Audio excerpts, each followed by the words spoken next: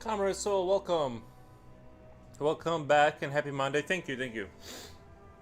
Yeah, I was having computer issues and stuff like that. Not super fun. Not super fun.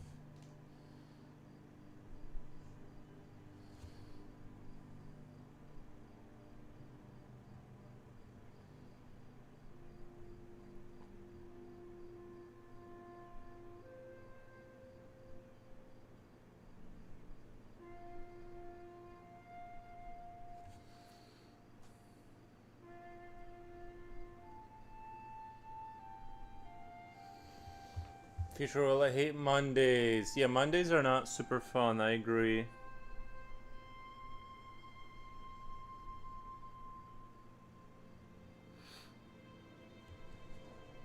I completely agree.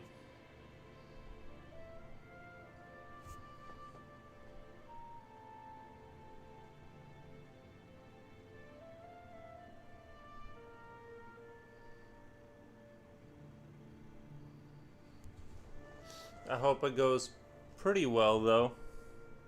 I hope it goes smoothly.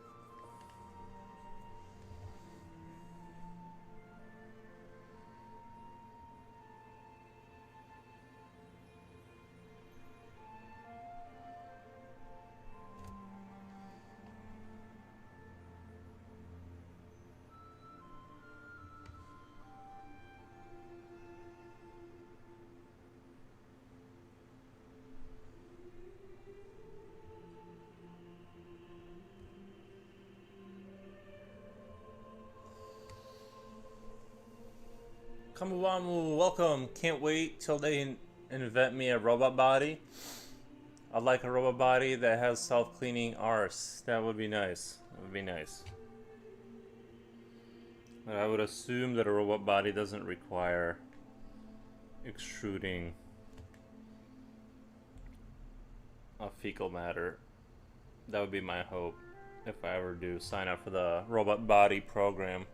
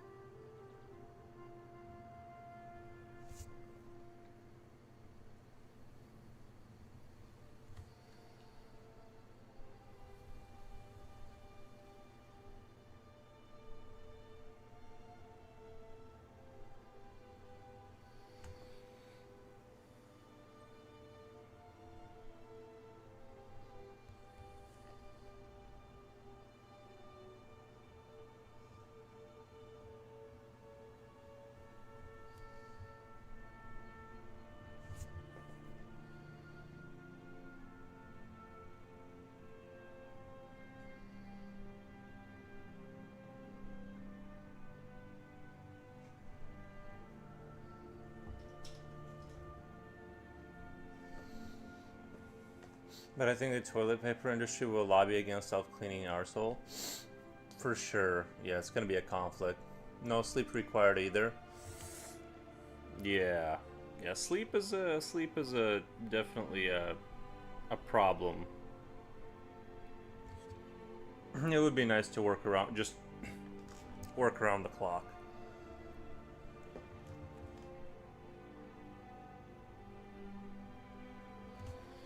It'd be difficult to compete against someone who just doesn't need sleep.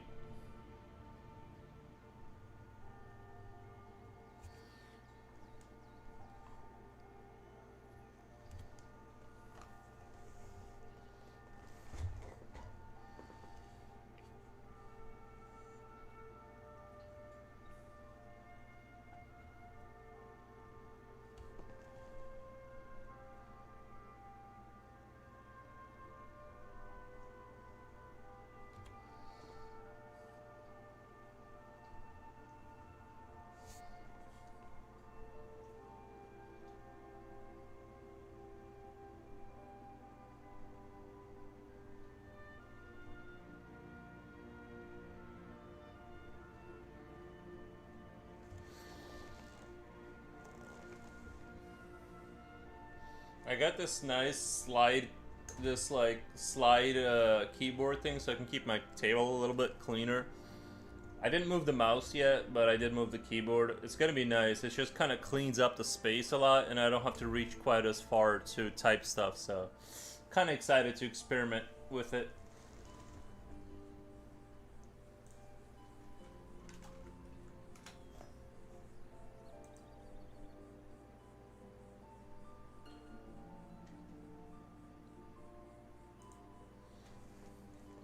I really get BTO, start sleeping earlier. I've been staying up late all my life.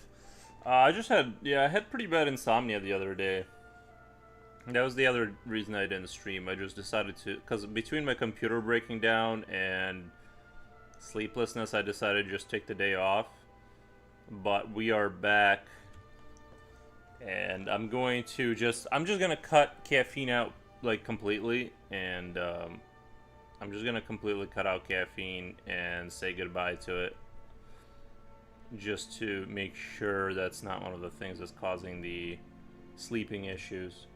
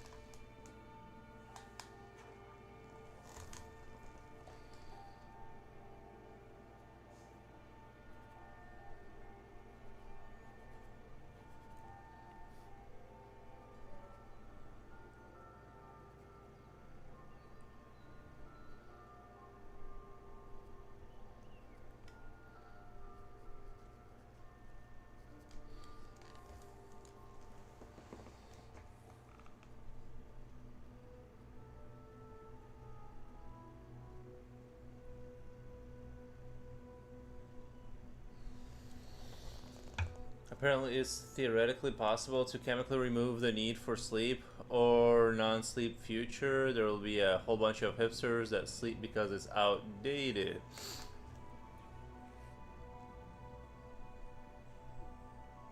Yeah, I'm sure there's gonna be a whole movement around around it.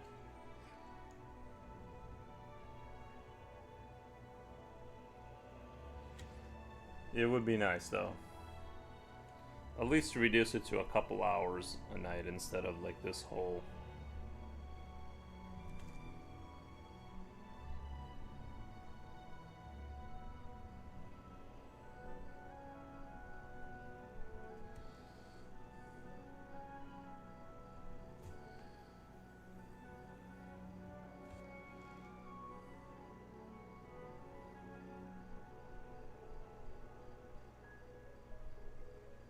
But I basically agree. There's probably going to be something like that.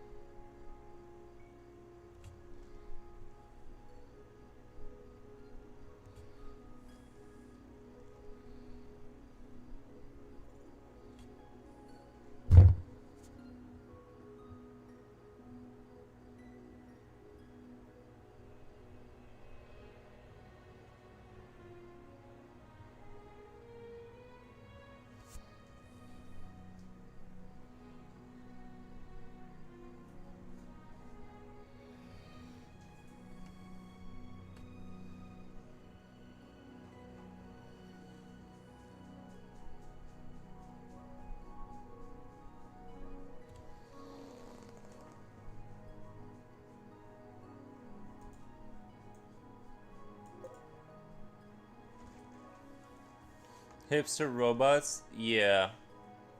That's the next stage of evolution. Hipsters will be AI robots. Let us know we're not cool. Probably. I definitely can see that.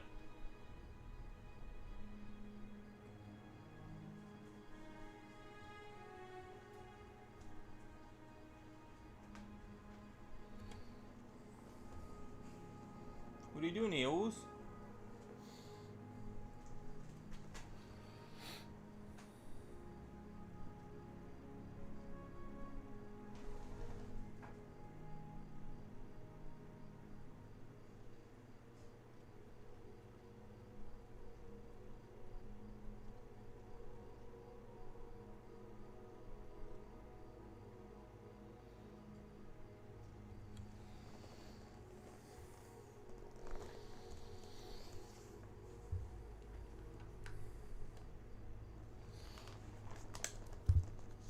I'm painting a complete stranger right now as an attempt to get attracted to what I paint.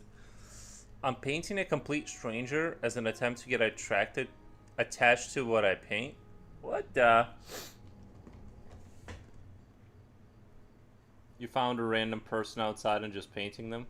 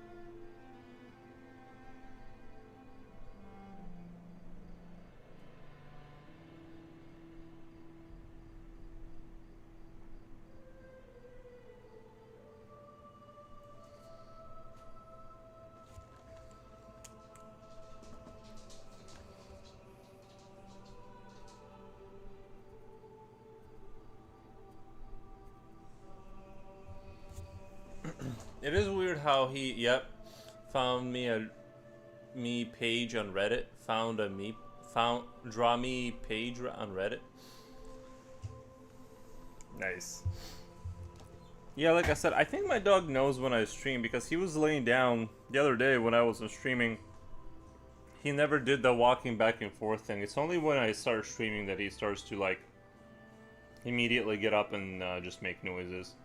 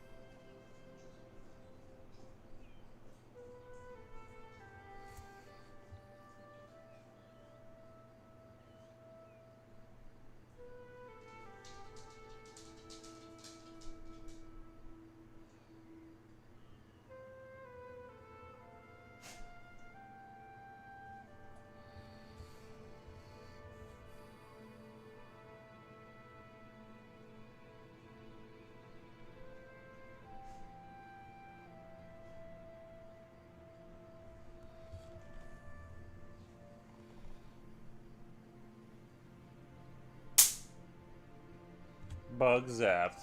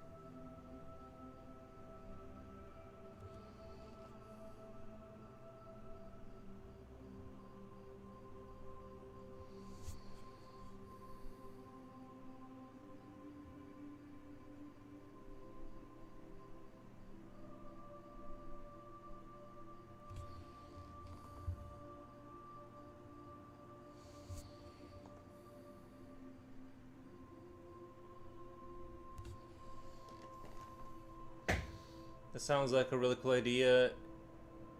Is it pictures people, most of them on Reddit?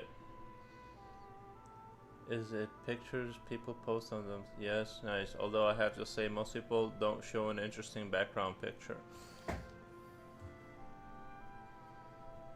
It's an interesting concept.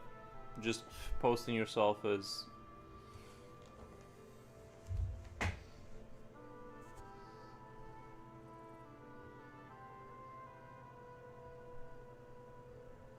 I support. I support.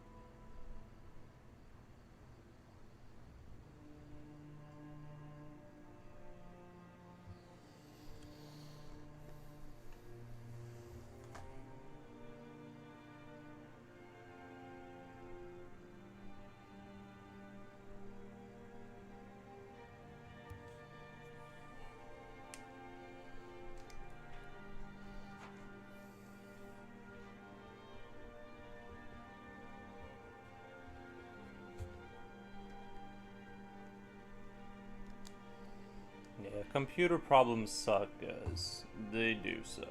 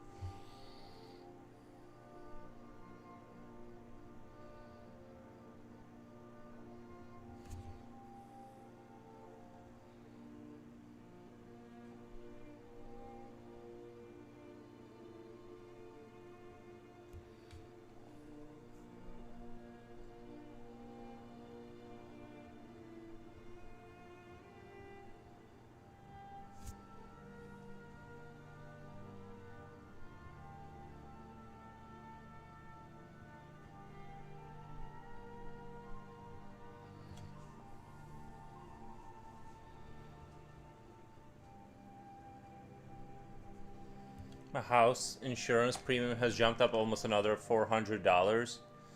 Is that a year? That's pretty brutal. What are you doing? Come here. Come here. I want you to go boy to baby. Per year? Oh, that's crazy. That's crazy. Let's take off the vest, buddy. No, no, stop. Avery, stop. Stop. Avery, stop. Stop. Stop. Stop. Stop. Avery, stop. There we go. The vest is off. You would think he would want it off, but he fights... I don't know. Just fights me on it.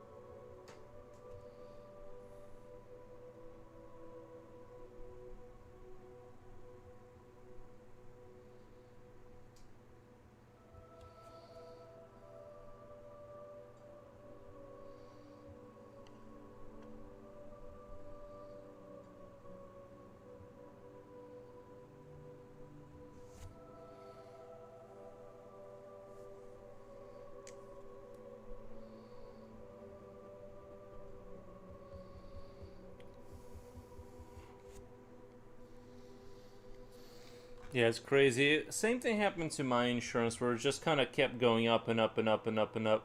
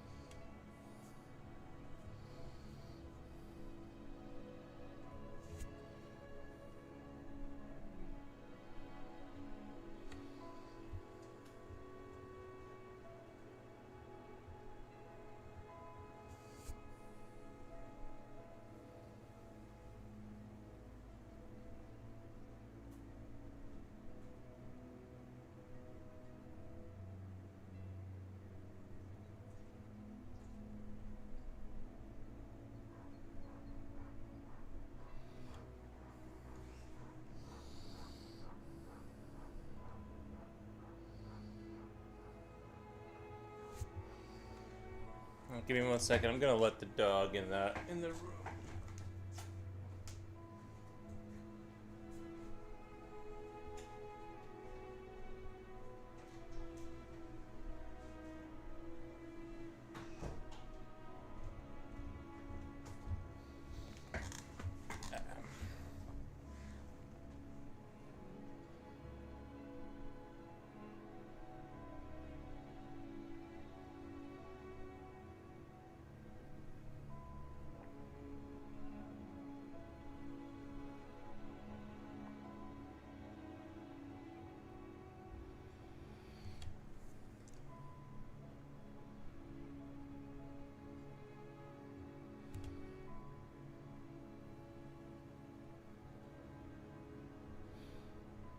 Yeah, never forget to build some anti-air in your base. It's a mistake I've made.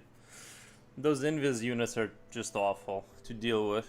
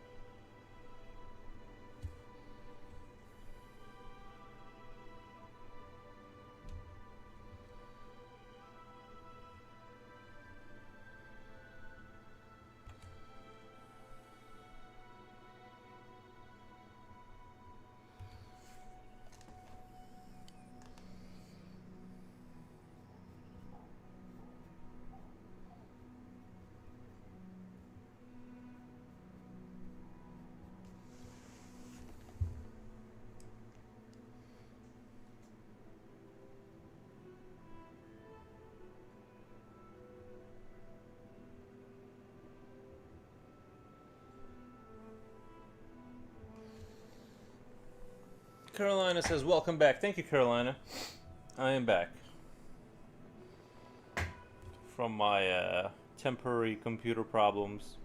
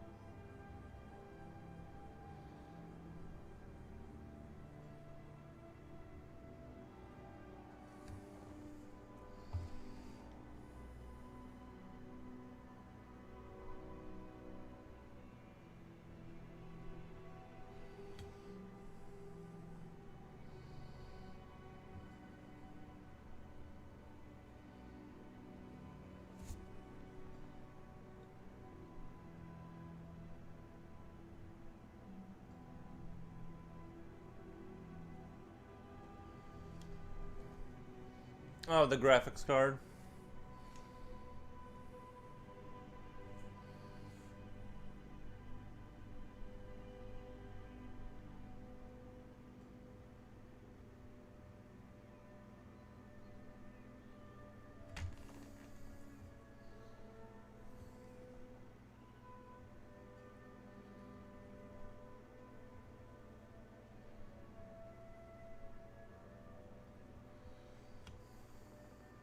Those 390s like to die. They like to die quickly. Kind of.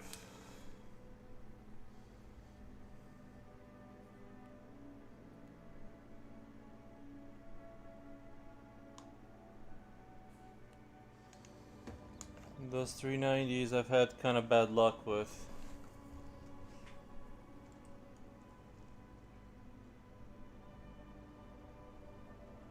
There's a bunch of them that kind of died.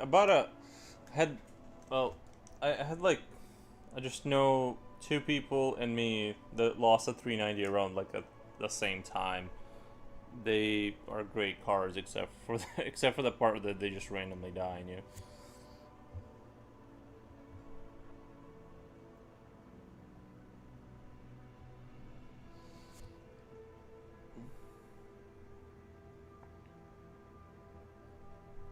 I don't know where the video card prices are at now, but I can't really go out and spend like $2,000 on a video card, so I went back to a 1080 Ti.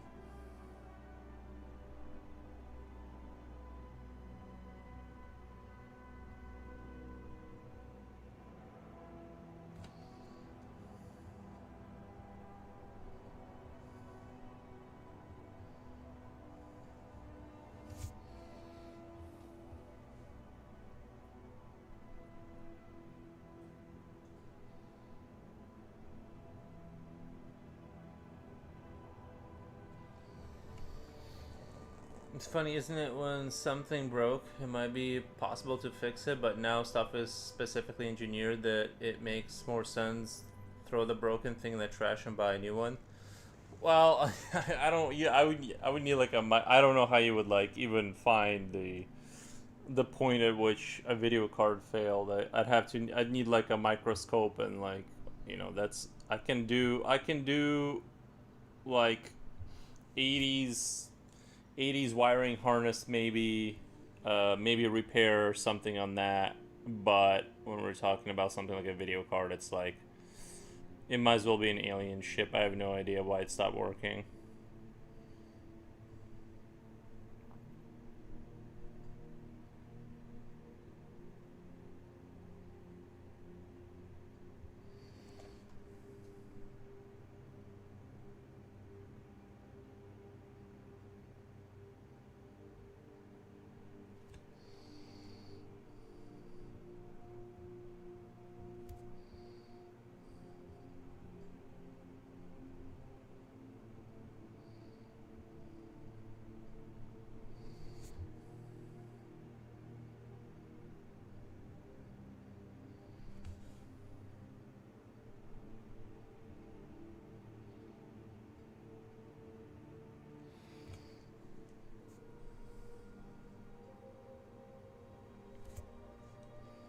I think, yeah, it describes the situation exact. Yeah, but I do want to have a computer, so I'm willing to, you know, be okay with not being able to repair. I mean, I can replace a part and see if it works now, but I can't like really repair it by cutting something out and replacing a resistor or something like that. That's way beyond my level of knowledge.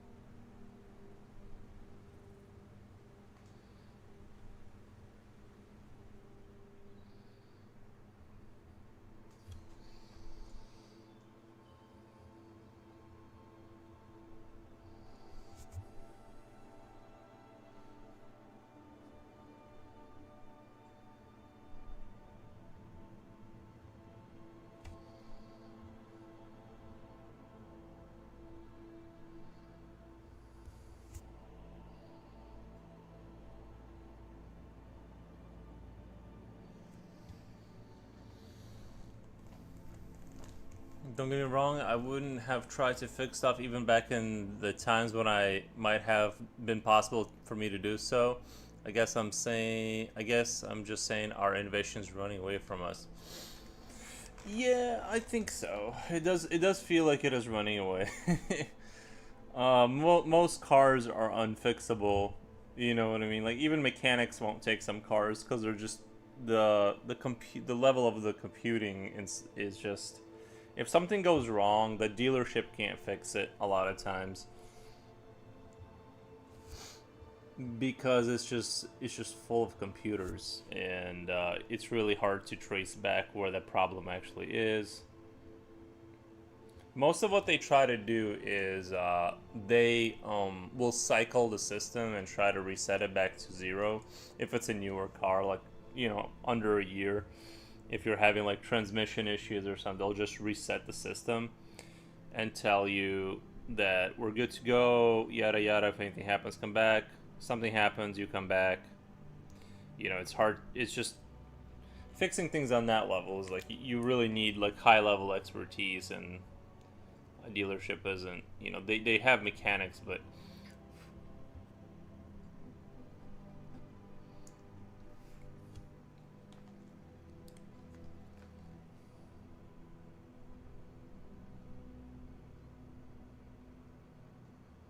it is weird to have things that are just like they just can't be fixed.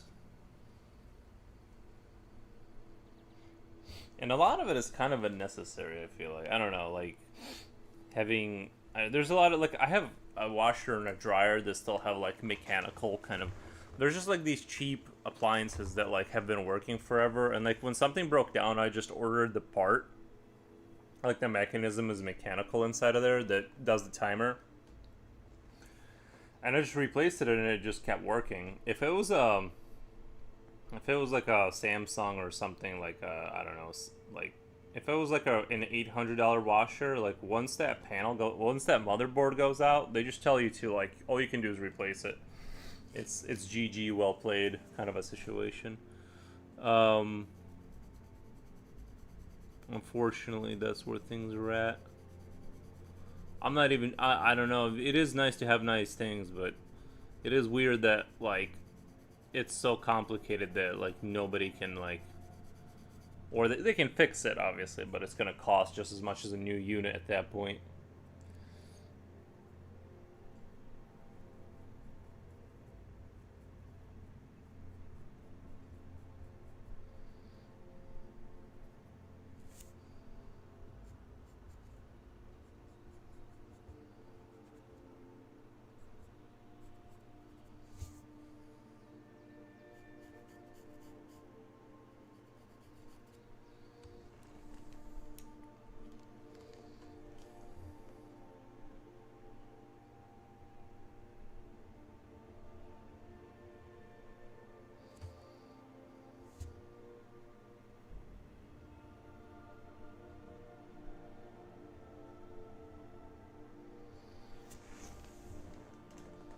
I had a neighbor back in the 90s. He was a mechanic. He fixed all the neighbors' cars. That situation seems inconceivable now.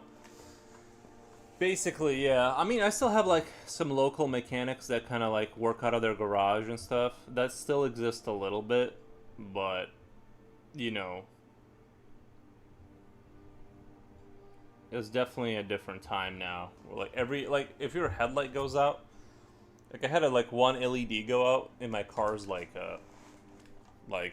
whatever, like not the turn signal but the rear, one of the rear like red lights, like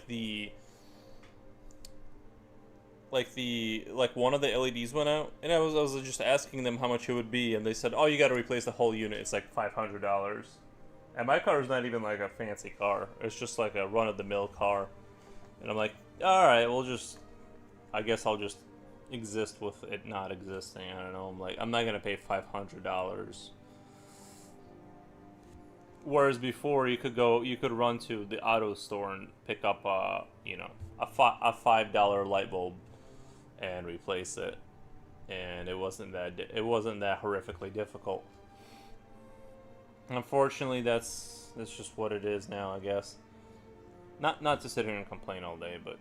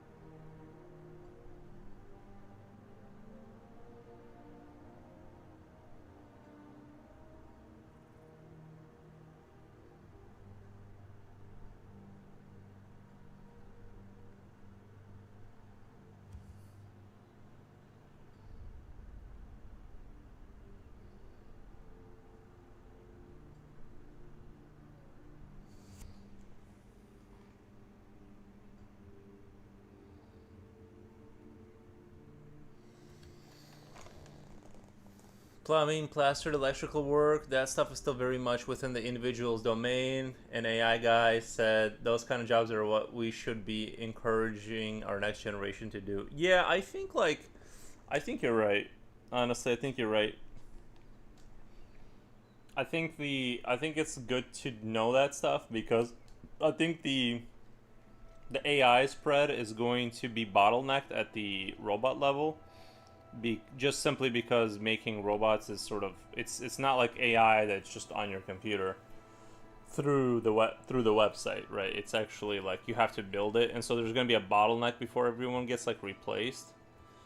So I think that's I think that there's some utility to that for a while, maybe a long time. Maybe maybe they'll never, because I've seen those I've seen those like, what do you call them, the Tesla bots, and they seem a little rudimentary. Like, there's a video where they're showing like it's like an office situation, and I think Elon Musk is there and somebody else, and they're like kind of doing a demonstration, and they're like, "Can you go get us a Coca-Cola?" And it's like, and this is like where it should really shine, because it's not doing anything like really complicated. It's like, no, I don't know where the Coca-Cola is, and then it's like it may be in the kitchen, which, for $500,000 or whatever, $200,000, you think like, you think it would like know or be able to sort of do things that like are at least, what would you call it, like, I don't know. It's like I feel like the CEO of a company can think of that without a robot telling him that, no, I don't know where it is, and no, I can't get it. Or we can slowly go to the kitchen and find out if it's there, and it can like function at that level. But so it's like it's all kinds of like silliness with it. So like I said, I there's just jobs I've done that are physical that I'm just like, I think it's gonna be a while before these robots that keep falling over and not knowing stuff. I mean, maybe I'm delusional and it's all gonna happen within 10 years, but right now I'm looking at them and I'm like, even the really good ones seem a little clumsy and slumsy, and they just we'll see. I guess we'll see. Bottleneck, that's a good way of putting it. I can't get a good plumber for shit. I call a plumbing guy, and he and he says, I'm busy, maybe 2 months. Suggest to me you're busy. Whoa, that's in the old UK, huh? That's crazy time. I think like the trick now, I mean, it's all like different for different people, but because like you just gotta like befriend those people. They're like gold now. You just gotta find like a good plumber, a good mechanic, and you just become their best friend, no matter what it takes. You say hi to them if you ever meet them. You put an extra 20 on top of what are the, because otherwise you're gonna be the guy that's like, I got 2 months of work. I'll see, so that's the thing, is things are changing in that respect. I would definitely advise befriending people who know how to do anything, really. Anything nowadays.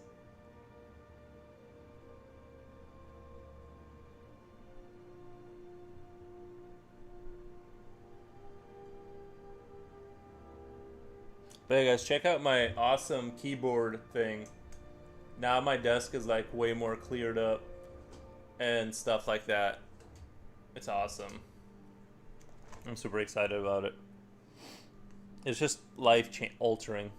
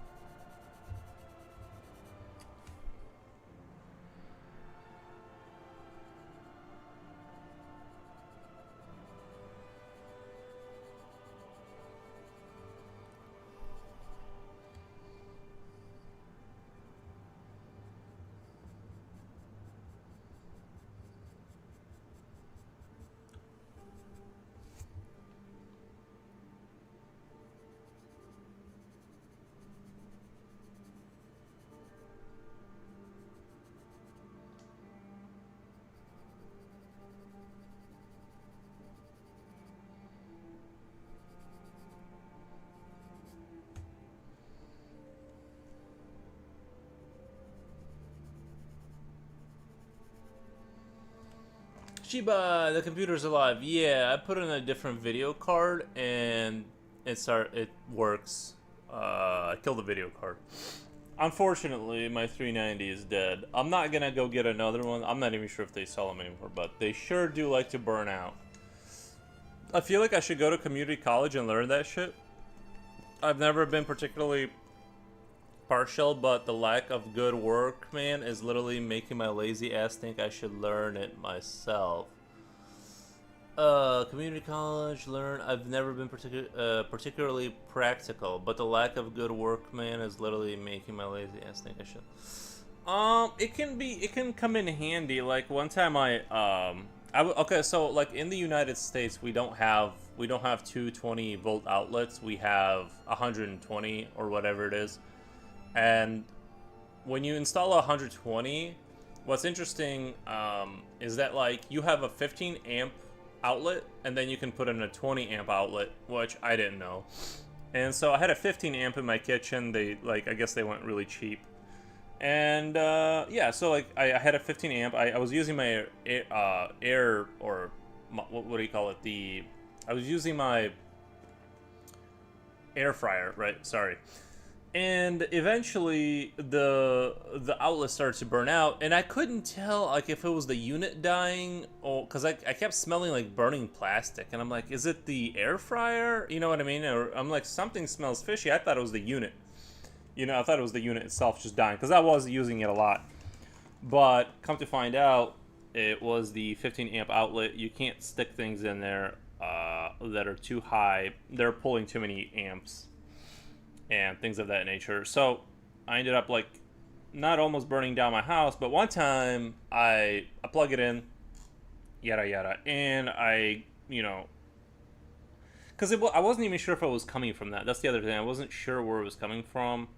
I was like, maybe it's the micro. I don't know. So anyway, I go to use it. Like I kind of forget. You know how you forget. So I forget, and I plug it in. I go to use it, and there's like smoke everywhere. And so I unplug everything, and I'm like, oh, that's coming out of the outlet. So yeah, so like something you guys don't have to worry about because you have in like those big European outlets that they can handle whatever voltage pull. But you know, we have to have, if you want to put in like a electric like clothes dryer, you know, you're gonna have to have a specialized outlet installed for that. That's not normal here. So anyway, I ended up killing the outlet, ended up replacing it. It was a little scary, but honestly, they're actually made with such high quality that like the chance of you actually burning, like it was like burnt out and melted, but it was still like nowhere near like causing a fire. They're made out of pretty good material in terms of like safety, but I just didn't know that. Like I just always figure that like every outlet in your house is good enough to handle whatever appliance you buy at like a Walmart. You know what I mean? Hey Innuendo, how's it going? So that's my story, but I had to call my buddy who's like an electrician. He works in a factory, because I didn't want to like. It's interesting to learn about U.S. outlets. Yeah, it's interesting because you don't think you need to know anything about U.S. outlets until you find out that you have a 15 amp, yada yada, you know. So I don't even know how you test for that. Regardless, we replaced it into a normal one and it's functioning fine. But I found out all of my outlets are 15 amp outlets, and if I want to plug in something like an air fryer and run it for like 9 minutes every morning to cook my meat, well, it's gonna destroy my house essentially. So I gotta like, and that's one of those things where we plugged it in. I had a dude come plug it in. Oh, here's the other thing about specialization is that I called the dude first. That like, he's a good guy. He means well, but we went out and bought the outlet. I paid for it, and it doesn't work. He like did it. He like basically wired it up wrong. It had like a safety. It had like an auto safety kind of thing where it wouldn't turn on. Thank God, right? Or whatever. And so I had to get my other buddy who's like an actual electrician. So I had to pay like 2 people to do it. That's the other thing. I had to pay like 2 people to do it, to like actually get it done. Otherwise, so it was just like a super. But had I known how to do it, we wouldn't even have that situation. I probably would have replaced the outlets first thing when I moved into the house, just to be sure, right? Like I would have already known that, hey, this isn't. But I didn't know, and I didn't want to kill myself accidentally with electricity. So that was the other issue. Is I'm like, yeah, you know, I wasn't certain in my ability, because like when I was working on my motorcycle, it's a 12-volt system. You at most you're gonna get a little sting if you mess something up, or you're gonna get like a few sparks. But you're not gonna, you know, you're not gonna stop your heart with that. So yeah, you gotta be really careful with that stuff.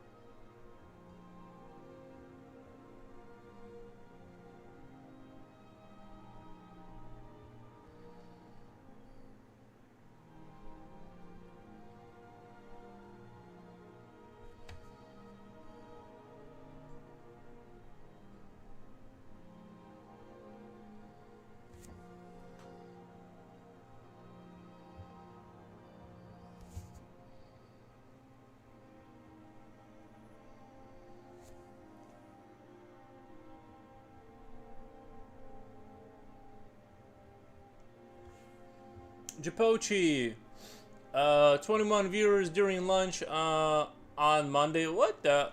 Nice, nice. My uncle was amazing. He built a whole house, all the building work, the electrics, the plumbing. He literally a practical genius. The downside, he's a cranky asshole. That'll happen. Yeah, yeah, that'll happen. I would like to build my own house one day, guys. I'm gonna build my own house one day. Japochi, thank you for the emojis. Innuendo says, "Do you like chess?" I think chess is like kind of boring, but like I get it. Like I like that people like it, but I'm not into that game now.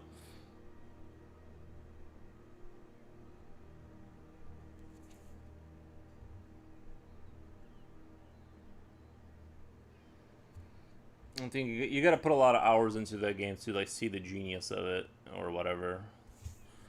I'm more into like what you're seeing now, like StarCraft and things of that nature.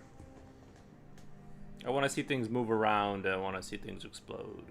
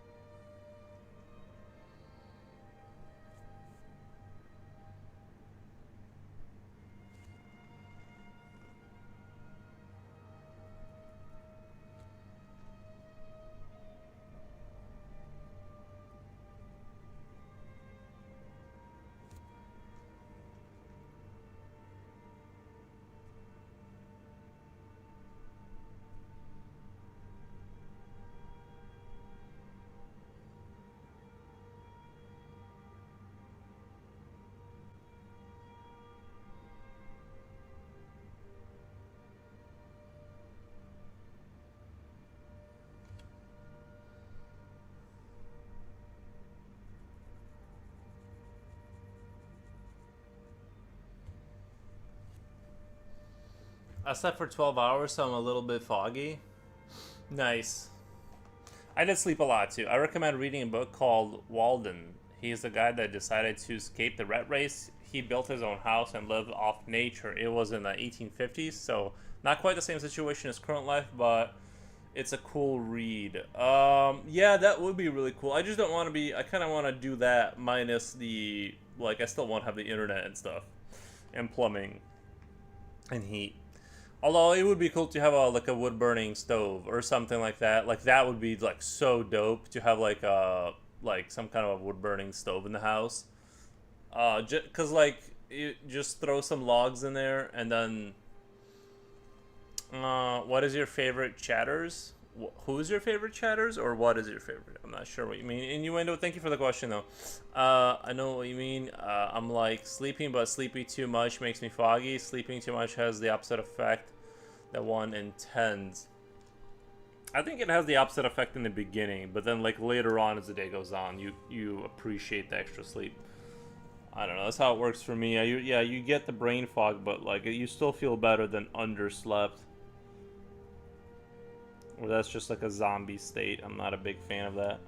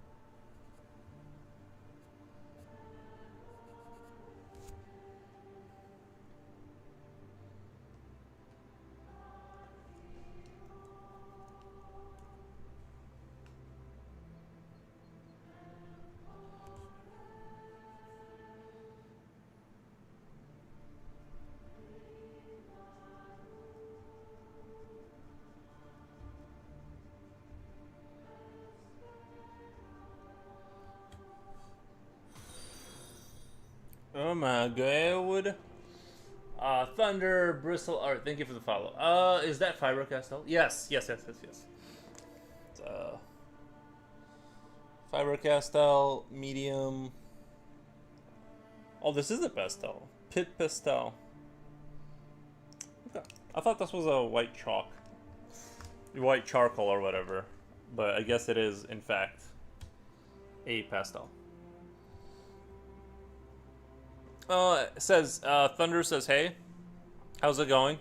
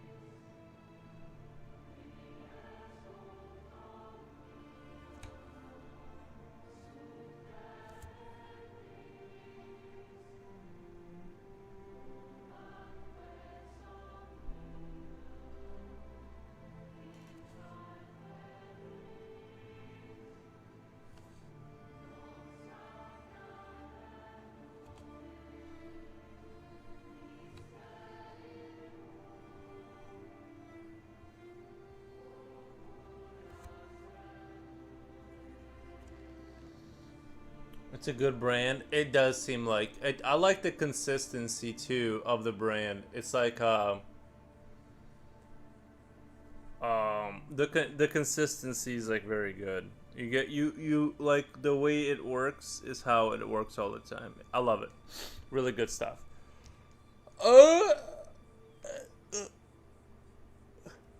Thunder Brittle Art. Big fan of your work. I never had a chance to drop by when you're streaming. Glad to caught you now. Nice. I'm using an old high school road ring. Still works after 20 years. Wait. I'm using an old high school rot ring. Rot ring still works after 20 years. What is a rot ring? Have you ever tried Blackwing pencils? I've read they're good, but a bit pricey. No, I've never tried that. I meant, who's your favorite chatter? Innuendo, you're my favorite chatter on YouTube. Thank you. I appreciate the comment. Rot ring. Let's see. I feel like I've seen Rot ring technical. I feel like I've seen this design, like I've seen this before, but it doesn't ring a, like, I don't have it. Rot ring, isograph technical pencils, 0.2, 0.3, 0.5, set of 3. Very cool.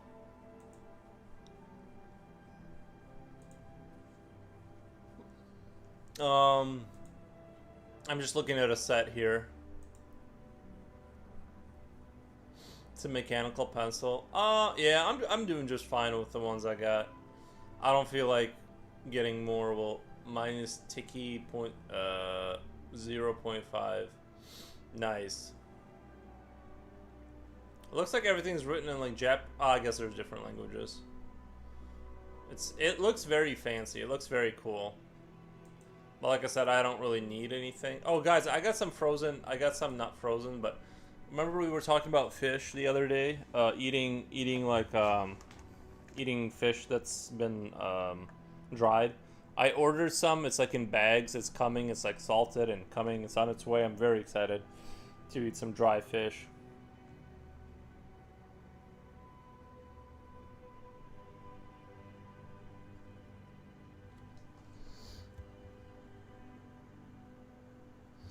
So Thunder, did you find me through like Instagram, and then you tried to see if I was streaming, and then you just couldn't catch me, but you finally have? Is that how it works? I'm just sort of wondering, because like if you found out about me through streaming, then you would have caught me, I think. I'm just sort of wondering how you like what the pipeline was for finding out. Just sort of curious for my own, like, yeah, I think I stumbled upon your IG. Okay, so that's IG is working. Okay, maybe it's worth promoting IG or something, because it does seem like sometimes I'll get people from here going to IG more often, but usually not from IG to stream. Like it's hard to convert. That conversion is hard because people don't have the time to like watch streaming, you know, a lot of times.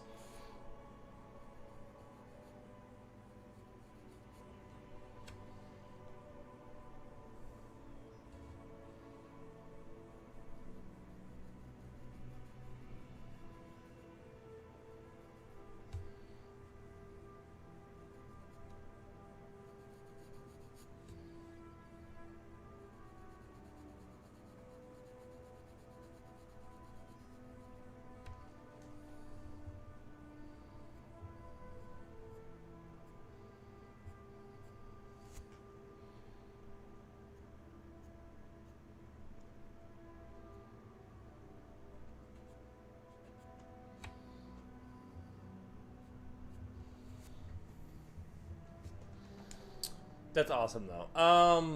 I've been thinking about buying Rotoring for years, but I've been too cheap to pull the trigger so far. It's funny, I have no problem paying 60 quid for a game. I'm too cheap to buy $20 for a nice set of drawing implements. I had the same problem for these are cheap, €2 to €3 tops. It's basic matte pencil. Yeah.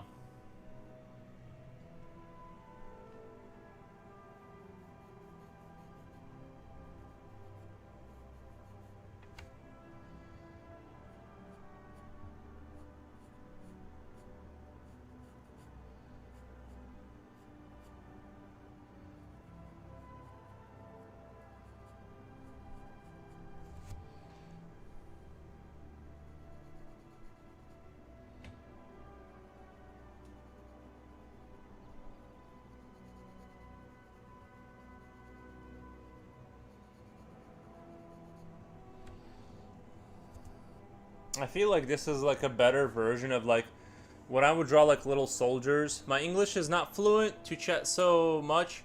Sorry, folks. HMOH, I appreciate you regardless of your English skills. I did buy also, I splurged and I bought a Faber-Castell eraser. Well, it's like full of dog hair now, but you know. It's just a matter of time before everything gets clogged with dog hair in this house. But I bought a Faber-Castell eraser. It's like, it's that goofy stuff that you can like kind of... I just use it to dampen the contrast so I can like re-render things if I want. It's very nice for that. Another great Faber-Castell victory. I'm kind of becoming a fanboy. If I honestly, I'm kind of becoming a fanboy. I think I'm just gonna buy, like, there's no reason to buy 4 different brands if every time you buy Faber-Castell it just works great. Like, the only thing I've ever seen that I really liked was the Conte, or whatever it's called, Conte Paris, the charcoal black pencils where they make everything pitch black. That's the only thing that's like I'll kind of like. It seems like they kind of got that down. Faber-Castell is really nice. Their color pencils are very vibrant. Probably true. Ask Faber-Castell to be a sponsor for pencils free. I can't eat pencils, Shibai. I need money. Like, they need to give me money and I'll buy pencils. I'm just kidding. But yeah, I should get a sponsorship.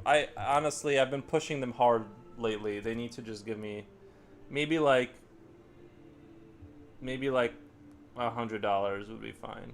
I would be happy if they gave me $100.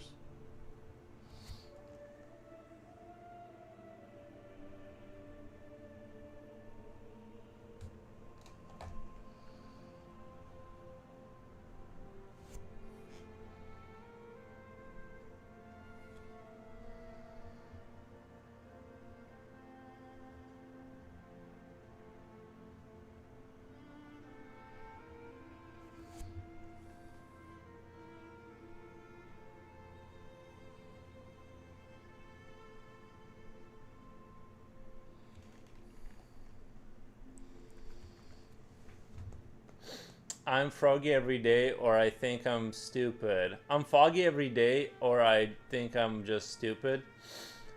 You're not stupid, Japochi. Carolina moved over to Twitch. Thank you, Carolina. Japochi, you were doing all that smart computer stuff, remember? And I was complimenting you, and it seemed like you knew what was going on. Even if you did follow a YouTube tutorial, it takes time and patience to follow a YouTube tutorial. I think you're underselling yourself.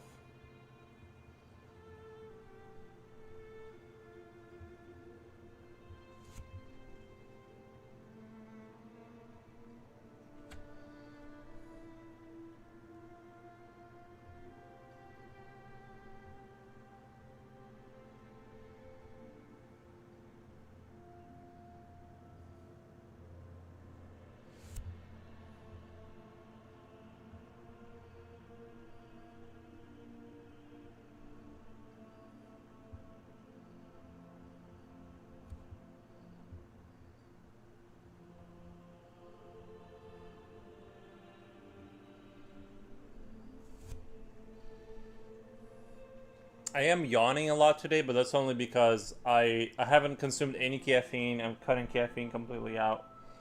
I think it's got to help with the insomnia. So if I'm yawning a lot, that's because of that. I did sleep well. I'm just still tired. Not tired like for real, but I mean like that morning tiredness.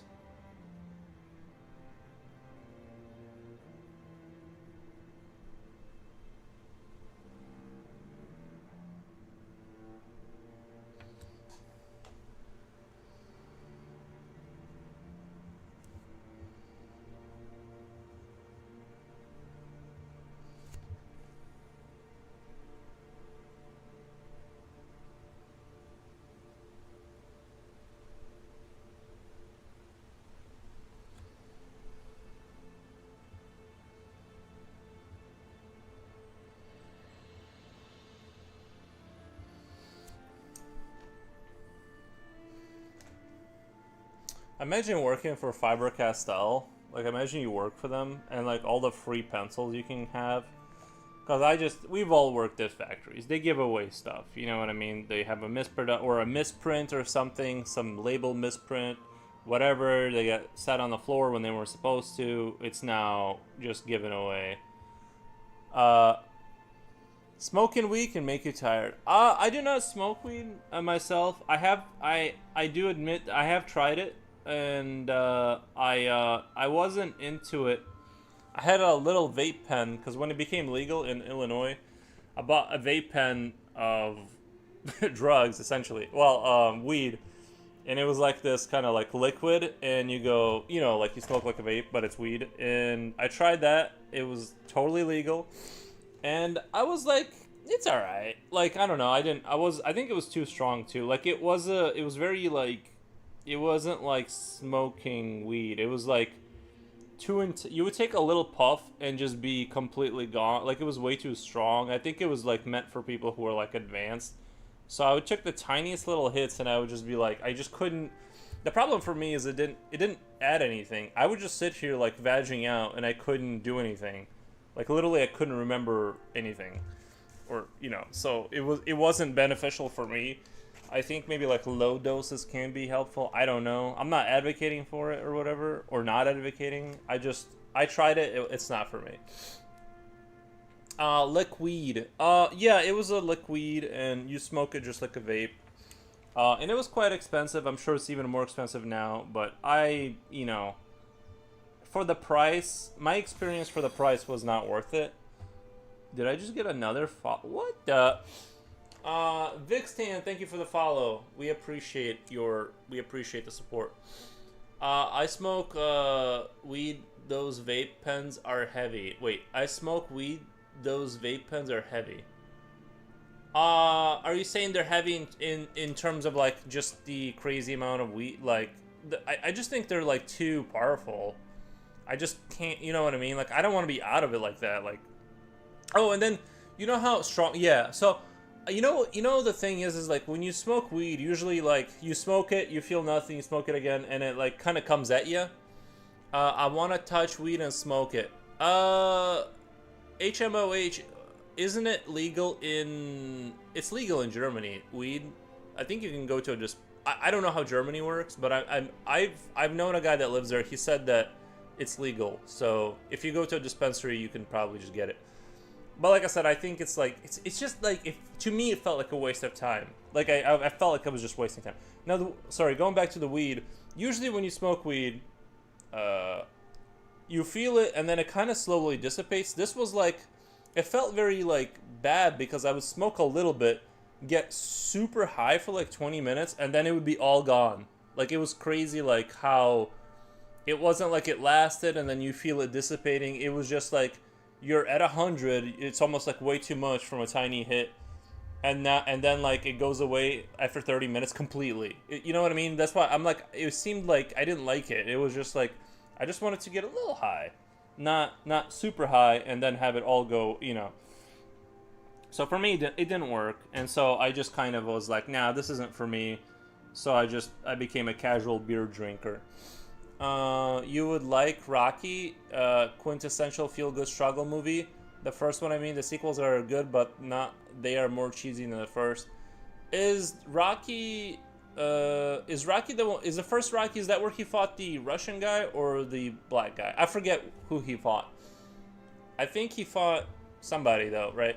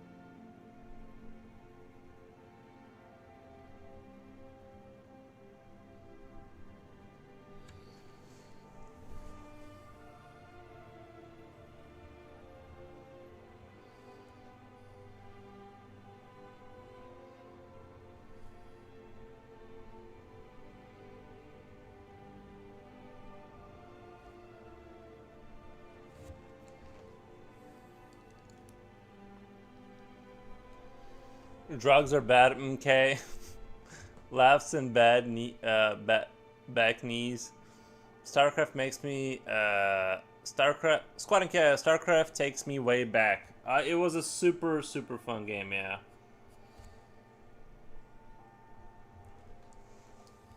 I did enjoy StarCraft.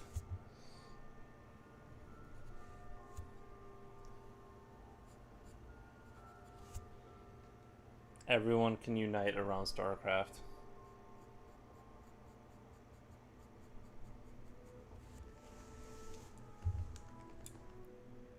Oh, did you guys notice my new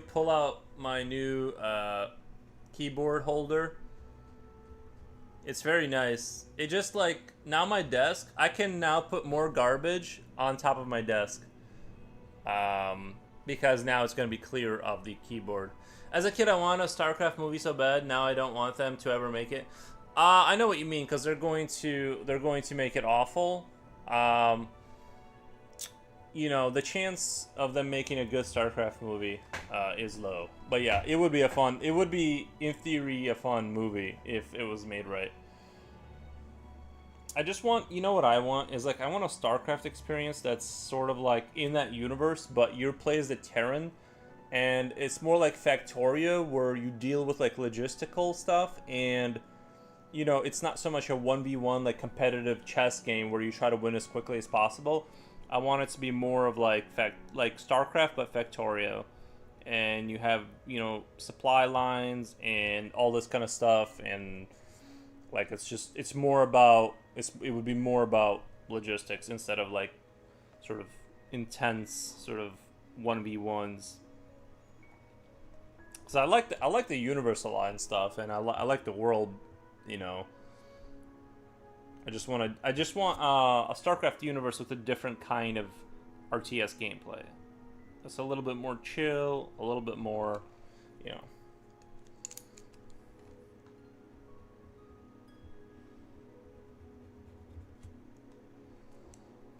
I'm definitely a very turtling Terran type of player.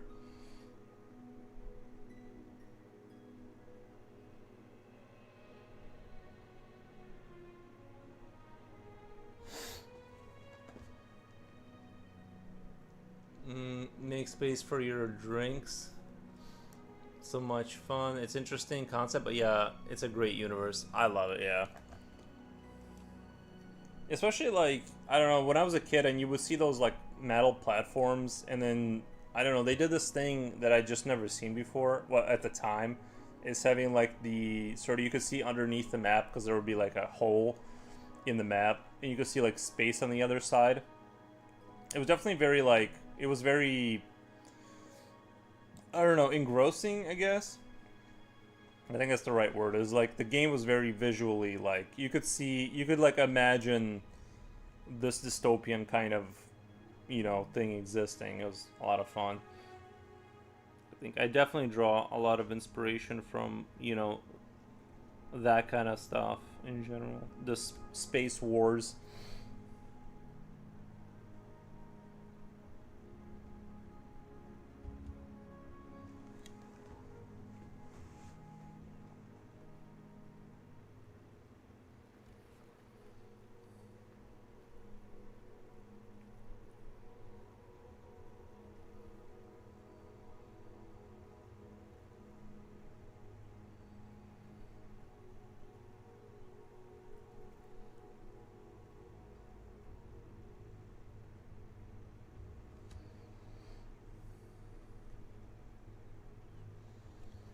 I'll show you down here where the Zerglings are going up the ramp right here, and they're gonna try and stop them. 2 Hydralisks and a bunch of Zerglings on the platform. We got a bunch of them running down here too. I wanted it to feel just like the game. You should hold your pencil with the other hand, and I scream loudly after every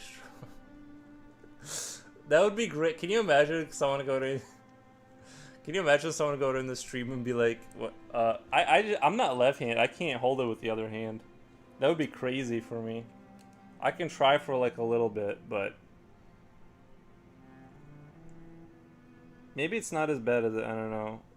It seems like my control with my left hand is like 1/10 of like what my right hand is. It's kind of crazy. Like I can't even do it right. All right, this is left-handed. Oh, sorry. I'm not. Sorry. We're over here.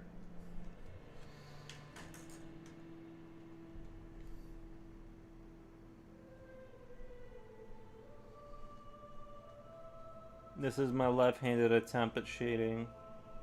I mean, if I'm careful enough, I can do it.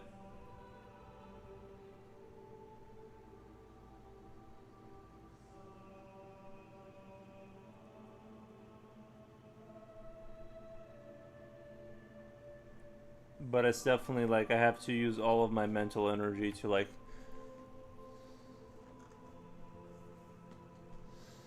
I think my very first fan art ever was a Hydralisk. Nice. Yeah, I had a Hydralisk somewhere out here that I drew before I started drawing this. But yeah, it's one of the more fun creature. It's one of the... I like Hydralisks a lot. And in game too. They seem pretty versatile. A war film that is just about logistics would be... A war film that is just about logistics would be cool. Imagine how low-key...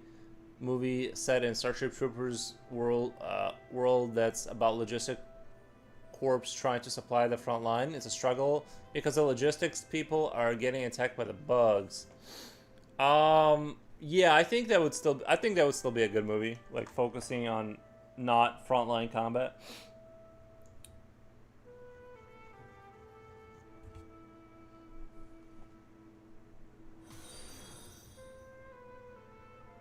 But yeah, I think Starship Troopers and I think Starship Troopers is definitely like all of those like movies are kind of intertwined with that kind of you know. Yeah, I think Starship Troopers and StarCraft, and there's another big one I'm forgetting, but they all have like kind of spiritually similar kind of energy. I had a Chimichanga. I forget what a chimichanga is. It sounds like an old cartoon. Chimichanga. Homemade chimney or restaurant. I love chimneys. Haven't had it in a while. Thank you for the follow, echolocation. Thank you for the follow, echolocation.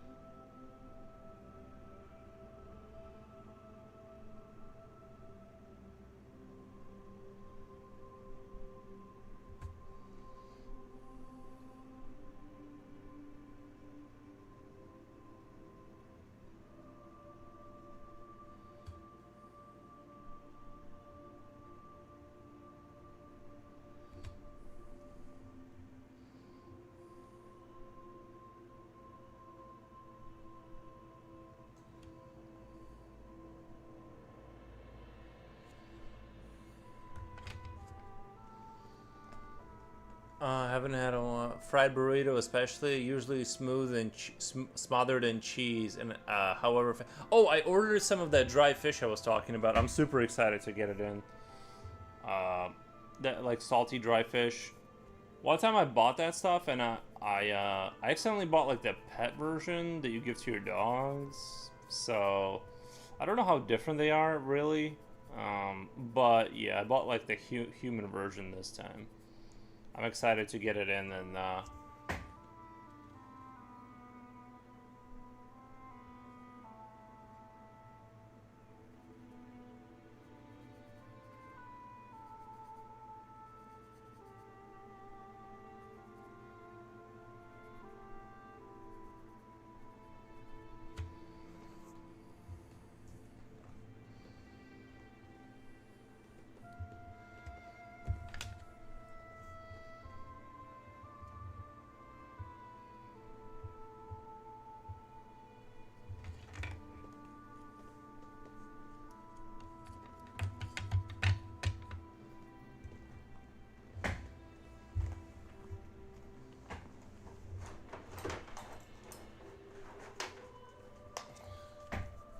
Salty fish sounds like a perfect food for a break room at at a job at a jobby. Oh, like have a bunch of like fishy smell after you leave. No, I would just eat it at home by myself.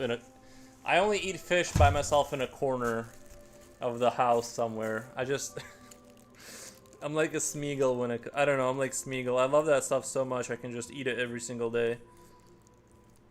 Hopefully it's not like super dry. I hope it's like kind of dry and that you don't have to like, battle with it the whole time, because there is degrees of dryness where it kind of turns too hard. But I'm excited to get it in nonetheless. It's going to be a good time.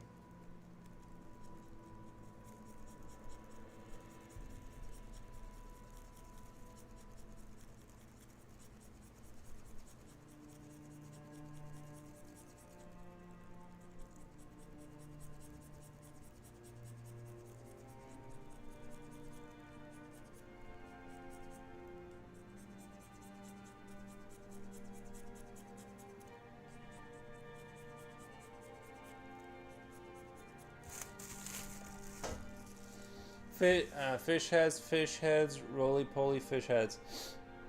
I remember warehousing and watching folks bring 3-course meals for break time. I never understood how they could go back to work after all that food. Yeah, usually like if I eat a lot of carbs, I'll be brain dead for a while for sure. That's the thing about it. I always wanted to try the ferment fish you get in Scandinavia. Apparently it stinks, but it's tasty. Yeah, I actually do want to try that. Yeah, I have a strange feeling I'm gonna really like it though. Like deep down inside, I know that there's a good chance I'm gonna really, really like it. So.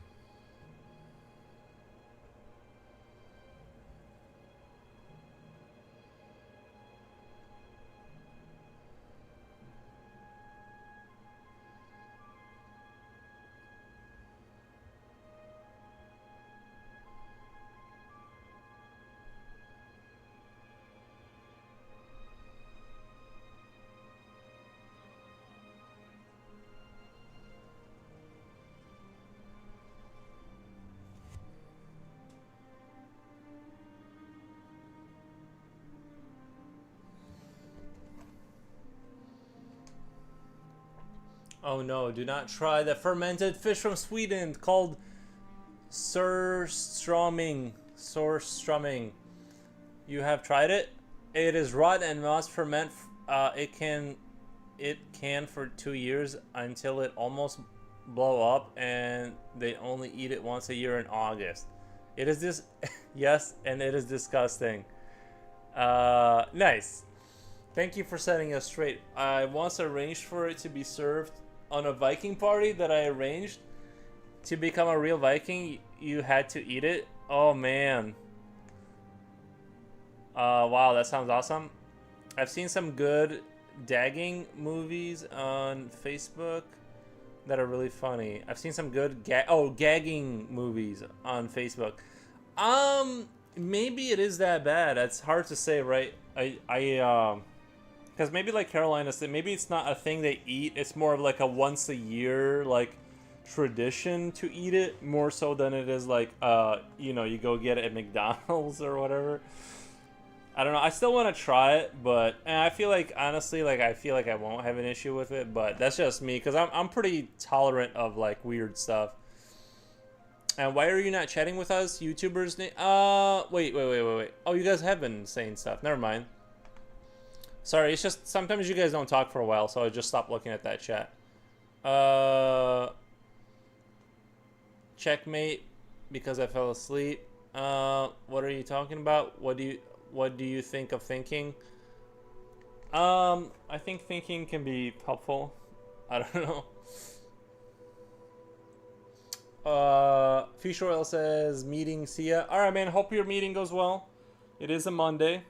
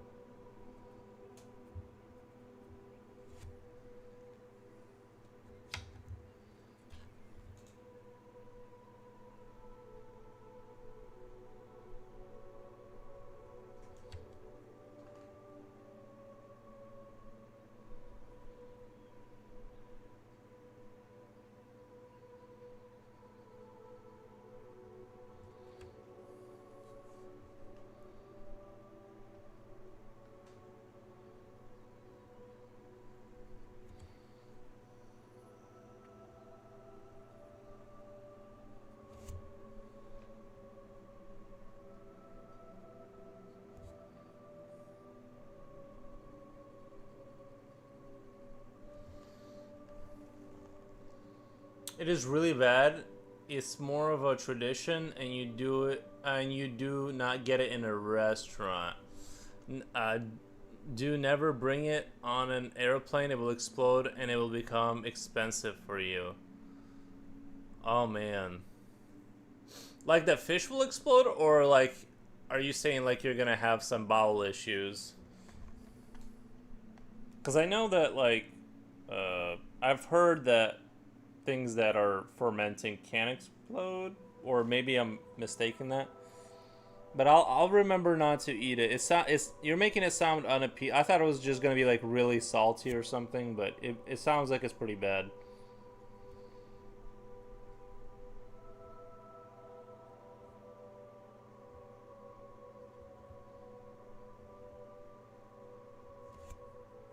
But you gotta know some there's explosive decomposition on multiple levels. You gotta. The thing is that someone must have liked it. Like they kept it going enough that somebody out there secretly is asking for it. You know what I mean? It wouldn't exist otherwise.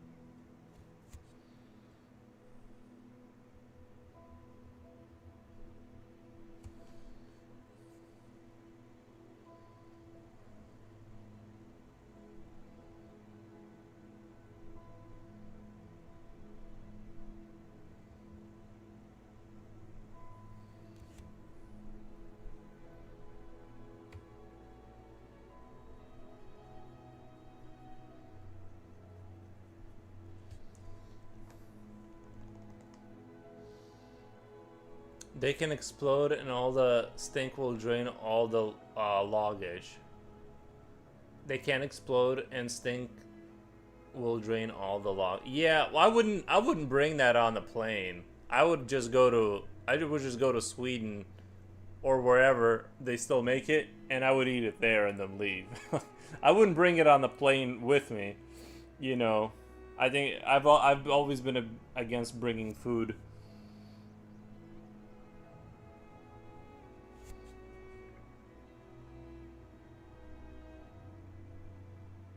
Like, especially, you know, I would bring like a whatever, like peanuts or something for an airplane snack, but I wouldn't bring that, you know, a fish or berries, like anything that can get damaged and become embarrassing. Like, I'm not gonna bring that with me, but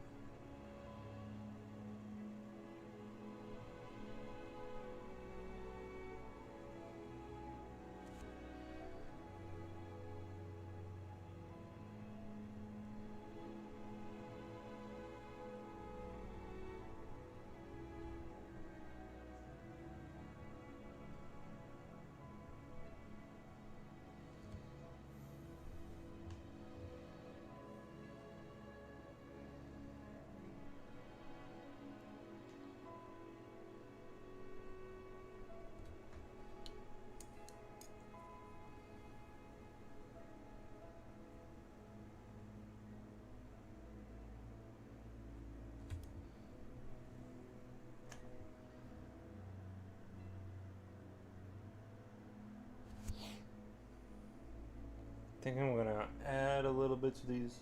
Let me lift this lamp up a little bit.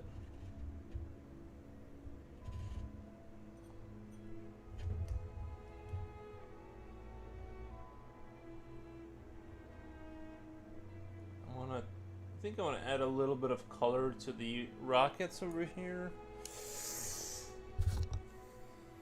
I think this will do.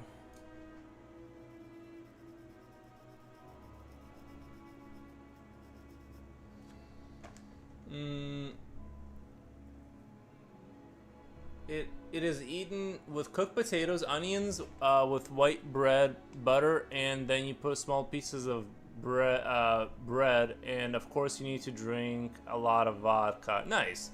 Some people actually like it. I think maybe that's the thing, is that, you know how when you're drinking, as you get drunker, things taste kind of like different. Maybe that's the thing. Maybe the alcohol is kind of like what makes it work. You need plenty of vodka to kind of adapt yourself into the.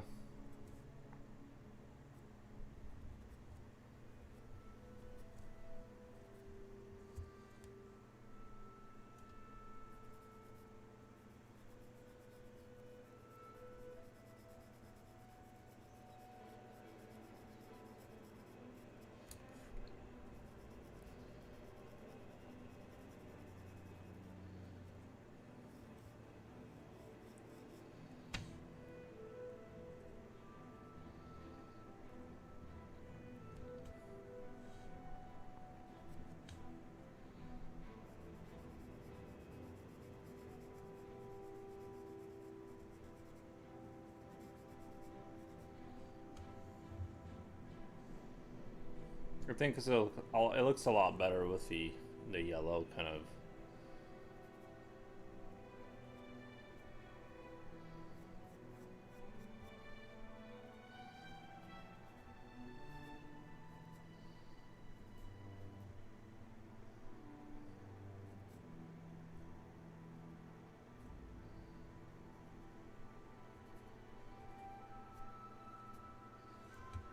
Some reflection off of that rocket. I think that looks pretty good.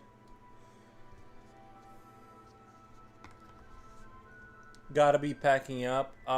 Looking awesome. Thank you, Lurk. Gonna be packing up. Nice. I hope your next place of living is better. I think a lot of foods and drinks were made as tests of one's bravery, and then they get persisted so long, society eventually decided it was a delicacy. Could be, could be. I feel like they maybe did it like for preservation issues. I don't know how.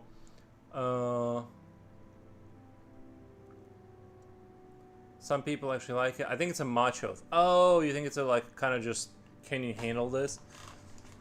Bex says, hi, I really like this one. Could you show the whole piece for a second? I can zoom out. I can zoom out.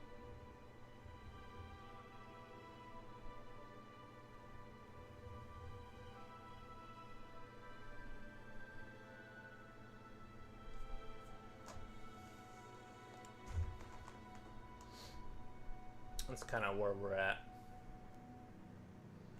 I am thinking of adding a Marauder, though. But in the old days, I guess it was a security for survival to ferment fish for 2 years. I kind of feel like that's probably like how it was. Like if I had to guess, it was probably like that's why like the Europeans like drink a lot of beer because like the water quality and stuff like that. You can only have it, because beer goes through the process of distillation or whatever the word is, distillating it, and that's how we got the old.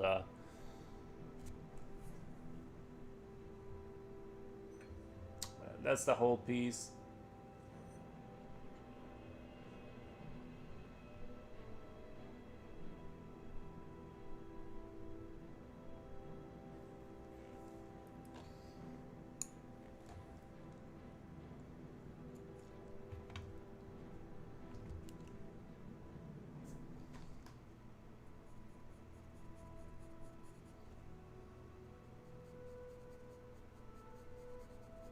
Oh, sorry, like I was saying, yeah, I think the I think that the fish fermentation must have been a way to save the fish in case you didn't have fish later or something like that, right? I'm sure that's how it started out. Uh, I have a joke for you, Junior Rizwag. Okay. Macho thing, steak, tarte, raw meat doesn't actually taste that nice, which is why I think dish eventually includes a whole bunch of tasted ingredients, gherkins, onions, and such to cover the bland taste of raw beef. Yeah, I actually have tasted raw beef, and it's not that pleasant. I'll be honest. Without the spices, at least without some like something on there, it is not that much fun of an experience.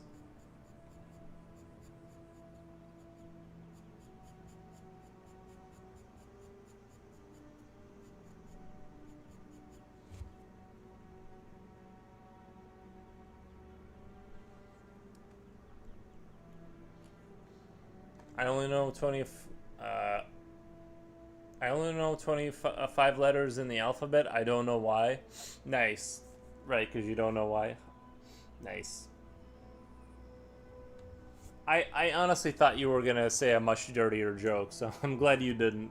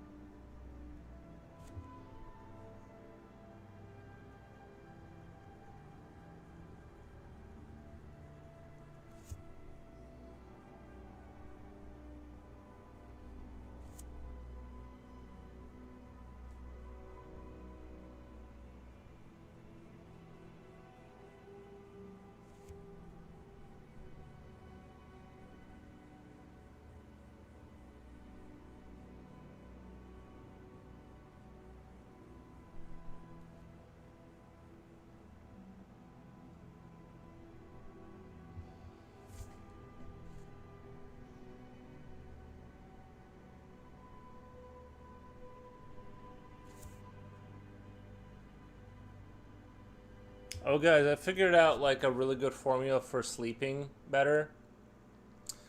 This is what I did last night. Air conditioner, 68 degrees. Hearing plugs, and face mask.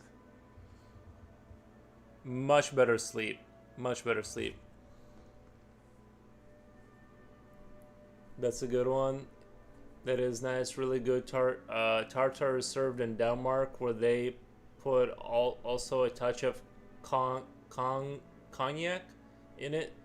That is great. You know what's is I think that's how you spell cognac, right? I'm not a good speller, but you know what?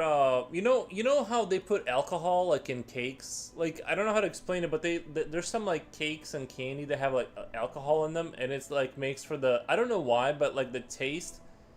It's like obviously it's not non-alcoholic, but just that aroma of alcohol in baked in a cake. However they do it, it's really really really good. But that's like more advanced. We don't have anything like that here in Illinois. Well, I'm sure somewhere they do, but typically all our cakes are very. It's just sugar.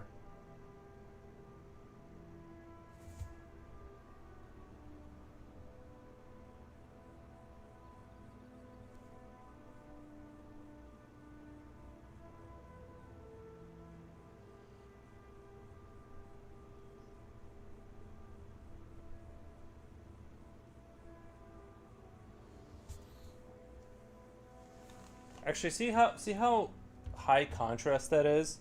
The smoke coming off that barrel. Like if I don't like it, for instance, this is where this fiber castell kind of comes in, is I can like just dampen it really quick. Well, I'm taking up way too much, but you know what I mean. You can just kind of like, without taking an actual eraser to it, just kind of take down the contrast a lot. Right, this is about where I want it right here. And then just maybe re-render it just a little bit. But that's the beauty of that eraser that I was talking about. That's why I wanted it so bad. Just for this, like it just gives you even more control over your work.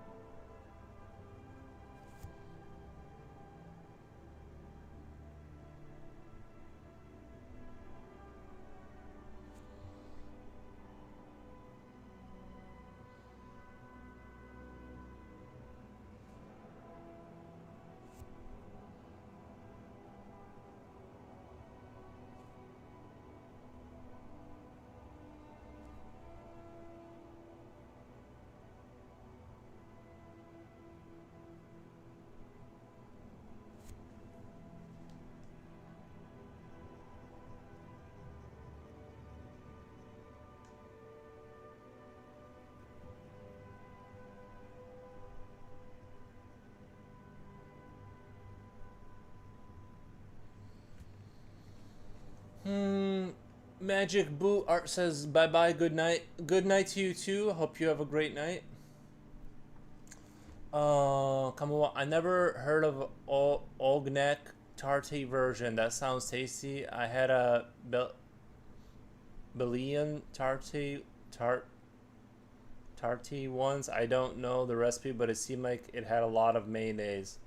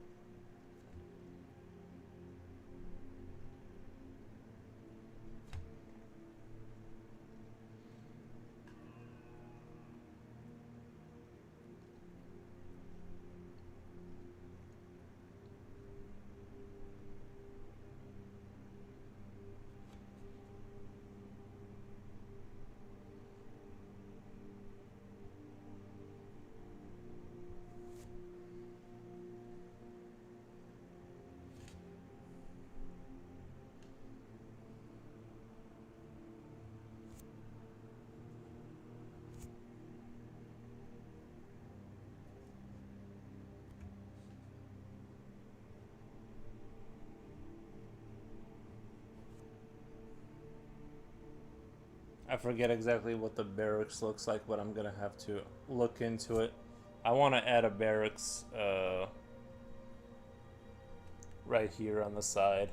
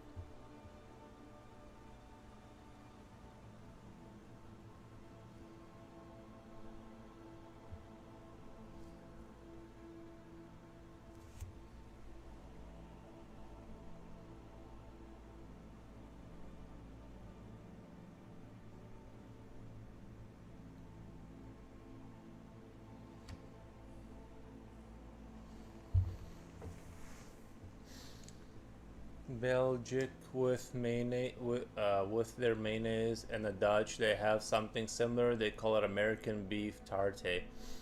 It should be with raw egg yolk. I don't know if I'm fit enough to understand a joke at that level of relaxation by watching, or just my bad English, or my weak consumption a minute ago.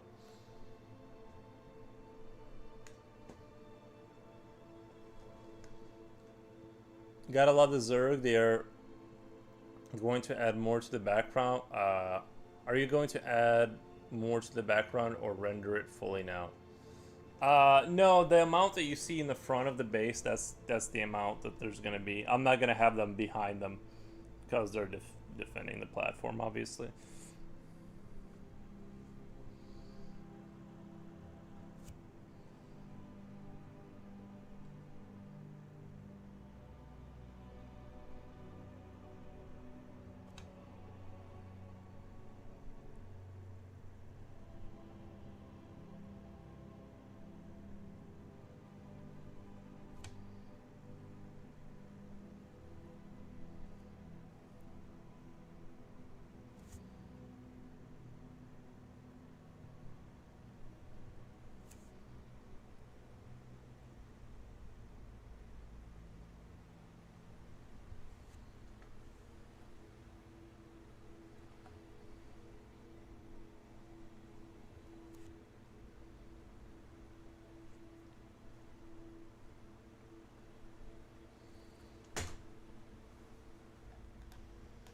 American Tarte, that sounds like the name. I was trying to find a recipe online, but I couldn't find the right thing to write in Google. I was searching for Belgian Tarte, but the dish I was thinking of was not of what I was thinking of was not what Google was providing.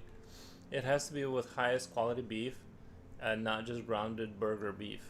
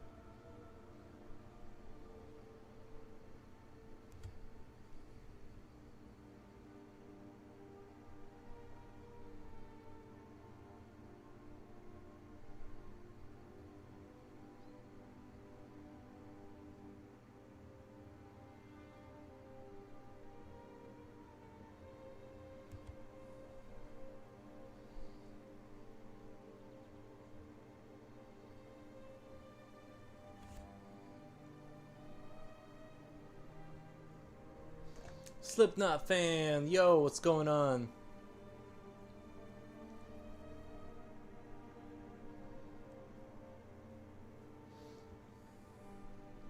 Which one of you is number one? Oh, Innuendo is number one. Nice. I make the usual French tarte with chopped fillet steak. I like it when I'm hungover.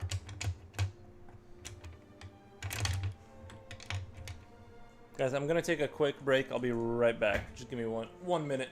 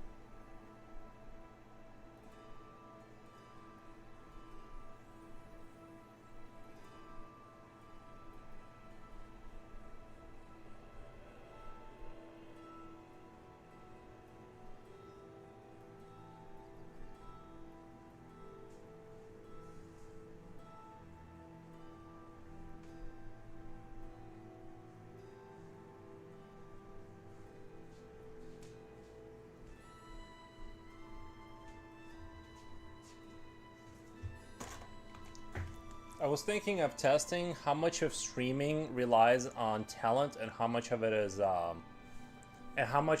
just consistency. And like eventually I'm gonna run this experiment. Is like I want to take like just like upstairs, set up a room with a computer, and just have a mannequin where I just change out. I'll just do it in just chatting category. I'll make a new account, and I'm gonna change out the wigs and the mannequin. And all it's going to be is some background music and the mannequin just sitting there for like 4 or 5 hours a stream. And every day, no skipping days. And I'm going to see like how much of streaming like is talent versus just consistency. I don't know, I think it would be a funny experiment. I've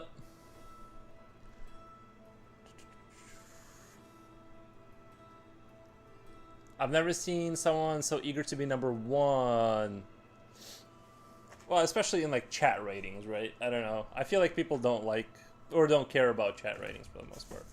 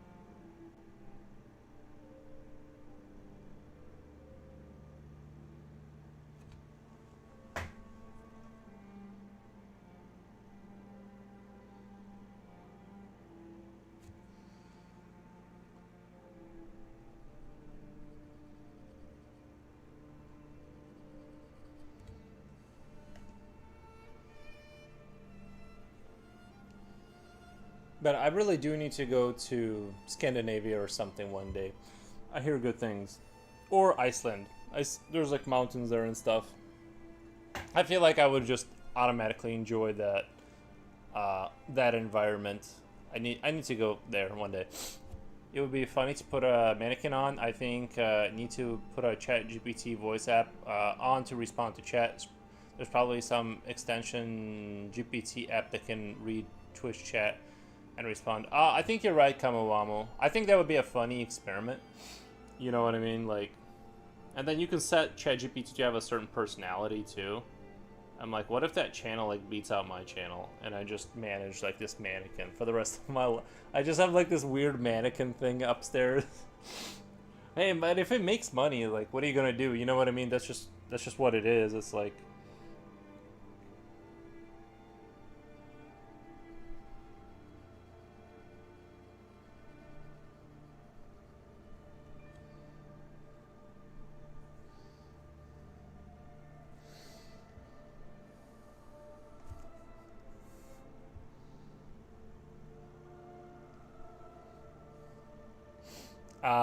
Slipknot fan. Maybe she likes Nikki very much. I think Innuendo is a dude, and he's from Iraq. I don't think he likes it. You can make money while you're sleeping. That's cash money right there. Yeah, I mean, Exactly.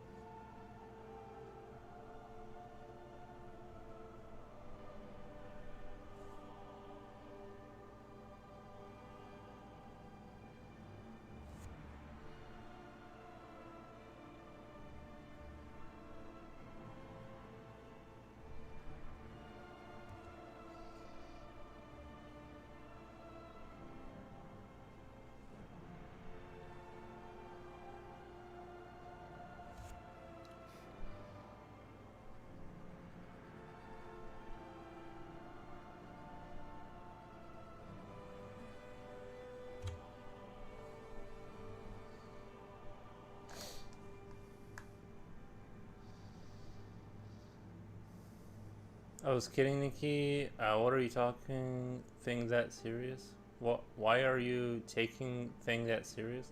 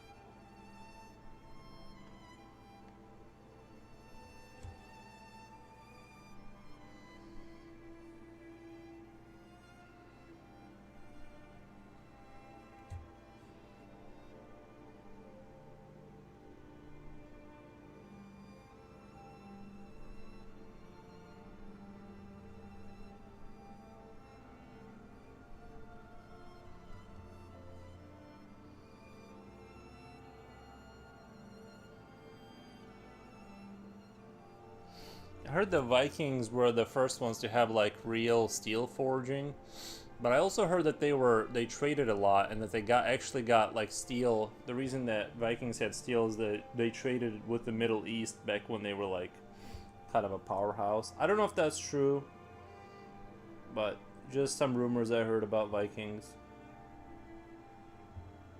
I heard they were like one of the first people to have steel, but who knows, right?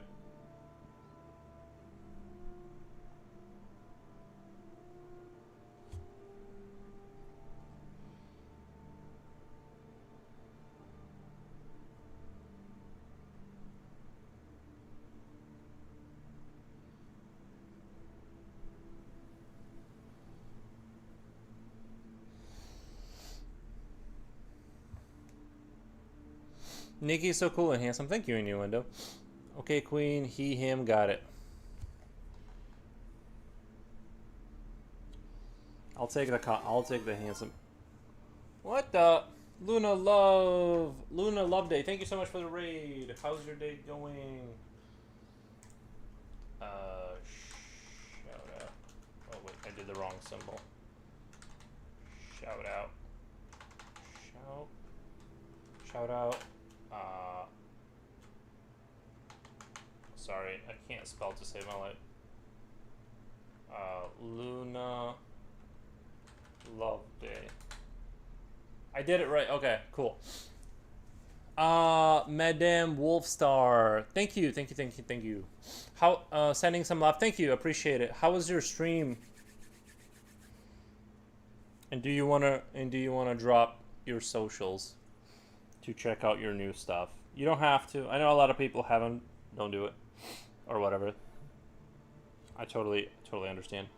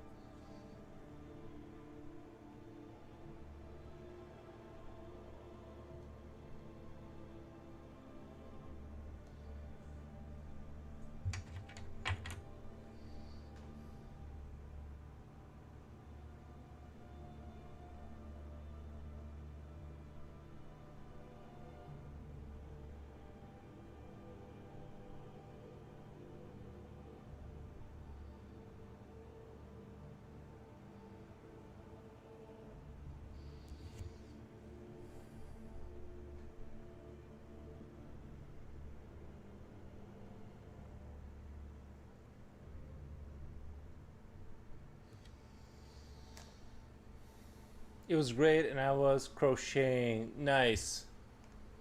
Nice. I'm not sure they were the first, but they added coal to the iron and made harder material that becomes steel. They made some nice Viking swords. Swords. Nice.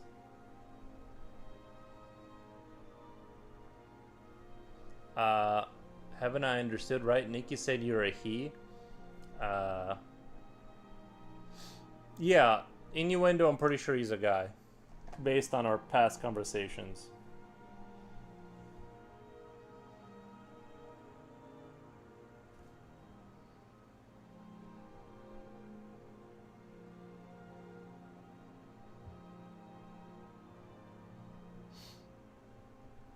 It is kind of wild that, like, there's people here from, like, all kinds of countries. Like, we have a guy from Iraq. We got people from just all over the world. It's kind of, it's really wild.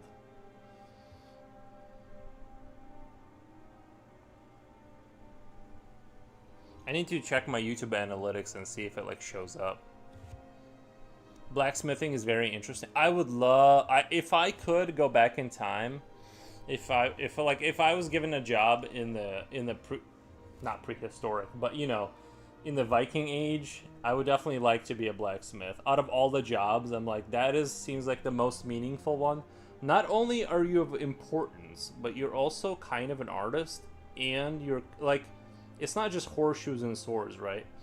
It's also like, I don't know. It's just like you're kind of like you're today's versions of like a tech bro. You know what I mean? Being a skilled craftsman, like a woodworker that can build like those long ships or like make steel swords. You're not just a worker. Like, you're something between an artist and useful, right? It's like artists today are like, they're like, it's cool, but it's not like, it's not useful. And blacksmith is kind of like right in that between stage of an artist and actually being useful to society. So it's like, it's actually like, that's what I would want to be. Like, give me that job. All right, let me check this out really quick. Pew, pew, pew, pew, pew. Oh, nice. Very cool.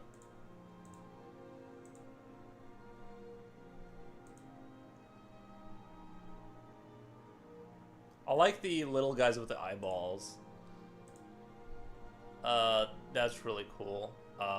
Some of many crochet. I don't know why I'm so tongue-tied today. I'm trying to like read simple things, and like my brain is.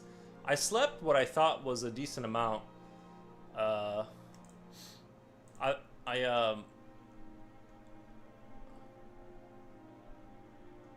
Very cool stuff. Very cool stuff. Yeah, I like the little guys with the eyes and like the little creatures and stuff. Oh, okay, I'm following you. Am I following you on here? Am I following you? All right. I'm gonna give you a follow in case you're streaming, and then I'll raid you.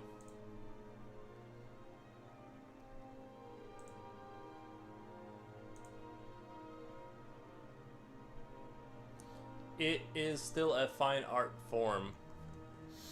It is. But back then it was like you were needed. You know what I mean? Like I feel like I don't know how they make horseshoes, but I'm pretty sure they probably I know horses are still around for stuff, mostly to entertain rich people. But you still need horseshoes. But they're probably manufactured in a factory. Back then, like a blacksmith, like you needed a blacksmith. You needed somebody that knew what was going on with that. You know what I mean? It was like it wasn't like it is now. It's like it's mostly like if you're a guy that like is interested in blacksmithing, you're kind of just doing it for yourself. And of course, you can make money making plates of armor or horseshoes and stuff or whatever, or jewelry, maybe like some kind of jewelry. But yeah, it was a different ball game. I'm just saying like that it was you were it was like the best, you were in the best position in society because like you were needed and it was creative.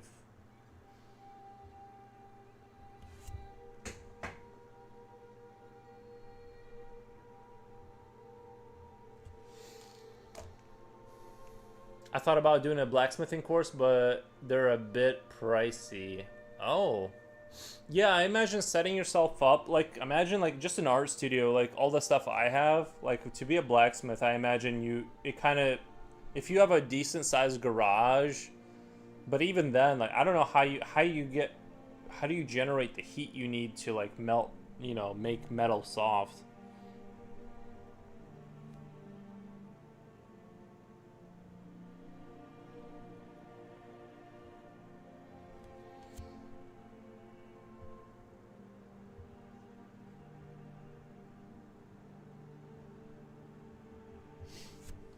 But I'm gonna report to you guys on that fish deal, that fish I bought. It should be here in like a day or two. The salty dried fish.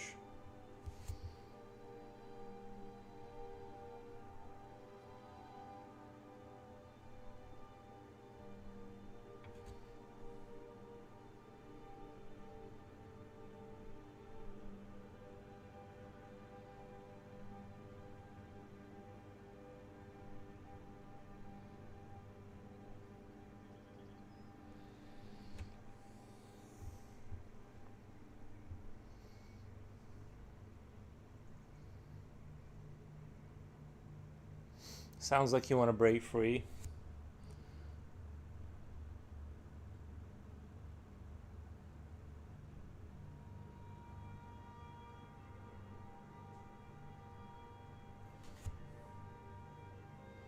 Don't we all?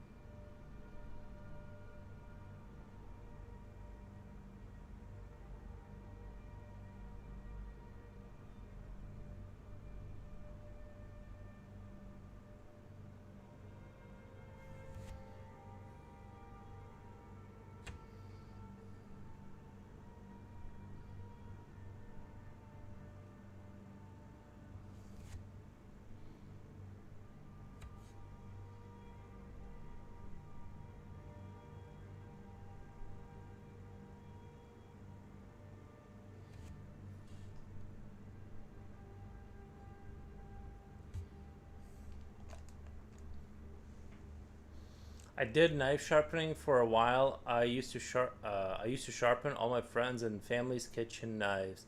I did buy some sharpening stones, but I used it like once, but I'm not sure if the knife got. I must have been doing it wrong. I should have probably looked up videos because I'm not sure if that knife got sharper or not. Like, to be honest.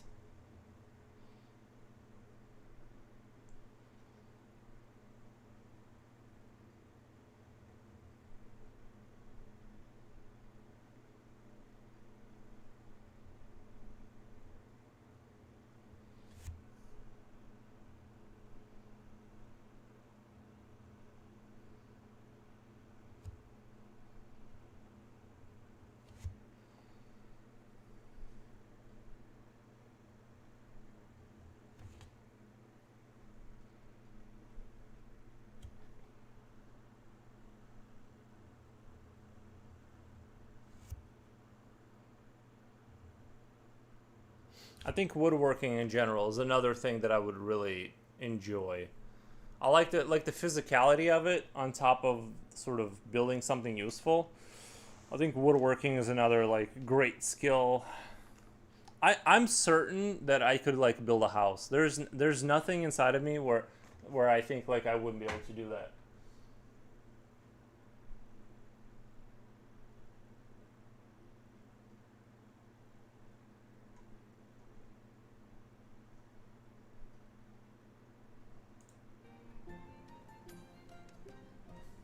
And woodworking is still useful that one can make money on. Yeah, woodworking. Yeah, you can definitely make money on that.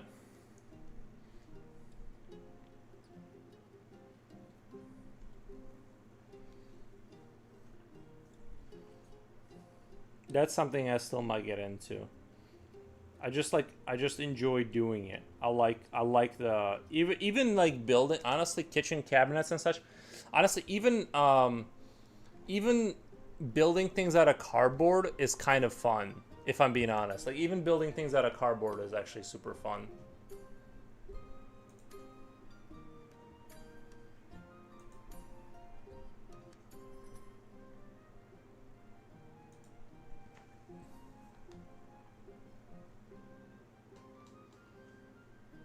Like prototyping ideas out of cardboard. For a while I was trying to build what do you call it? I was trying to build one of those perpetual motion machines. Now I know, and no one has to explain to me that it's not possible mathematically to build I was using magnets and I was using like a Ferris wheel type design. I was using two wheels that would counteract against each other and push the magnets off each other to create a perpetual motion machine. And obviously, it's not possible, yada yada, you can't do it, right? Like, I kind of knew that, but I still had, for some reason, I felt this deep urge to still try and do it.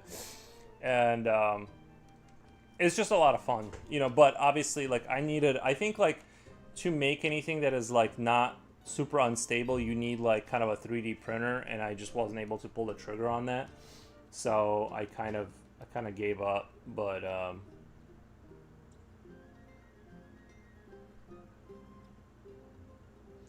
yeah.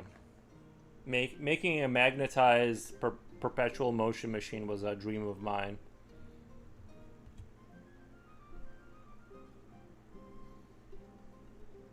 A lot of these pursuits require a fair amount of upfront costing tools. Yeah, that's true. That's that's kind of yeah. That's why I built things out of cardboard and glue. Like honestly, you can make pretty good furniture out of cardboard. Like not furniture, like not like a bed, but like some cabinets or like some placeholder stuff. Like you can for sure do that.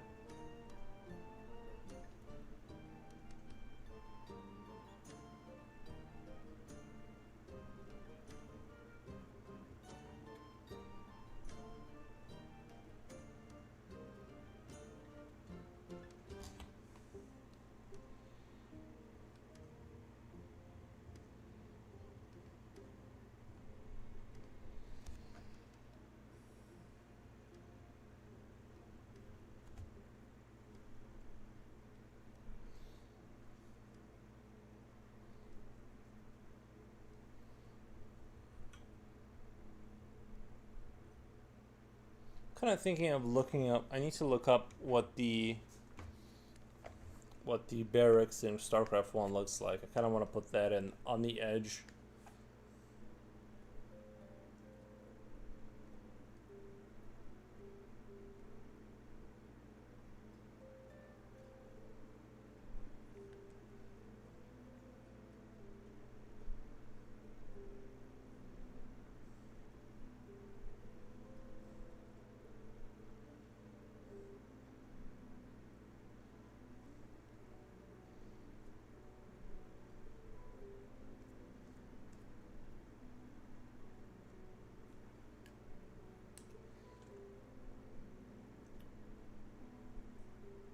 I might have to do the StarCraft 2 version just because the StarCraft 1 version, it's like kind of hard to tell what you're looking at.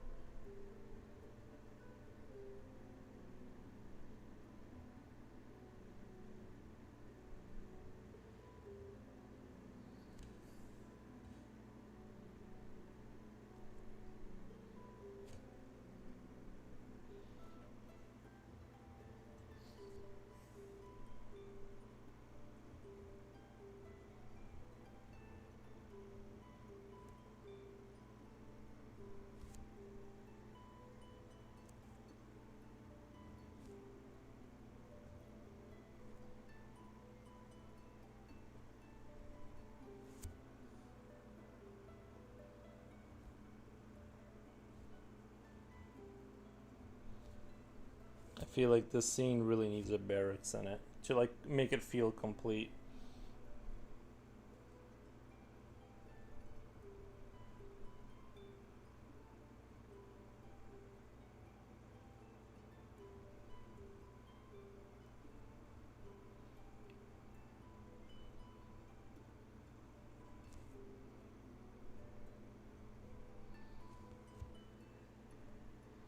With like some artistic interpretation, of course. Because I'm kind of looking at a pixelated mess.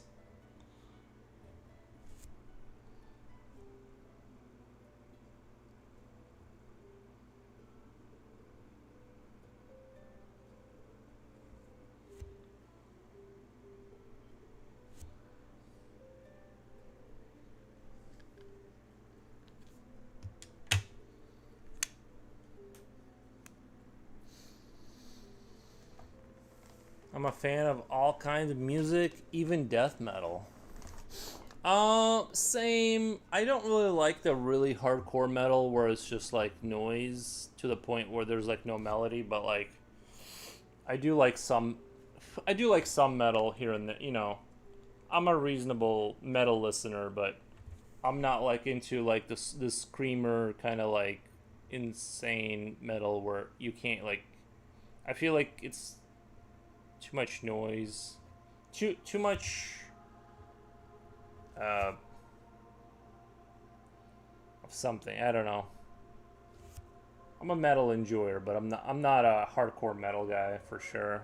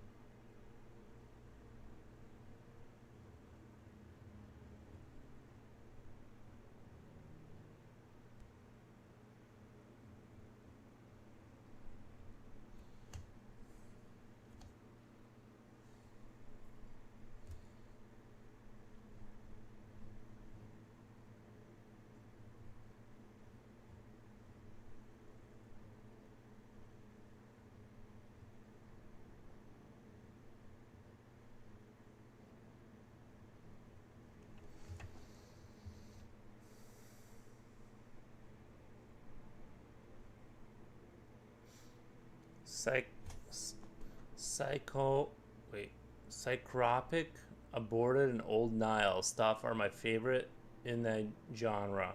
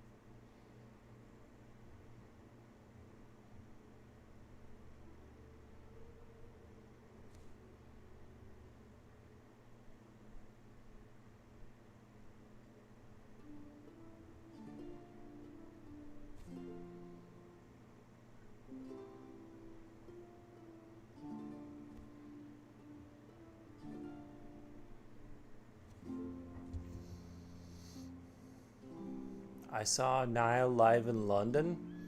Wow, true death metal fan.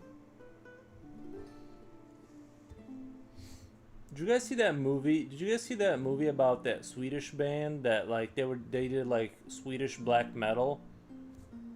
There was like a movie about it someone recommended. And it was like really dark, and they were like they ended up all like kind of going crazy sort of. Pretty disturbing movie, but kind of a fun watch, I guess. It's definitely like very dark. It's weird because it like kind of starts out like it's kind of fun. It's about boys being boys or whatever, and then it turns like it kind of goes off the rails.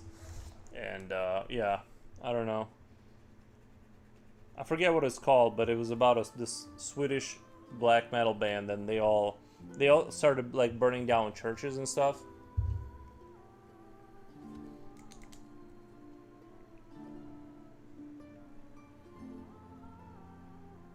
To get like popularity. Nile is one of the best death metal bands. Maybe I should check it out.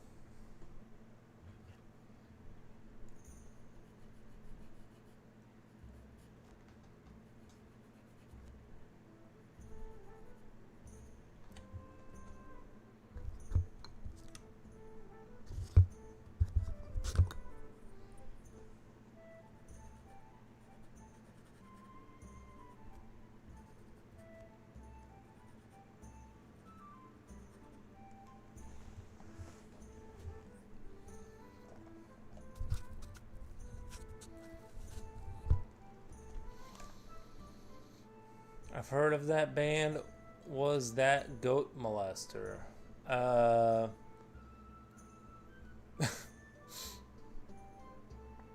person who said that? No, that was Slipknot fan.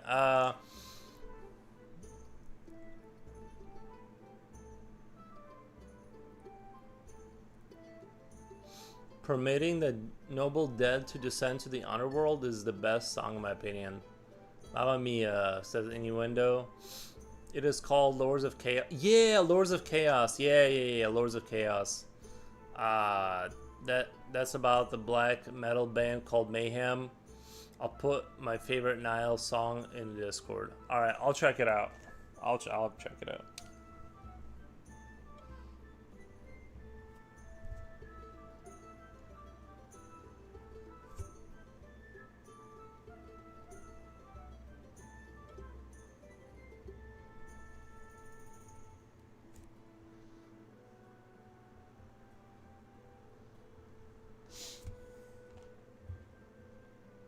I don't know. I guess the meta peacocking of the modern sort of the modern hipster is probably a better path to go down than like the way those guys went down with the black metal kind of stuff.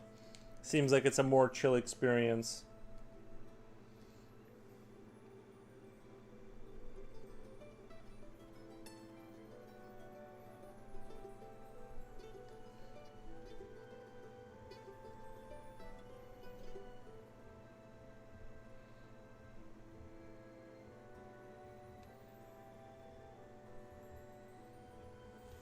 I guess every generation has their own like quirks.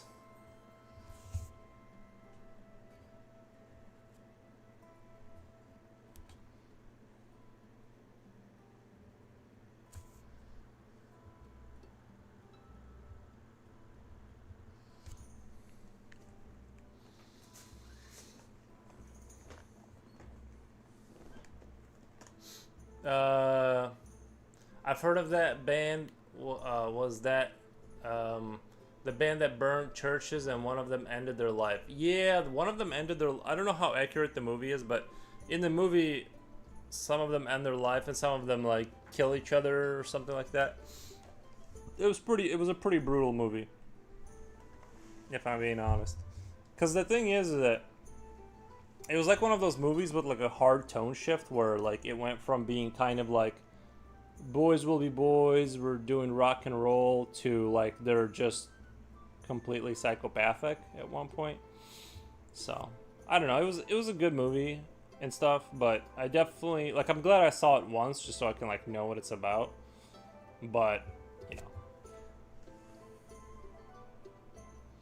I guess it's pretty crazy how people can convince themselves to be like kind of crazy, you know,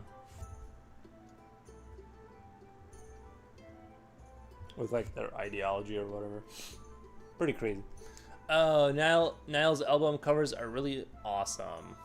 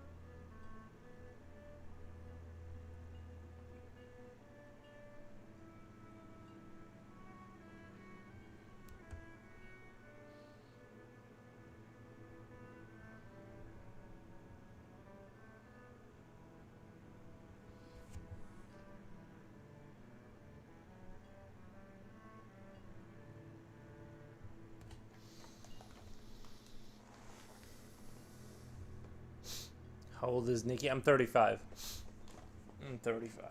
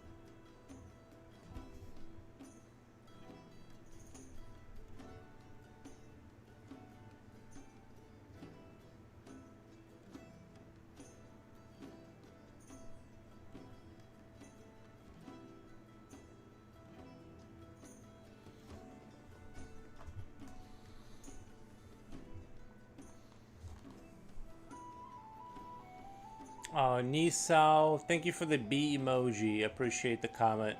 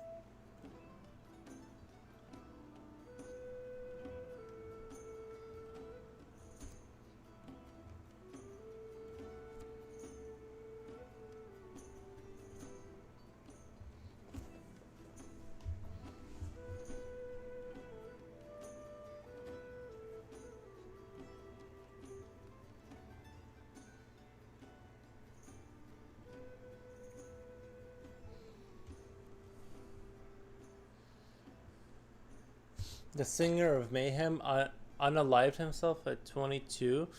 His stage name is dead, but his real name is Pierre Vungvi Ochlin. I think I said that right. Per Vung.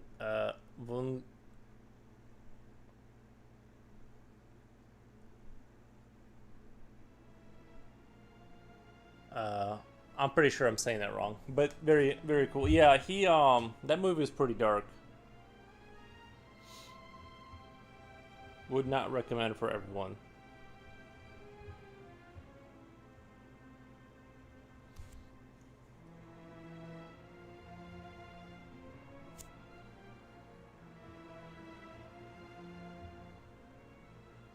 Bro, I'm literally just sitting here thinking about my fish that's coming in. My salty fish. I'm very like secretly waiting for that to happen. Not even secretly, openly.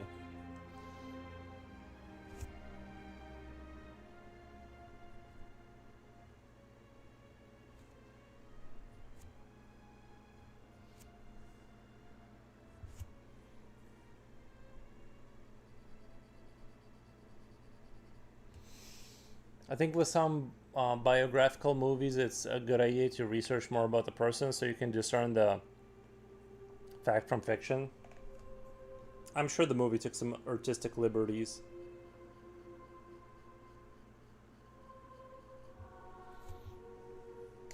Salty fish, what the? In the Navy, we would call all the old guys salty. Or now they call them dusty. If you're like not cool, they call you dusty. Or crusty or something like that. I'm not sure what the kids are saying anymore.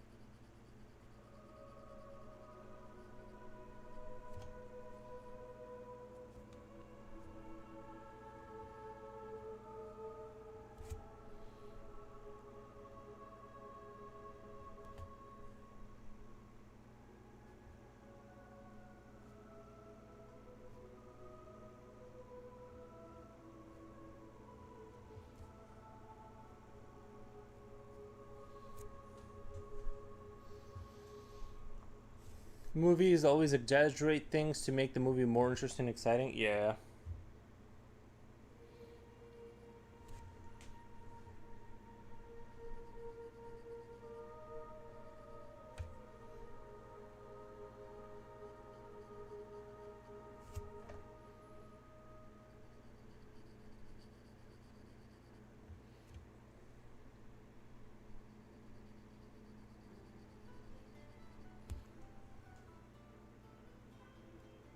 Can you imagine a biography about me? Like if I became like a famous streamer, can you imagine a movie that has to like how do you make a movie interesting about a guy waking up in the same house and then moving over to the other room and then streaming the drawing?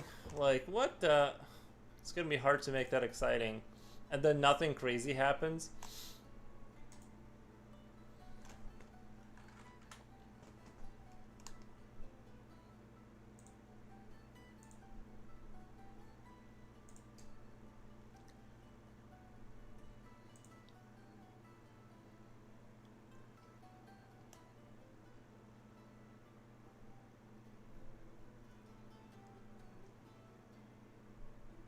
Who would want to play as you? We'll have I don't know. I don't know if anyone's handsome enough to play me. Let's be realistic. If you're gonna have a biographical film, I don't know. You're gonna have to look far. You're gonna have to look far and wide. No, I'm just kidding. I don't know. Like, what about Michael Fassbender? I'm just kidding. No. I don't know. Jude Law, Ralph Fiennes. I don't know who Ralph Fiennes. I gotta look it up.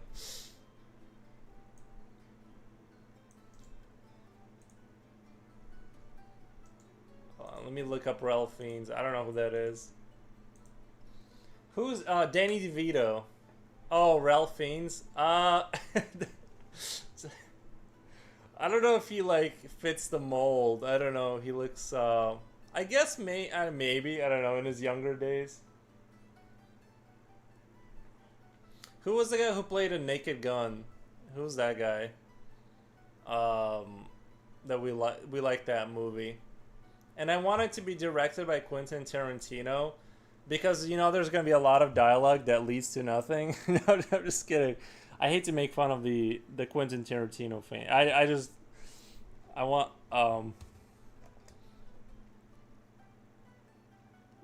he can narrate your life though. Liam Neeson, yeah, Liam Neeson needs to be the narrator, or who's that? Who's the other narrator? Quentin can play as you. That works. I never watched Reservoir Dogs. I noticed today, by the way. I didn't watch it either. I know about it. I've watched some of the scenes, but I didn't feel like watching the whole thing. Anyone who says I'll play you, okay, that'll work. Ralph Fiennes is a good actor. He is a good actor.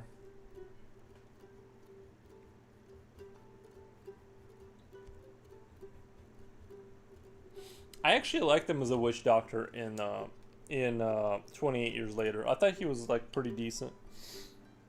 Not that movie was super great, but I thought he was good at like doing you know.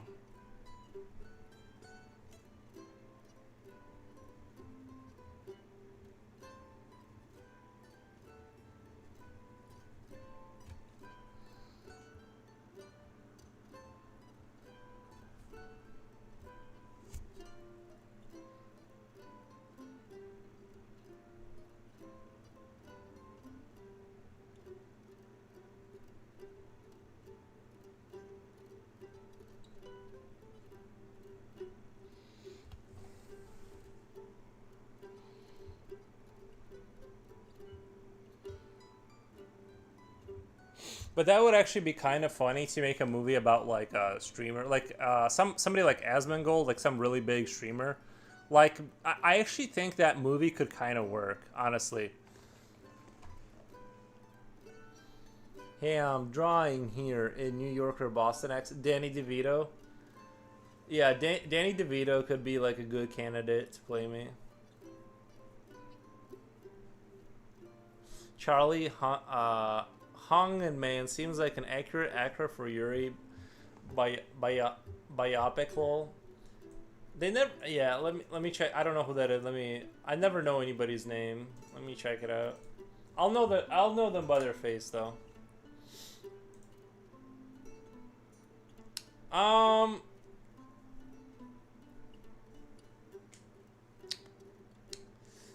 I think he's more of a motorcycle kind of a, not a gangster. He's like a handsome motorcycle guy.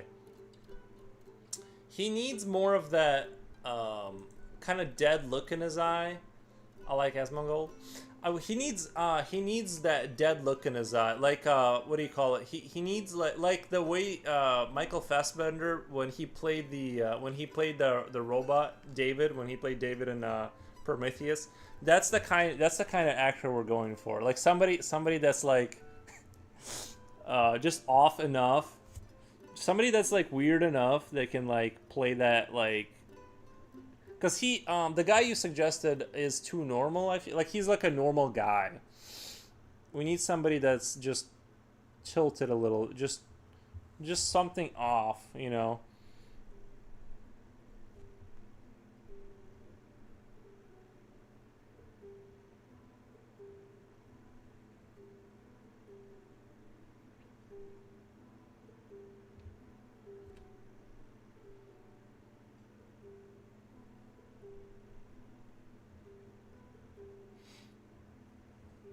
If I were to make a movie about streaming, like famous streamers, like a movie about that, I actually think that would be kind of interesting. From like slowly going insane or whatever they talk about, you know, like they all have like mental issues. I guess I don't know.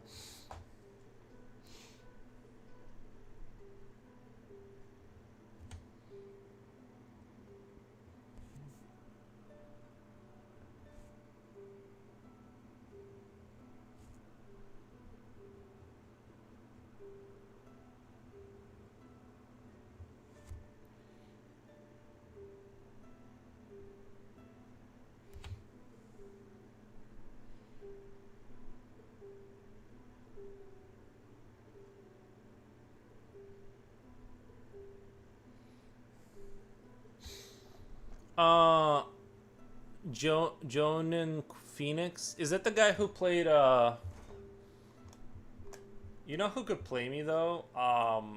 Who was the guy in No Country for Old? No, There Will Be Blood.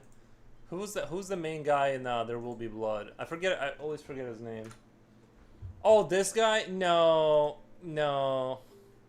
I feel like it'd have to be somebody that's kind of a little younger. You know what I mean? Somebody like in their 30s, because I'm in my 30s. Phoenix, I think I like him as an actor a lot. I never saw the Joker movies, but I like him as an actor a lot. I liked him in the what was this movie that I really liked? I forget now, but I've always liked him. Oh, he was in Her. That's right, he was in Her. Jupochi, put that Caroline Alexander. Let's look up Alexander. I can't say the rest of it. Let's look into it. You know what? Yeah, this guy kind of, yeah, he has a similar face, like he has like that longer face kind of thing going on. I kind of have to agree, just because like like when I first saw him with like the shorter hair, I'm like, is that me? Obviously I don't have the muscles anymore, but I used to have muscle, not anymore though. I kind of agree. He does like look like the Northman. I've seen this guy. What, didn't he play Tarzan or something? I think he was in Tarzan. I can see. Yeah, he kind of has a similar. Like I'm seeing the side profile. Yeah, it needs to be this guy. He kind of looks like me a lot compared to the other actors. The other actors might be like good actors, but this guy, like, I mean, just look up his name. That does kind of look like me. Daniel Day-Lewis. Oh, Daniel Day-Lewis. He could play anybody. He did Tarzan. Yeah. He did Tarzan. I didn't see that movie, but that's why I know about him. Oh, didn't he? Wasn't he in RoboCop? Wasn't he in the when they try to bring back RoboCop? Wasn't that the same guy? Which actor are you talking about now? This guy. Let me Alexander. And then it has like a very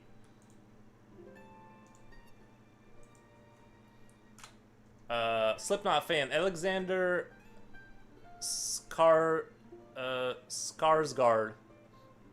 Look him up. Tell me he doesn't look like me a little bit. Like at first glance, you know what I mean? I'm not saying, but that's actually a really good suggestion.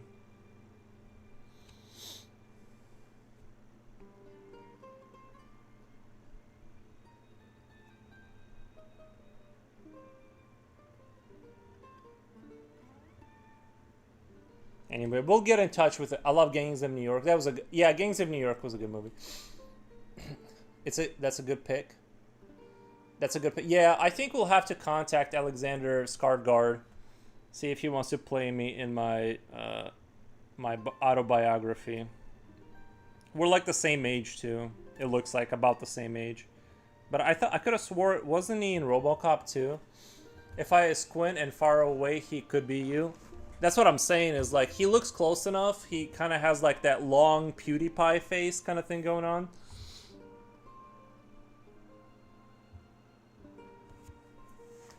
It can't be just a guy with blonde hair. It has to be that like long face thing going on.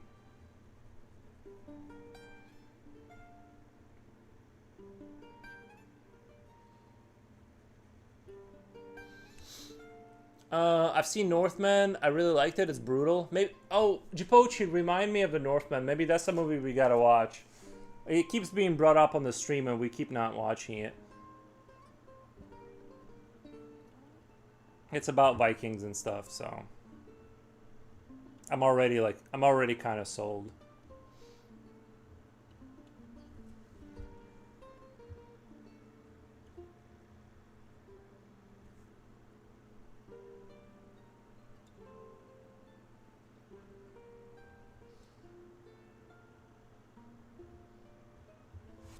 We'll have my people contact this people. I'll be like, I know I'm not famous yet or anything, but if you're interested.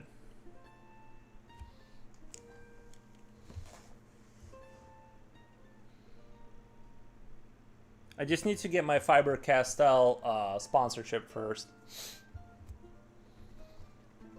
He's almost you. I know, right? Like if he was my brother, you wouldn't even question it. To be honest, though, it's really serious movie. Oh, The Northman, probably, yeah.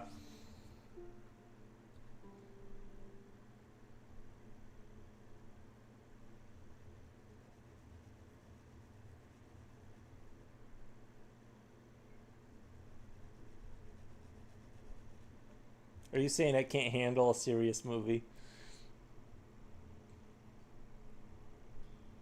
I can not. Yuri Skarsgård, right?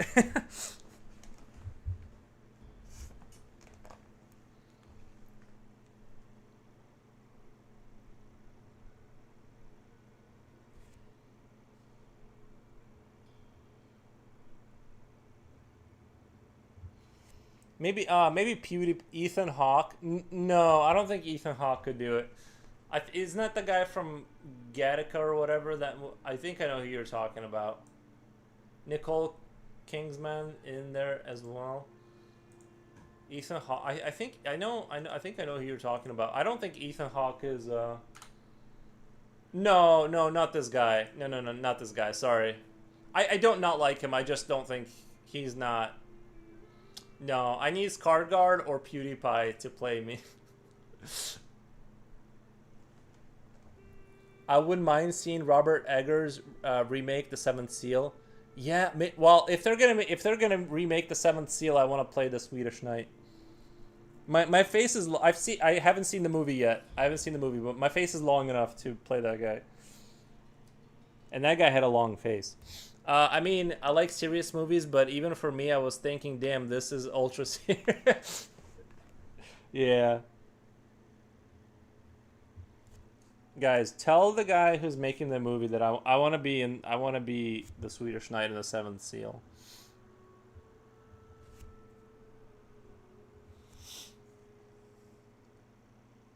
Oh, he's one of the cast of Northmen. Oh, okay.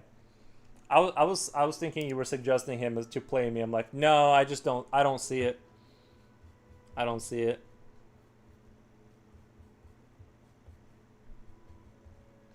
I don't even know what the Seventh Seal is about, but I feel like I'm already sold.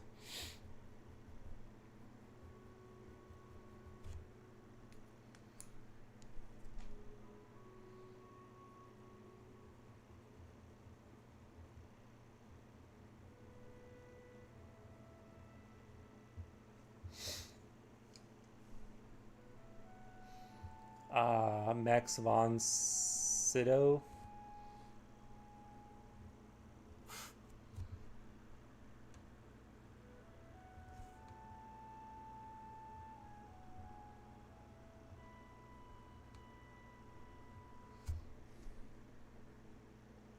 I think, guys, I think I'm a little. I think I know why I'm a little not under the weather, but like tongue tied and tired today. Is like I usually take some caffeine in the morning, and I haven't. So I'm like, I think my brain is just not used to it. So I'm a little bit like not really my best right now in terms of like my mental capacity to talk. Dooney Petuni, thank you for the emojis. Oh, Max von Sydow. He's the knight in the Seventh Seal. Okay. Let me look him up really quick. Because... Oh, he's probably really old now, right? Wow. It's crazy. It's crazy what he looked like. I mean, he looks like... Yeah.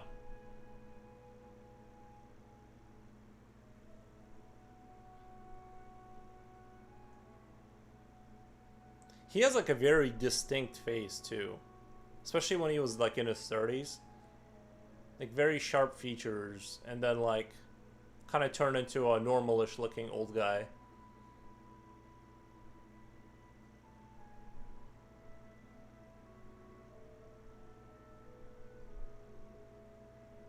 That's crazy though.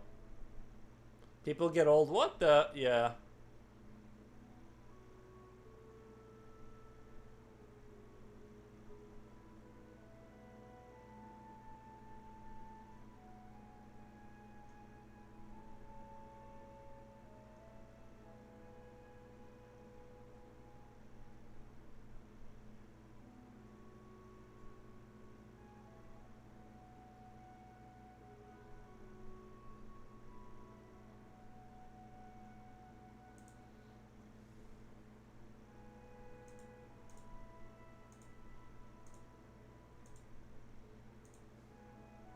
I'm trying to find a good scene from Seventh Seal to practice drawing on.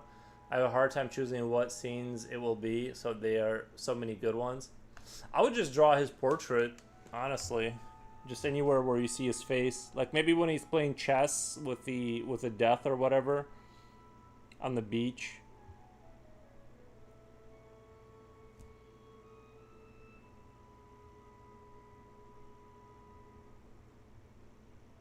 Wasn't he trying in that movie? Wasn't he trying to find the meaning to life? Wasn't that like the whole thing? Is he was trying to find the meaning to it all? Maybe Alien 3 is similar because of its existential ideas about death and stuff.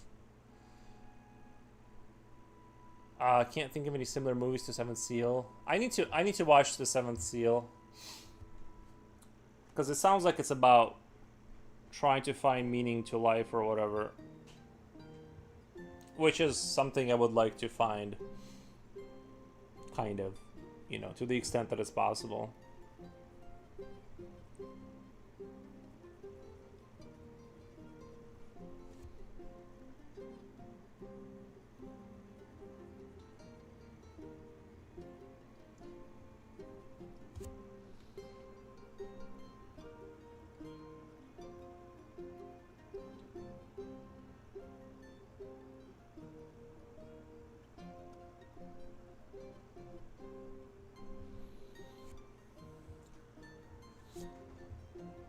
Yes, what is the meaning of it all? Okay, I need to watch that movie.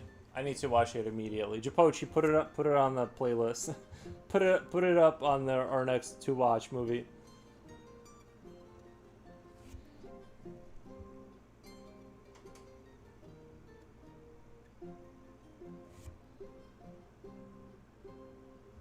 And the Northmen too. So many lineups. I like Max von Sydow's portrait of the poster of the Seventh Seal. That would be a cool painting or drawing. No problem, issue. Yeah, yeah, maybe like his poster face, because he has a very distinct, like he has a very distinct facial face.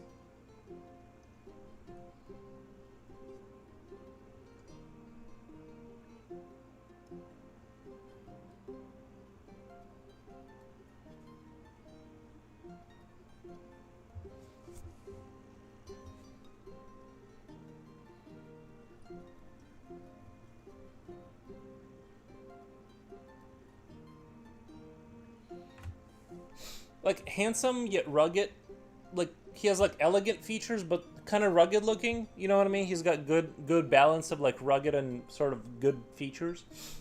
Uh, I like the 13th Warrior. Who was the guy? Wasn't it like he was like the traveler and there was like Vikings there and they were like working together or something?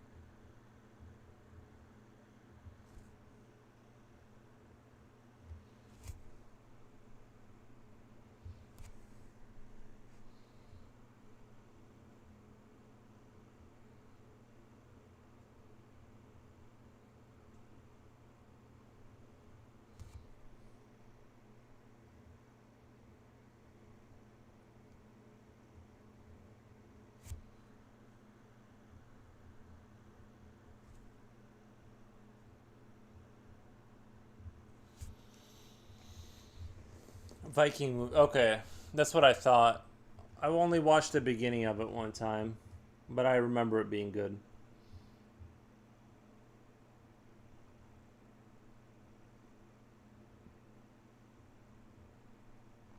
Was he the 13th one, or I forget what the whole thing with that movie was.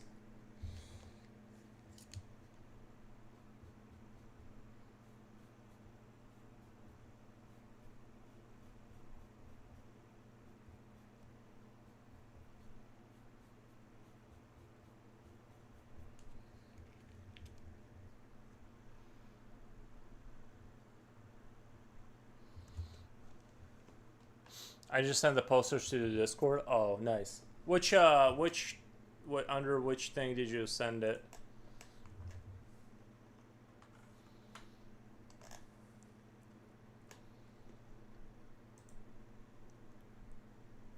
Movie talks?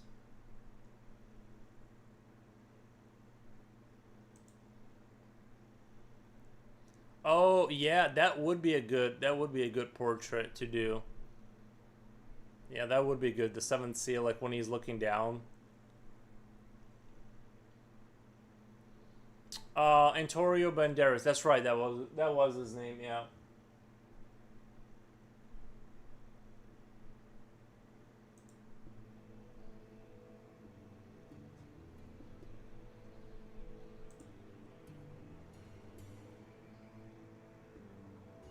There's one where it's just his face in darkness, or one with his face inside Death's Cloak movie section.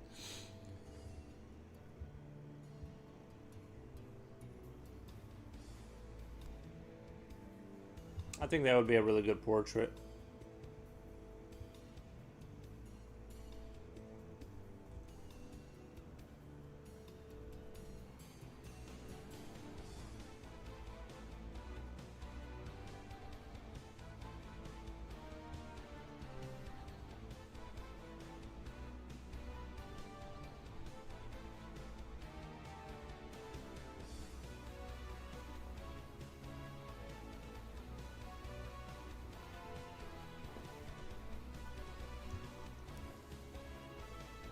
My kindergartner's school nurse just called me. My kid was stung by a bee on his hand, but they say he's okay. Nice. I got stung by a bee when I was a kid. I put a bee in my hand and held it. I didn't realize that it could sting me. And then it did. Yeah. I learned a hard lesson that day. Bees are not our friends.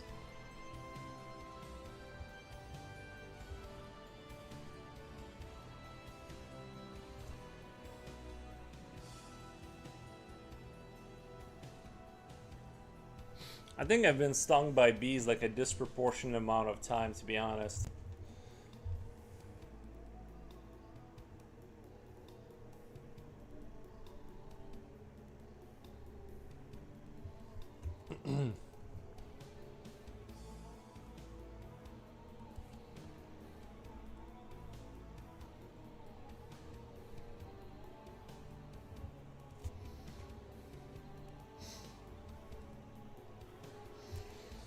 It's a nice chiaroscuro image.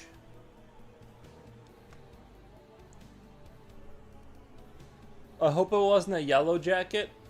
Yeah, when the bees wear yellow jackets, those are the really bad ones.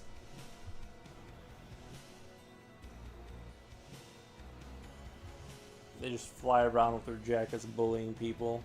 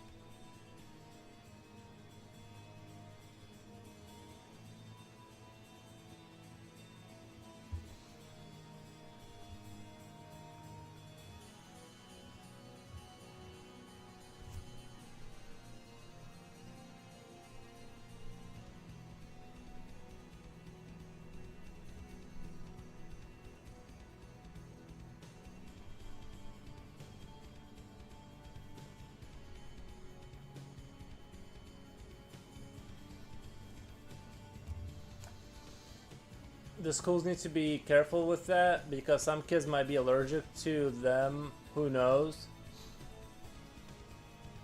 I told them they need to go buy traps at Home Depot. Yeah, I feel like a bee thing, that's like act of God. You can't stop a bee from doing what a bee's gonna do.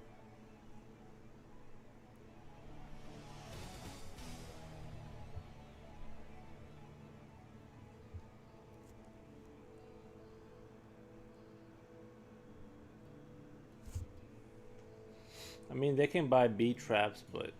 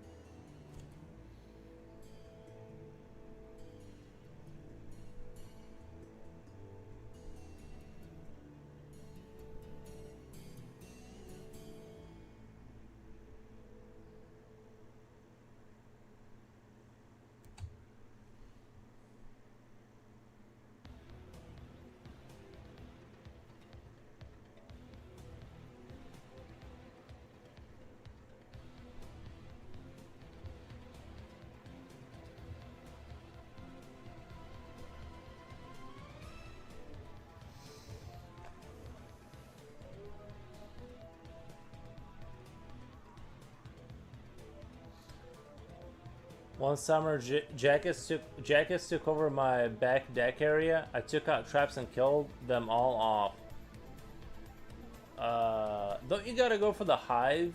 Isn't the whole thing you gotta go for the hive? To like, you gotta find where they're coming from. It's like Helldivers. You gotta find where the bug holes are if you want to get rid of them. You know, otherwise they just keep coming.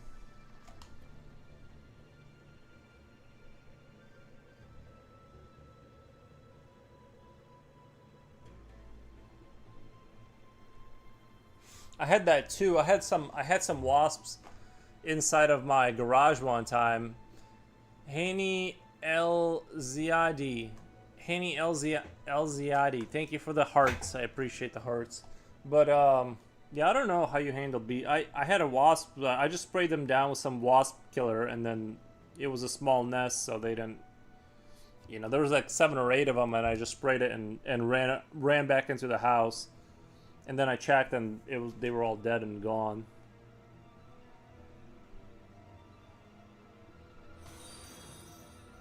What the?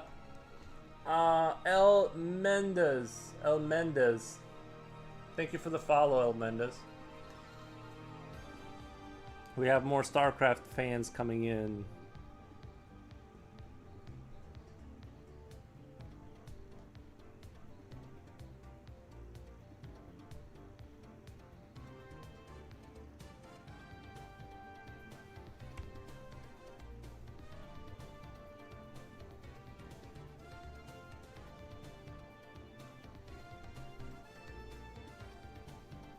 Oh, you know what I should put in here? The sniper. They had the, what do you call it? The character that could send down the nukes.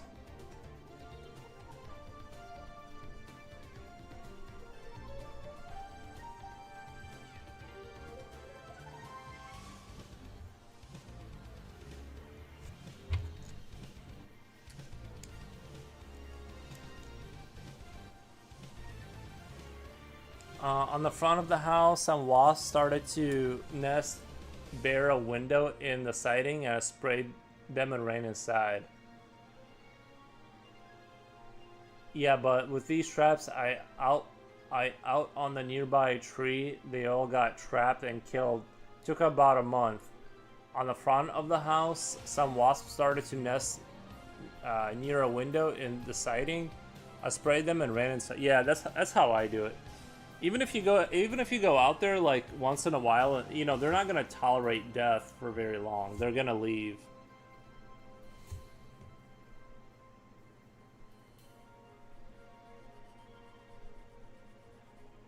I mean, with bees, I kind of feel bad because I guess we need bees. That's what I'm being told. But no, I don't know too much about it. But wasps, I will automatically go buy stuff to kill them.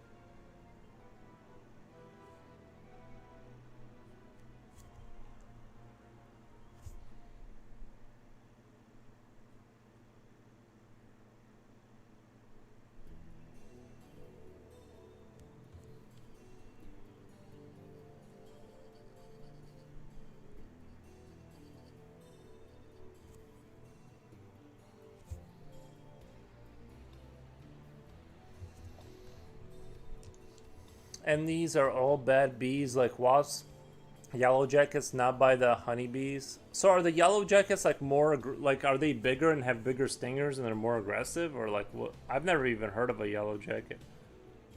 I mean, I know there's different types of bees and different types of wasps or whatever.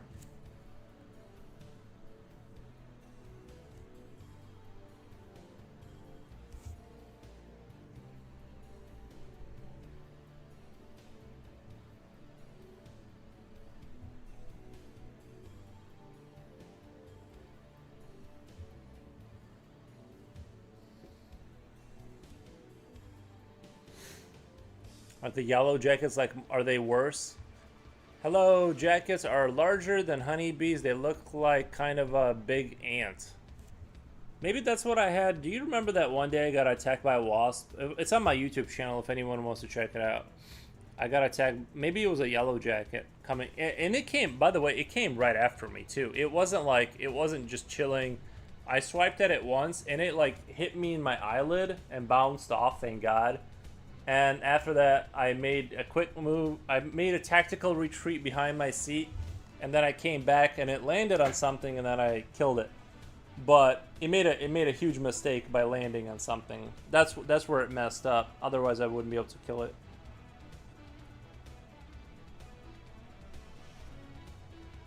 I guess all that hell diving I've been doing has been paying off.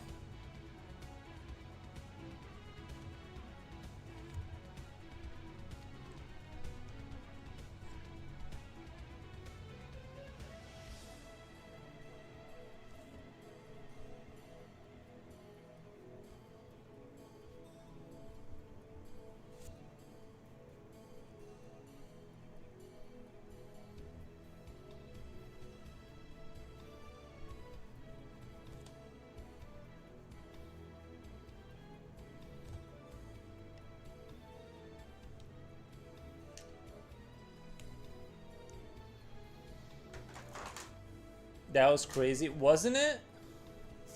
I barely got out of there. The risks I take for the streaming career. I could have been really hurt.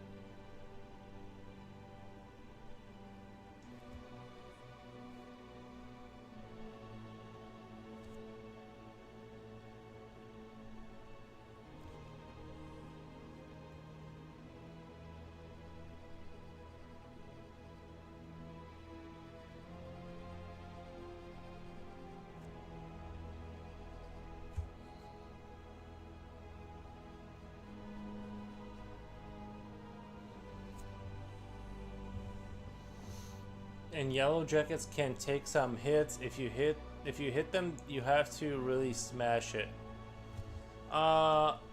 HMOH says, "Bye guys, I have to go." And again, thanks again for sharing your awesome drawing skills, Nikki. Thank you so much, man. I hope you have a good rest of your day.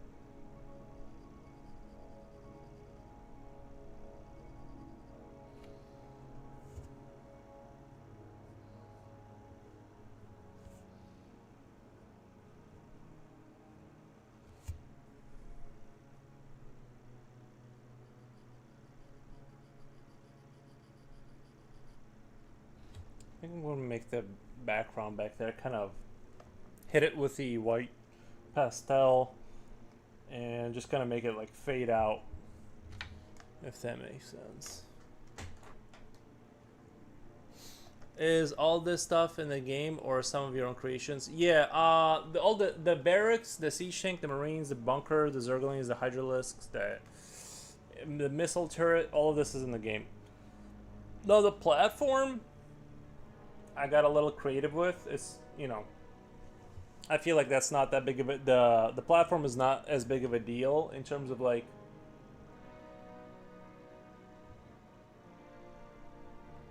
it's like it's just a bunch of like metal junk kind of. I'm gonna make this kind of like give it a little bit of a, but I do want to add a what do you call it?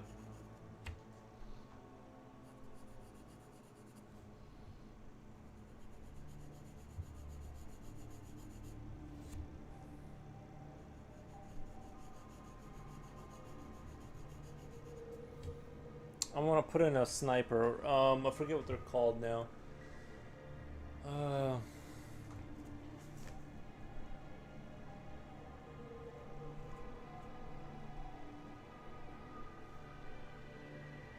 Was it StarCraft 1 was it Ghosts? I think they were called Ghosts.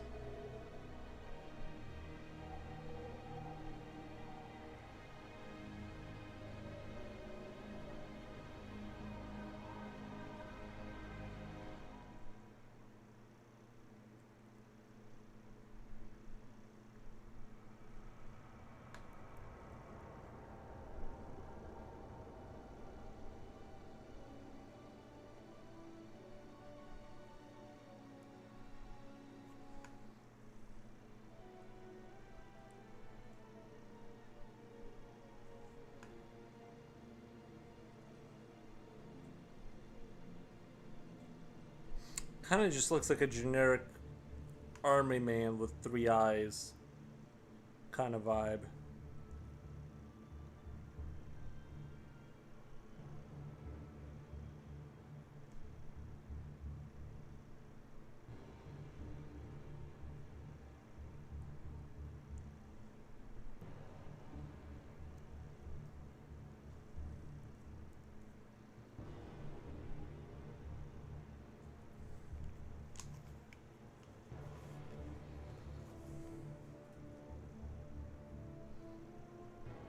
Doesn't even look like the original had a scope on it.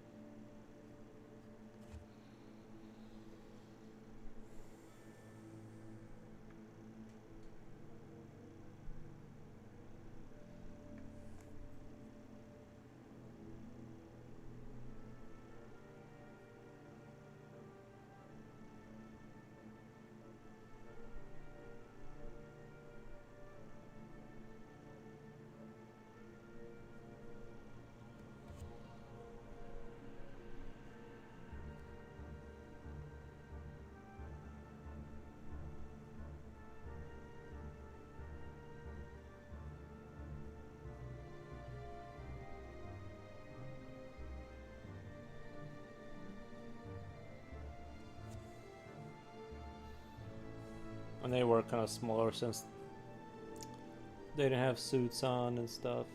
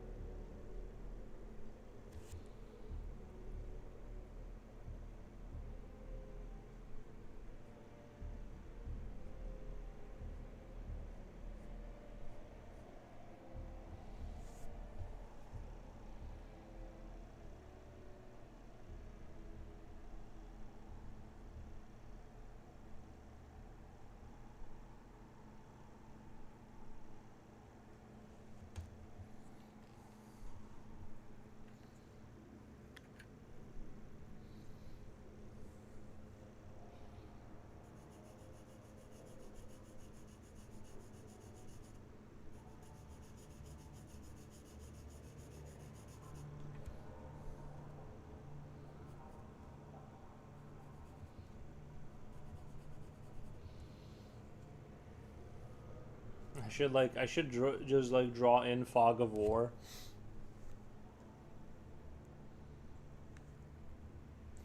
Uh, I played Helldivers with bro. I made a mistake with all laser to be all laser guard dog, laser gun, laser plasma cannon. That sucks. We got overrun. I love the music. It's giving me PS2 the background music.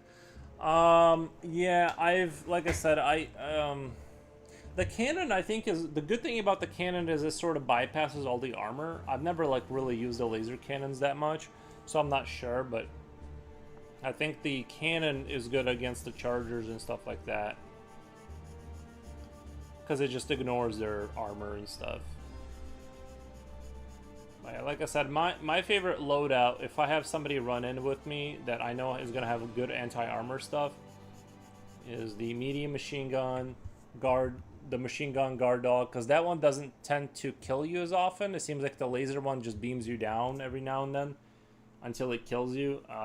Then I'll get the anti-tank emplacement for guarding positions, and the 500 kg, and that kind of also the incendiary grenades, and I'm kind of like pretty well rounded to take on like the revolver pistol, and between that weapon set I can kind of manage to handle most things, except like when it comes to like heavy armor. If there's like way too much of it, I can drop my 500s, then I can try and throw some grenades at them.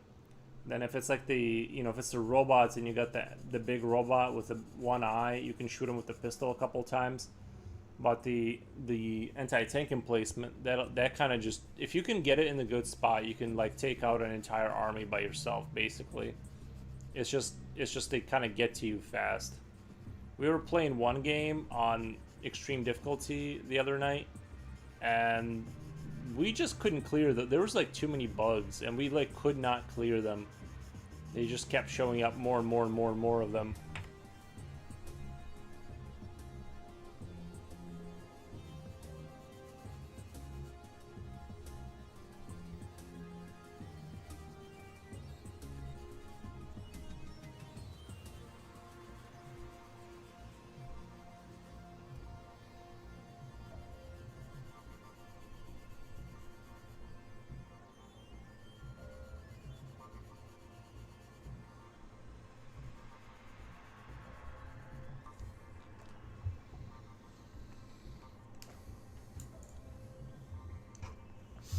More and more YouTuber talk shows are just tossing in the white flag when it comes to AI, but I think they are saying that because they are afraid of looking old.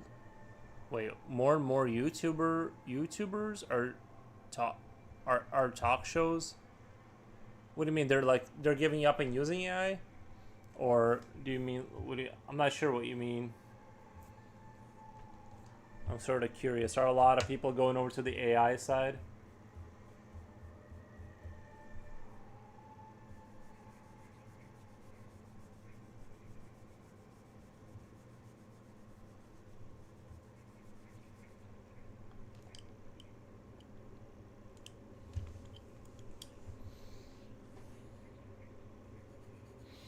I'm just gonna keep waving my fist in the air like an old man about the AI stuff. I mean, on one hand, I do use ChatGPT, so I can't really.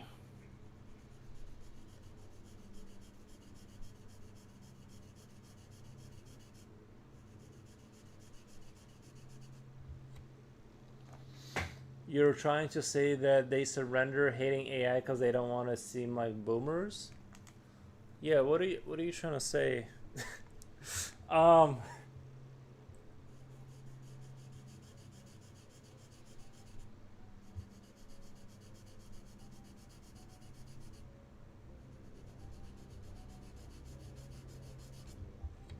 for example, they are saying AI will just do things better than humans. Oh, you're saying like they're changing sides? In some instances, yeah. But right now, I don't know.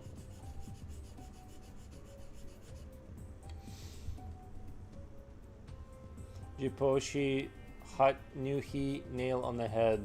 Hutnuhi, nail in the head. Nice.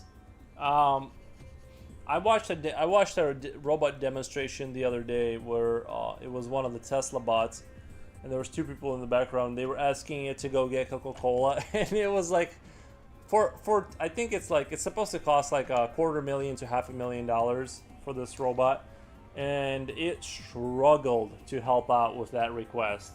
I mean, struggled. Like, not only did it not know how to do that, but you also had to move away from it because it wouldn't go until like people weren't too close to it. It's not in a place where it's like practical right now. But I don't know.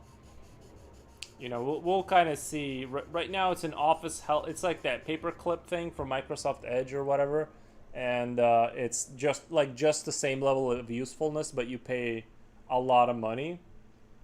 So I don't know. But I'm sure eventually it seems like there will be more and more and more stuff replaced with robots.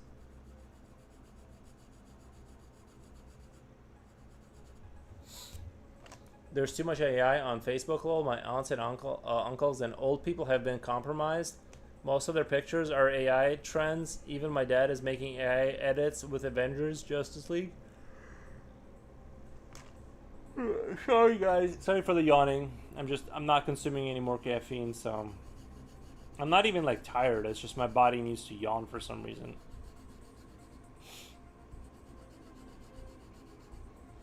Yeah, I think also what's interesting, I remember when certain things were happening like around the world, and people would, there was like AI, like there was videos of like video game footage, and people were reposting it like it was real footage, like they were older and they couldn't tell.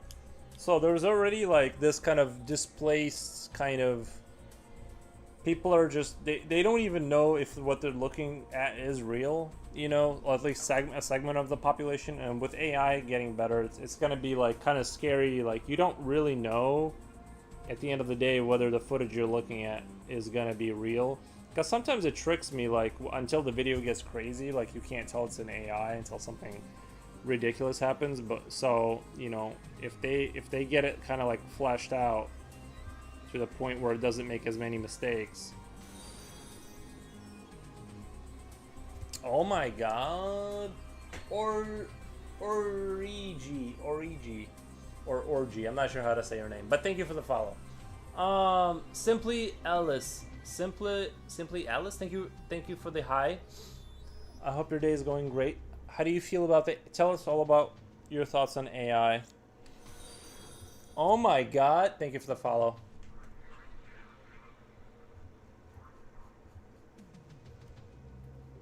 We're putting you on the spot because you're new. You have to tell us what you think. You made the right decision by following me, though. That was a good decision. We just need to know what side you're on. No, I'm just kidding. I don't care. And it has to be the right side.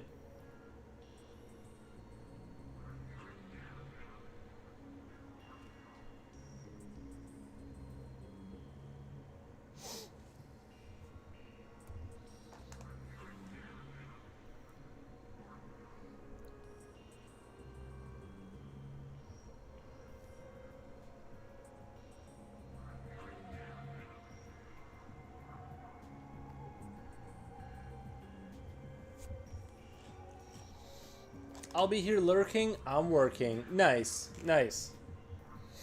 I think most of our new followers are AI robots sent to study you. Probably. I don't even think they need AIs to sit here and lurk. They can probably just scrub all of my content on YouTube and just kind of... There's nothing to know about me.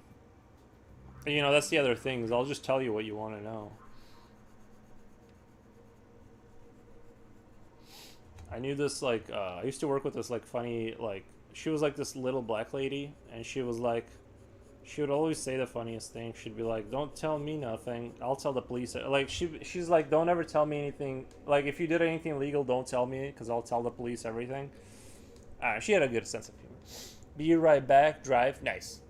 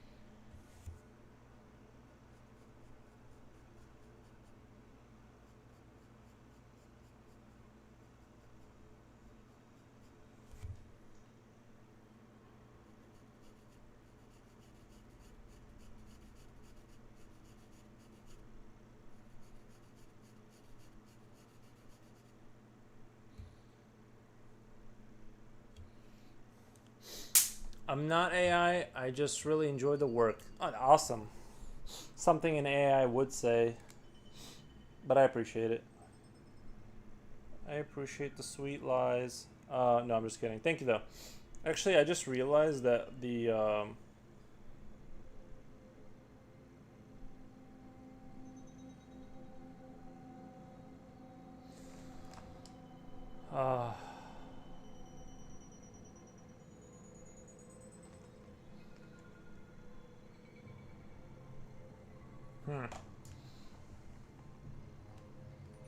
I think we're still good.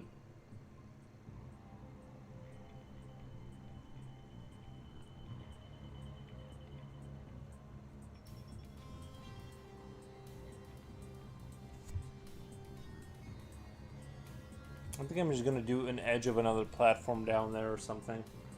It's gonna fill in that background a little bit.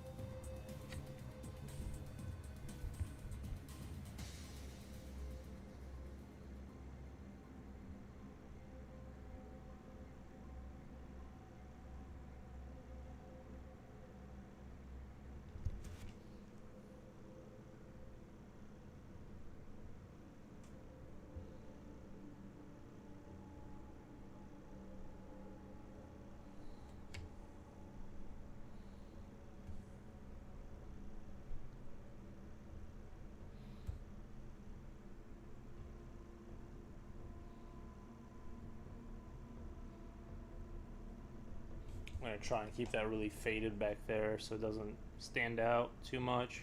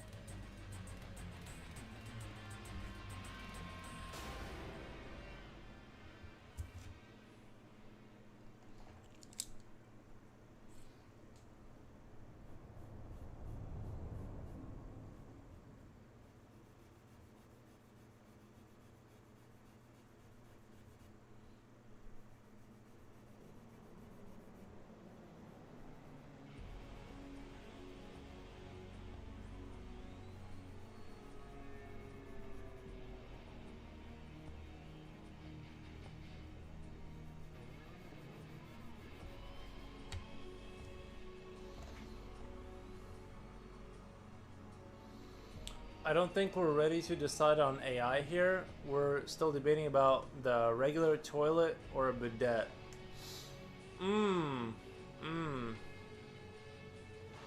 Like regular paper toilet or a bidet? Although we have decided Pulp Fiction 2 was...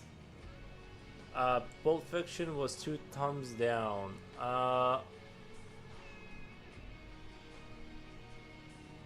For a second, I was wondering who the skinny dude was behind the pillbox. It's the nuke guy.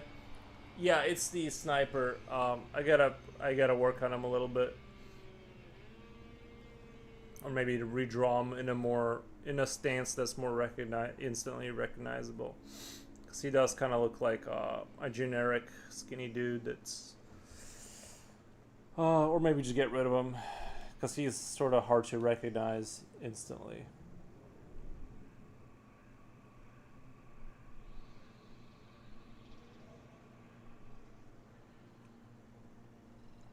He's just like standing in a position that's like hard to...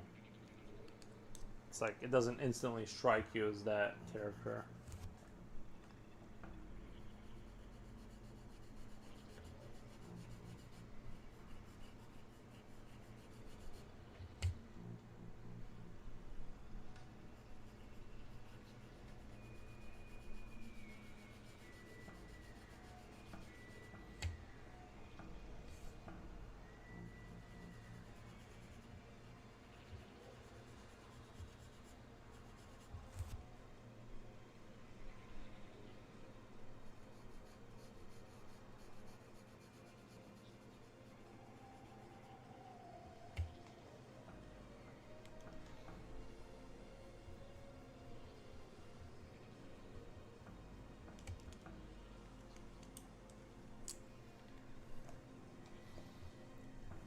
By the way, I think the Terran Ghost looks good. Nice. Yeah, he's just kind of like... I need to like emphasize the 3 dots in his face. That's the thing. Or like some way of emphasizing that he's that character.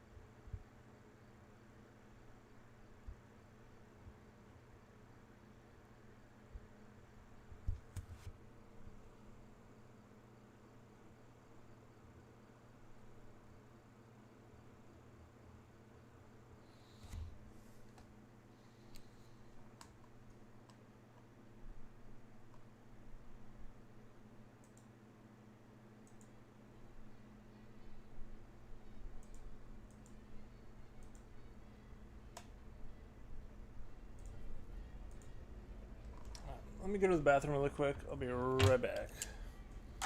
Be right back.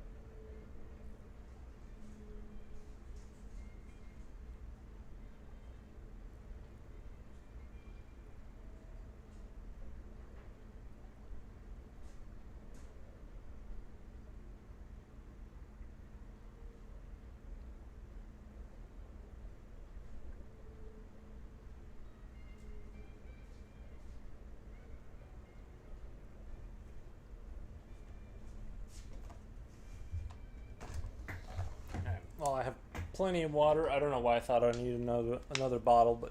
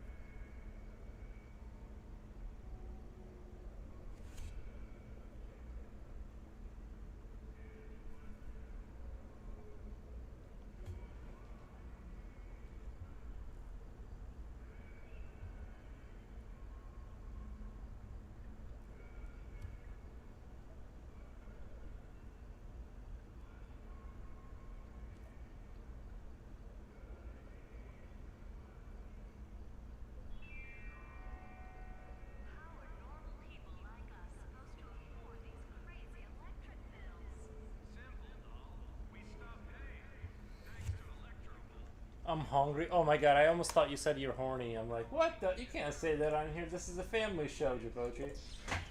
I am a little hungry too, by the way. I could go for a sandwich. I'm trying to cut out the carbs. Trying to cut out those carbs. Family show. I'm telling you, I'm trying to keep it a family show. But that's the first thing my brain saw is I'm like, what the? I'm trying to cut to, yeah. I got my parents to cut out carbs. They feel like way better.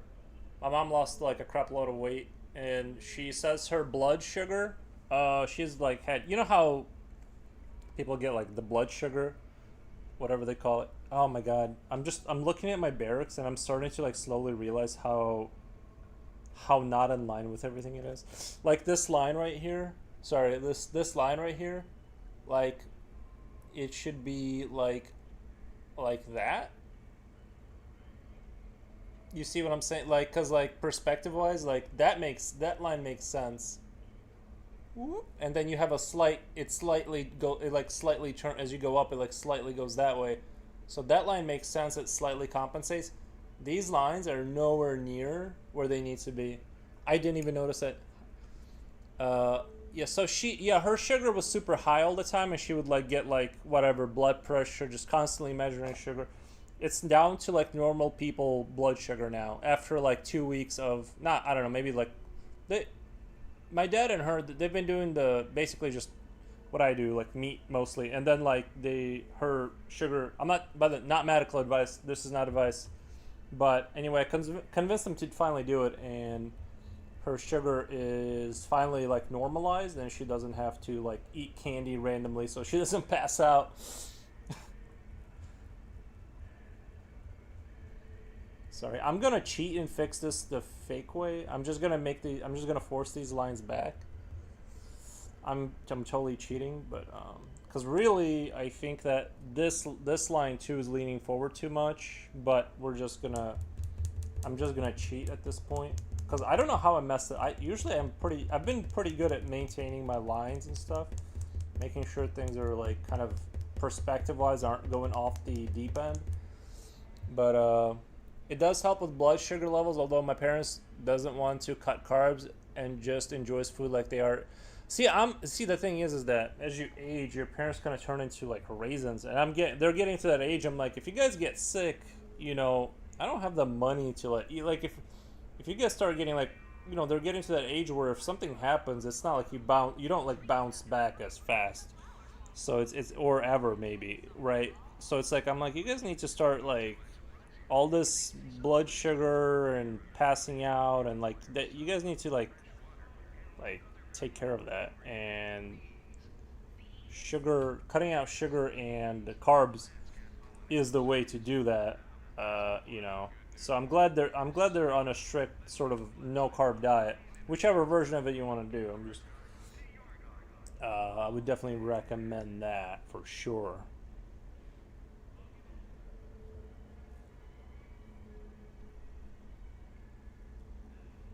That looks a little bit more better.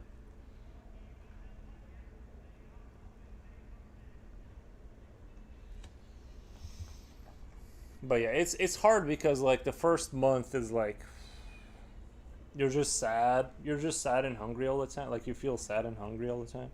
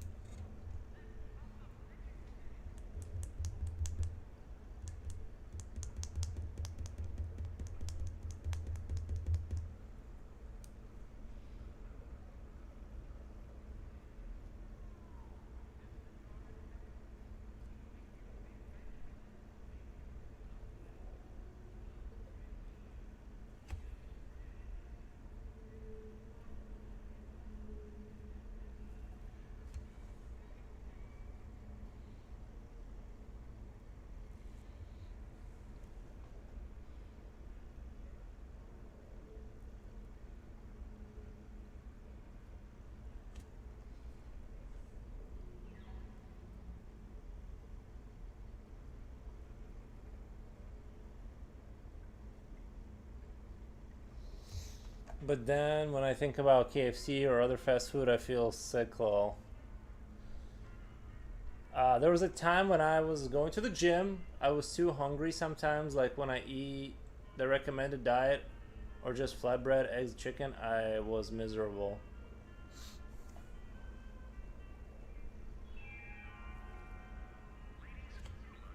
True. Like right now, I'm going back to like no.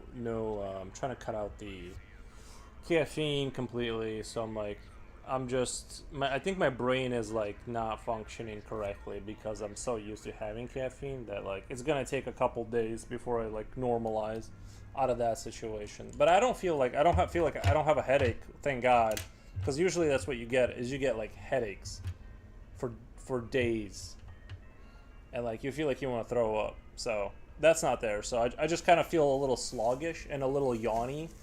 So that's like really good. That's way better than what it could be right now. Because I've quit coffee before and it was just like you don't even want to move. Not that I want to move, but you know,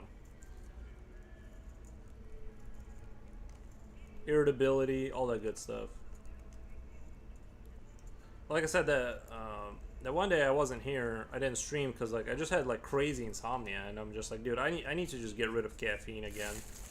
Like caffeine needs to go.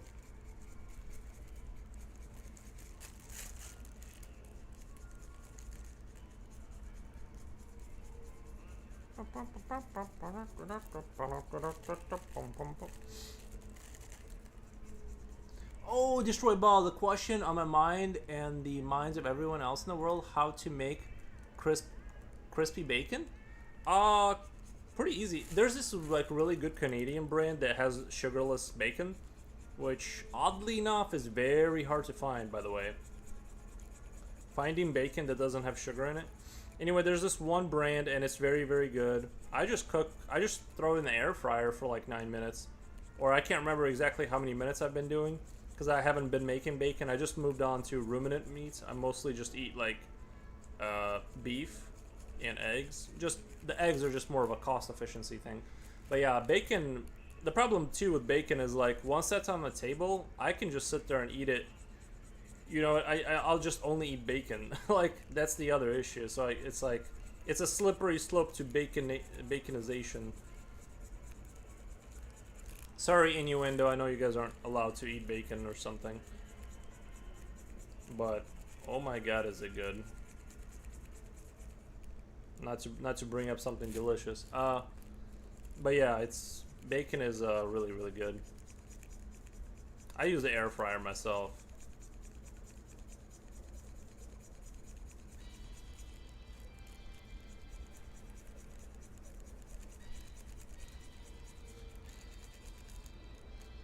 Uh, lol, not very healthy. I think bacon is fine. Like,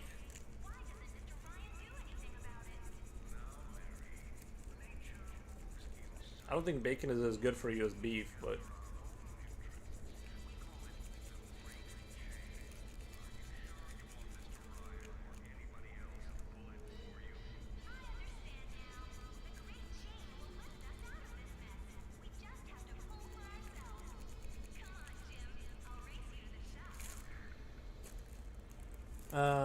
air fryer. I'll need to see if my roommate has that. Yeah, it kind of gets kind of out of hand too. Like, thing is, if you use the air fryer, get ready to suffer because the thing is that I use the air fryer a lot, so I've gotten very efficient at cleaning it. But it is kind of annoying because you have to clean the. I could do. Don't do stovetop. Don't do external cooking of bacon unless you're gonna do it outside. You're gonna have grease everywhere. Trust me. I went down that road. You want to do it inside of something. That way you can at least control the grease. If you start cooking like that, you're gonna have grease everywhere. It's like disgusting. It's like you'll have grease where you don't even think you have grease. Like it's on walls, it's on your cabinets. I wouldn't do stovetop. I would definitely cook bacon. I mean, you can do a one-off. You're fine. Just clean up afterwards or whatever. But if you're gonna do a regular bacon kind of thing, I would highly recommend an air fryer. Cleaning it is not fun. Yeah, yeah, because I went down that road of cooking like that. And then I touch everything, and everything has like everything has like grease on it. I'm like, what? And so I stopped doing that whole. I stopped doing that whole trick. But my advice: air fryer is good, very good. Make sure you have. Are you in a just? I can't remember the last time I cooked bacon. Yeah, I would say like it's pretty. I mean, it's one of the more simple ones. Just air fryer 400 degrees. I think 11, 12 minutes, is something like that. Don't quote me on that. It might be 9 depending on your situation, like the size of your how many pieces you're gonna put in there. But it's I think bacon is healthy for you. I think that's just or not as healthy as ruminant meats, but I did make a frozen pizza yesterday and cut up some pieces of bacon, threw on the pizza. Turned out good. Oh, really? It got cooked properly? I would feel like every time I've tried to do like that combo, like do a pizza with bacon on top, like the bacon doesn't get cooked to the extent that I want. Like I have to cook them separately and then kind of like manage it from there. I always get like it. I'll have like wet bacon or the pizza's not done, but the bacon is done. You know, it's like I never do it. I planned on making pancakes and was going to use some of the bacon. Oh, the bacon. Like I said, I'm done. I'm just done with carbs for a while. I need my mind clarity, but I need to. I could have swore like last time I like went on a no carb diet, like a really strict one. I could have swore my art was getting better too. So I think I need to get back to that, even as hard as it is. So just for the art, it was surprisingly crispy. Nice. Yeah. Every time I cook something together with something else, I always get like punished for it. It's always like, ugh.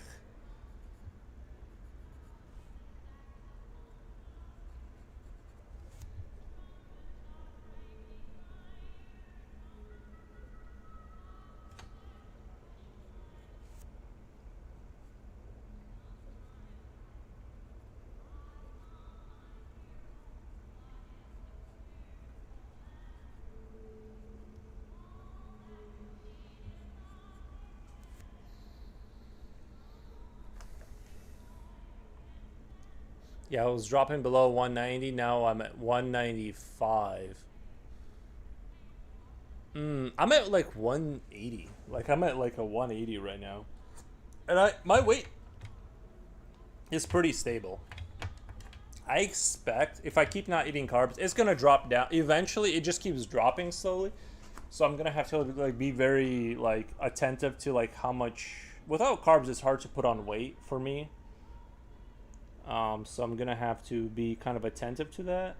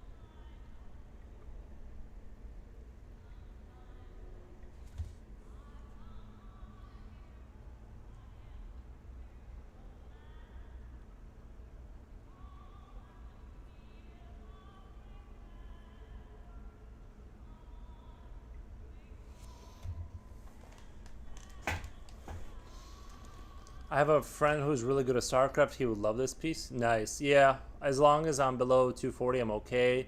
Over that, and it's painful to tie my shoes. Yeah, you are too skinny.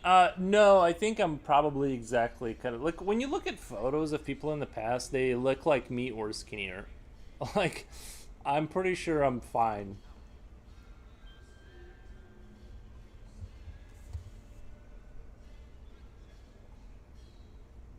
180 pounds at 6'2" is like very optimal in terms of health. Um, but yeah, 240. That's a big boy. That's a big boy. But you know, depending on your height and all that good stuff. You know, the look might not be.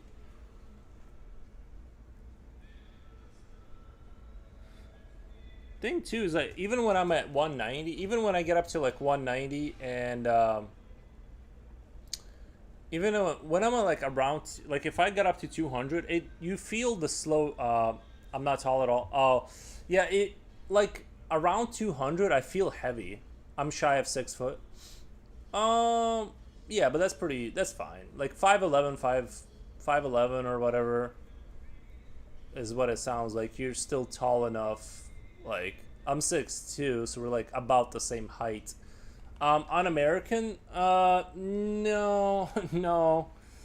It's not that long ago. Americans were fairly in the. If you look at photos of people on the beach in like the 80s, they were not. They were not very overweight. This is a very recent phenomenon of uh, dietary changes, right? And I don't think it's because they were like super disciplined. I think it's just the diet change is kind of why we're seeing what we're seeing now. Not to talk about something super boring, but that's my opinion. I don't think those people were like working out is why they were skinny. My dad and two brothers all got the 6 foot plus height. Yeah.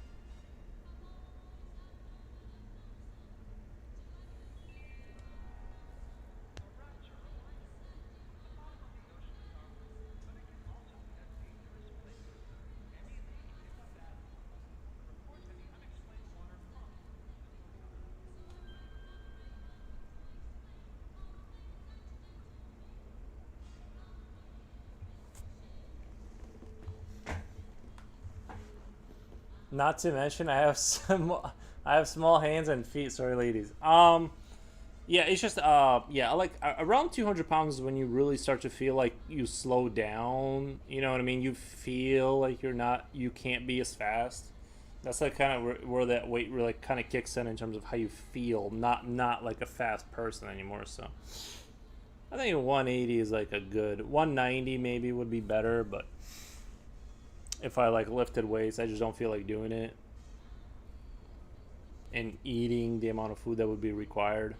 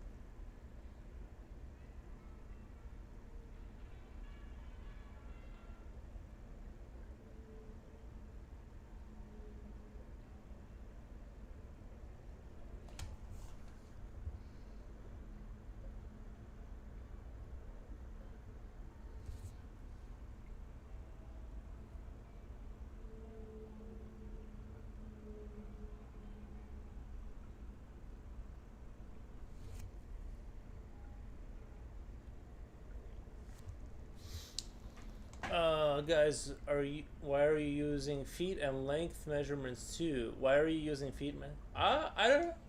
I don't know. Some people bring it up.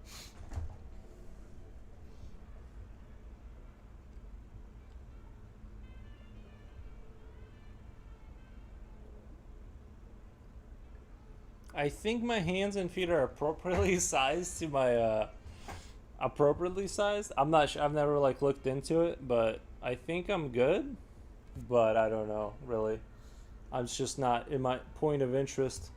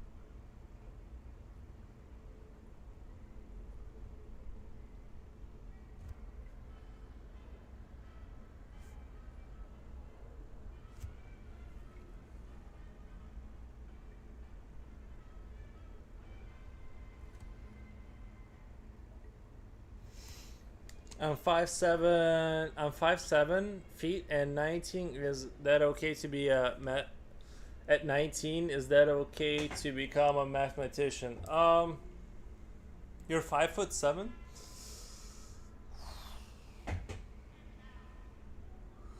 At 19, I think I was like, I think I got to 6'2" at 19, and I just stayed there. I didn't grow after that. I don't know. What's the average height in Iraq? That's healthy, good for you, man. Is that a snack on your lunch? 5'7" at 19, holy.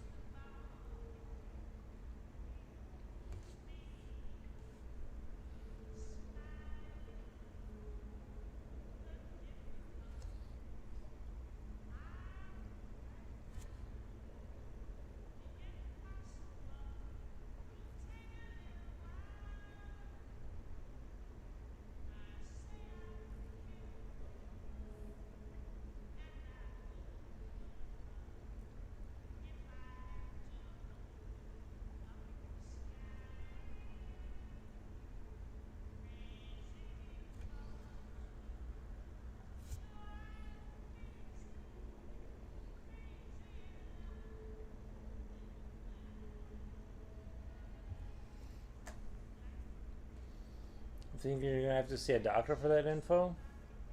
The average height. Is that considered short by the weight? 5'7". I would say that that's pretty short.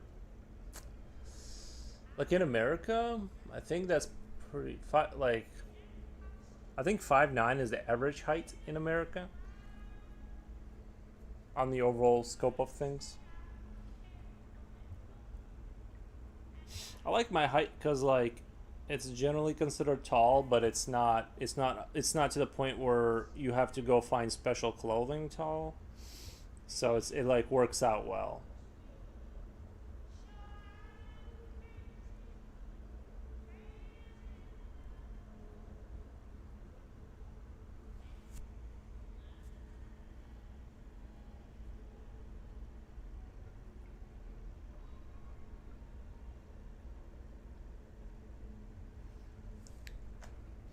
19, you're probably still gonna grow.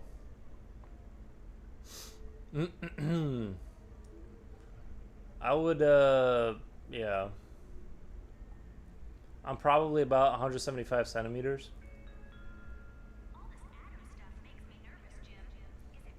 I wonder what's is 175, is that 5.74 or whatever?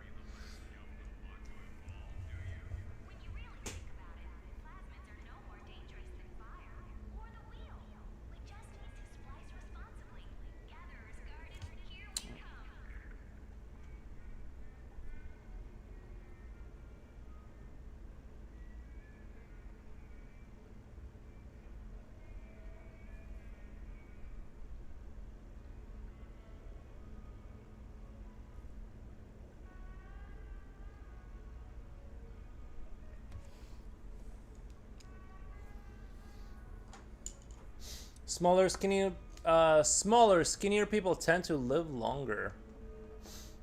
That's probably true. That's probably true.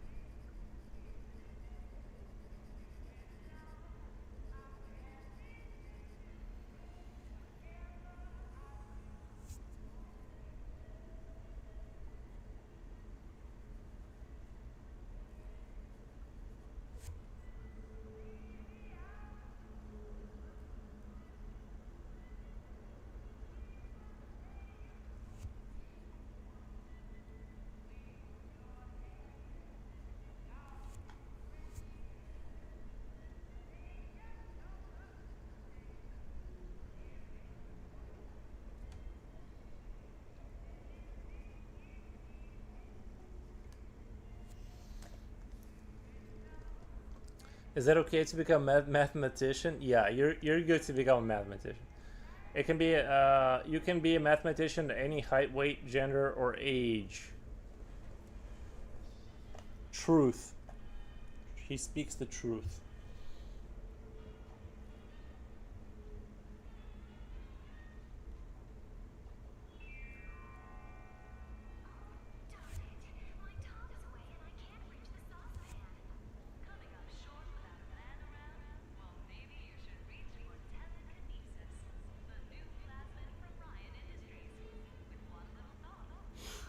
I have a question. Would you rather be 6'3", 6'4", perfectly perfect features, um, or or you get to be like a very high level mathematician at you get to be like a super awesome scientist, like Einstein level scientist. Um, to be a good mathematician, you're not allowed to do the white thing ever. I'd rather be the first one. Okay, we have somebody that's honest. We have an honest answer. The reason I know that's a real answer is because that's what you guys remember Dolph Lundgren, the guy who played the boxer in Rocky. He was gonna become like some kind of a chemist or something. Like he was going in for neurophysics. I don't know, some high level whatever. It's easier to be with people, and people look up to you. No pun intended. It's true. They literally physically have to look up to you. Literally you're forcing them to look up. No, but Dolph Lundgren, he was like, and I don't know, some high level whatever. He was like doing really well in school, and he was gonna become some kind of very high level scientist. And then he was noticed by somebody and was offered a movie role just because of he was like so handsome. And then he was like, fuck this. I'm not gonna be in a laboratory with all this. So I think the honest answer is probably right. Like it's probably easier to be a cool guy in a film than like work away in some dingy laboratory. um, for the rest of your life. So yeah, it's quite the genetic dice roll he got. He not only was he like sort of considered to be like super attractive, but he also had like the brains to like back it up. He was like kind of like just on a different level. You know, he wasn't like a jock. He actually was like sort of super high IQ and gifted like genetically and all that. Just like zero downsides to that guy's life. So he opted out to be a movie star because it's so much cooler and easier to be a cool movie star than I'd rather be a human with face card and have pretty privileges. I might even be a Scarred Guard lol. Um, wait, I'd just be a human with face card, have pretty privileges. Yeah, I totally understand. I completely understand where you're coming from.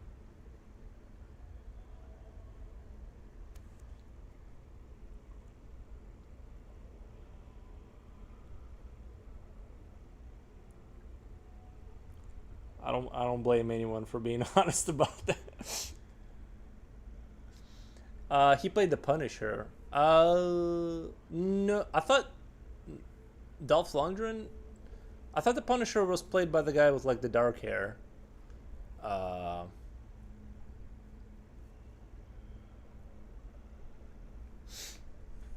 no, Dolph Lundgren had like the blonde hair.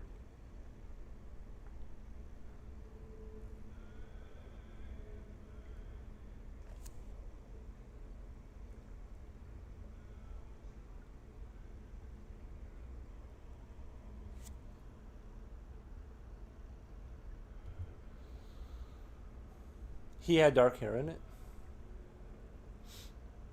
I thought it was a different actor in the Punisher. I thought it was like the guy who played Master Chief or something like that. I thought it was a different actor. Regardless, point being is that being extremely handsome just works out better. Like, I'm actually into a lot of things like being a mathematician isn't a goal. I just like good deep with that thing side to side with other things like art and reading about different subjects. Nice. Um, Arnold Schwarzenegger? No, I don't think he. Are you saying he played the Punisher? He wasn't. He didn't play the Punisher. I'm pretty sure. Unless you're saying like he is like.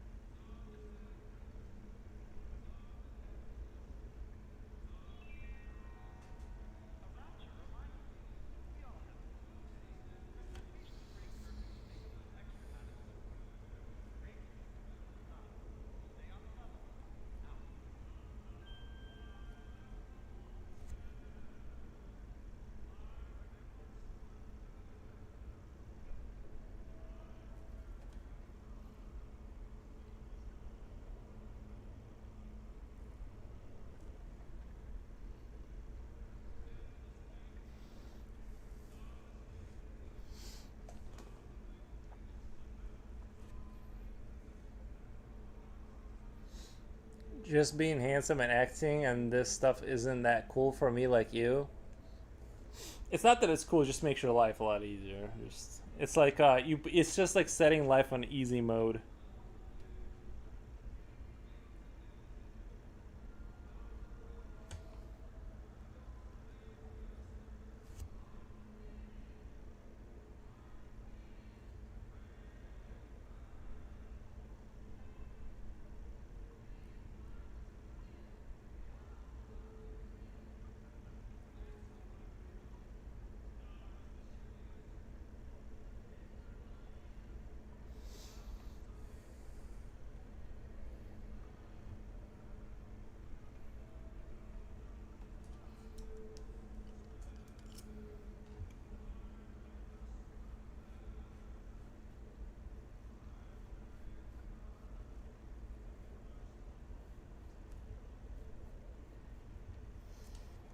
Hello, it's the ghost of Iron. I wait. Numba one Stunta 2000. Numba one Stunta. Ignot track. Oh, ignorant tracker. What the? Seems like chat was more active here, so I swapped from YouTube. Lol. Nice. Um, Future Oil. Are you saying Schwarzenegger is like your number one? Is that who you would be if you had the choice? I love the pronunciation on the Numba one Stunta.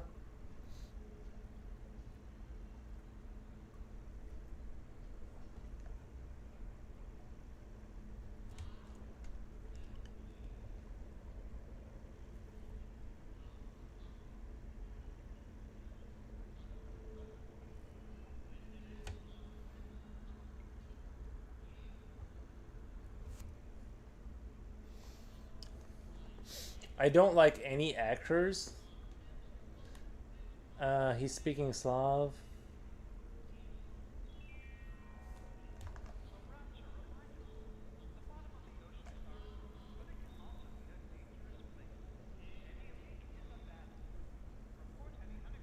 Not sure if we can link here. I. Oh, that looks like an old movie. Oh, 1989. You guys are like referencing films from like a while back. I didn't even see that one. Yeah, that's before that's a year before I was born, so I definitely would know about it. That is the adult film. Okay, yeah. I thought you guys were talking because I was thinking of the modern movie.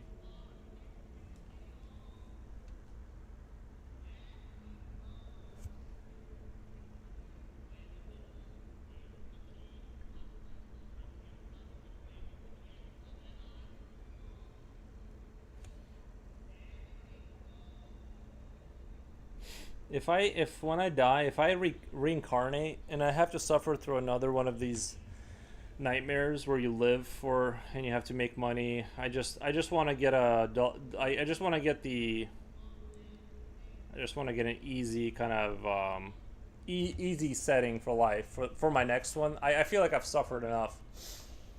Wow, I'm 41 though. Well, I would have been too young in 1989 too. Yeah, but like it would still be a I've never even heard of that film. I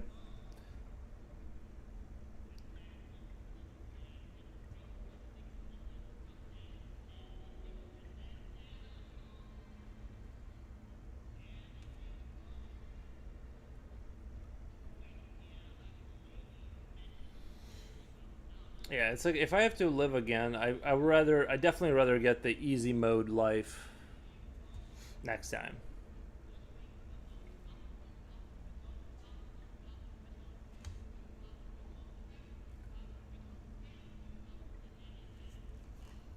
Like be born into wealth or something like that. Money is almost preferable.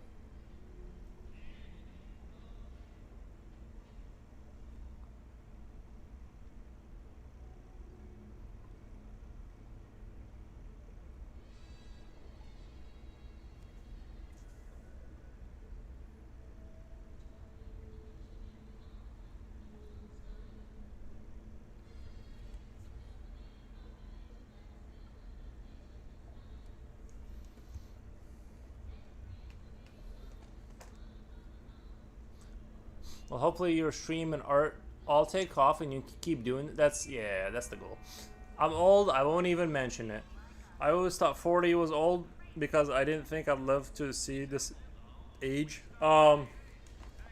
Honestly, I never really thought about age ever. It's never been a concern to me. I've always kind of just existed, and I'm like, well, we're gonna get there eventually, I guess.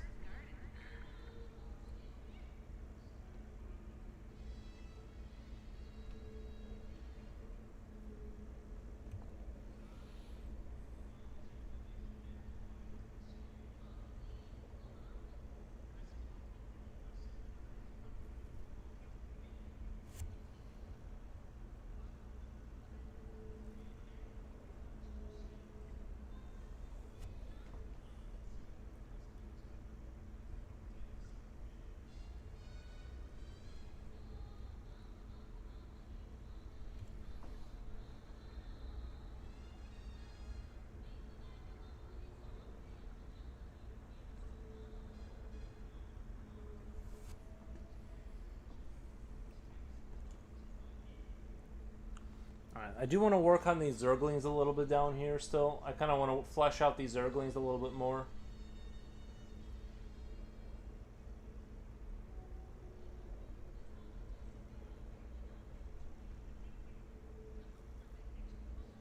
I think I'm pretty much done once that happens. Well, not to jinx anything, but life is not guaranteed. What? Yeah.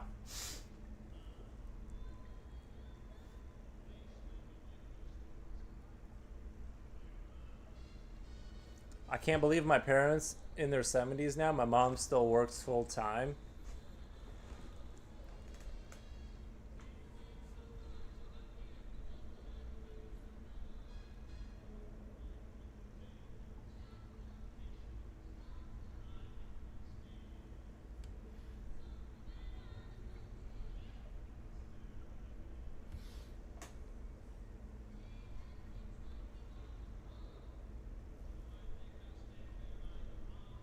You know, I don't mind working. I don't mind working like full time till I'm 70 or whatever.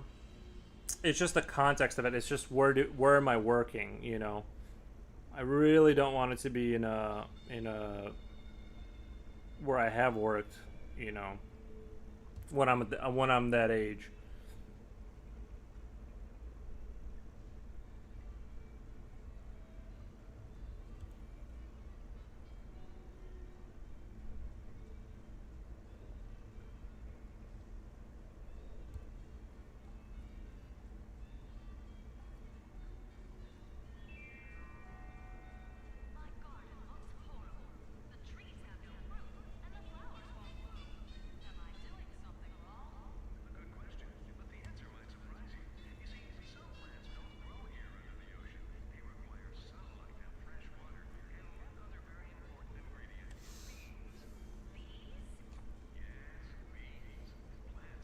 Death is Certain Life is not a Dark Angel song.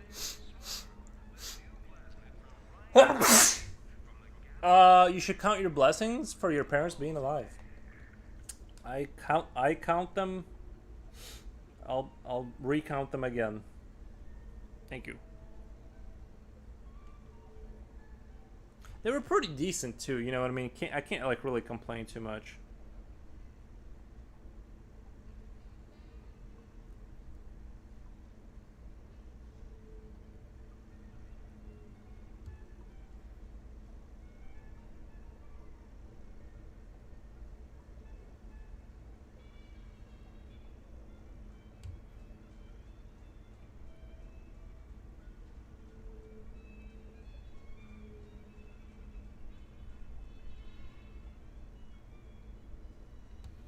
So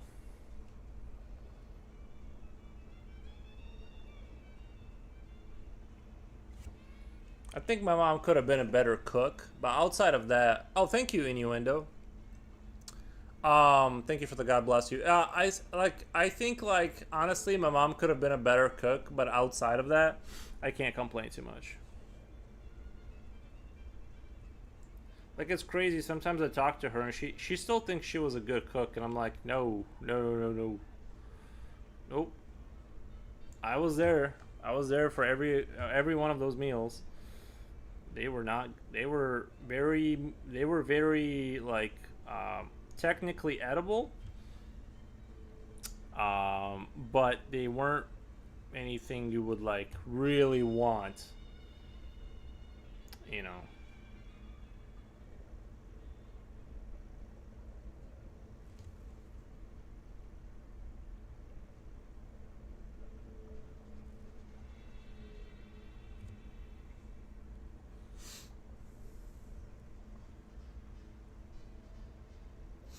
Definitely. I meant that for Noomba. You should mean that for everyone.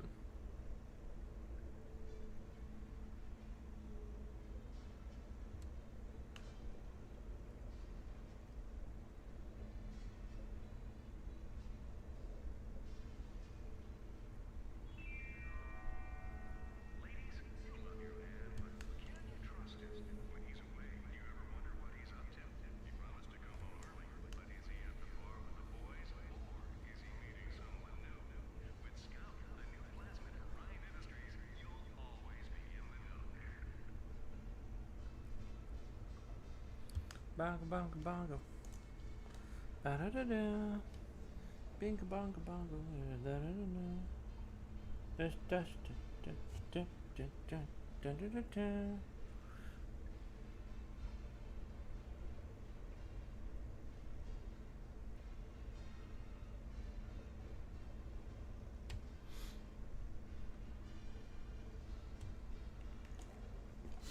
I saw my buddy was living in this apartment building one time. It's like in the middle of nowhere, but it's like this. I don't know. It was really dope. I would love to like own a big building like that.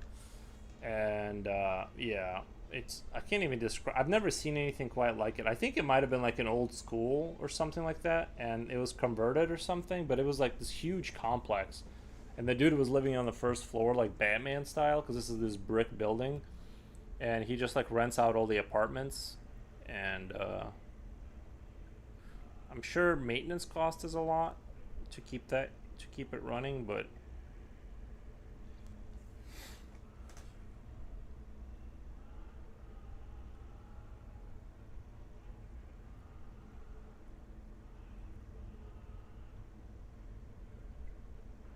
I just really like that building. I'd love to live in a cool building like that.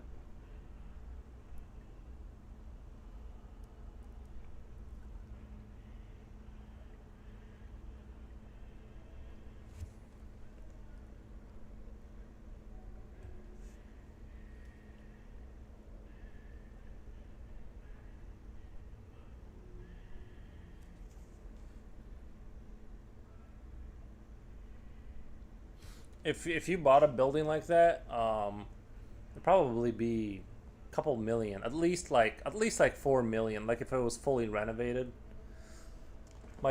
His dad died in fifties and six. Yeah, my wait,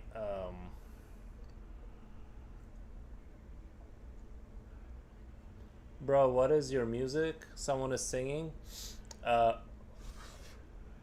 um, it's like if you're almost 100 and still eating McDonald's, you got to be a super healthy person. Yeah, you'd have to be very healthy. His dad died 50s, 60s, and my mom, dad is still alive and kicking. Wait, my dad and his dad died in 50s and 60s. My mom and dad still alive and kicking in their 90s. You just never know, age, not year. It's kind of a genetic lottery and how much you take care of yourself and stuff like that.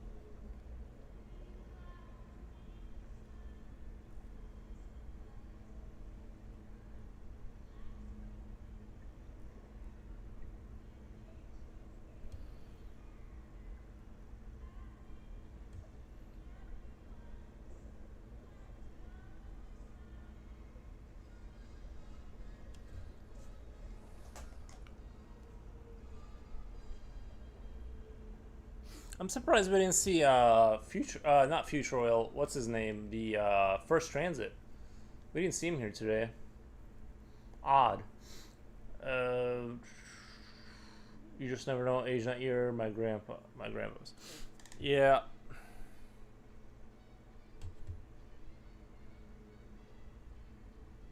I would love to be like a healthy 90-year-old.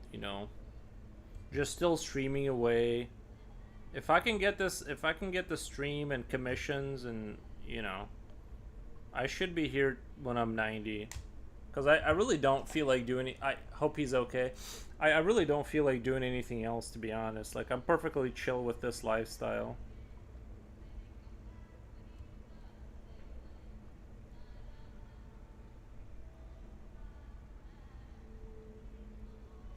I'm like, this is good right here.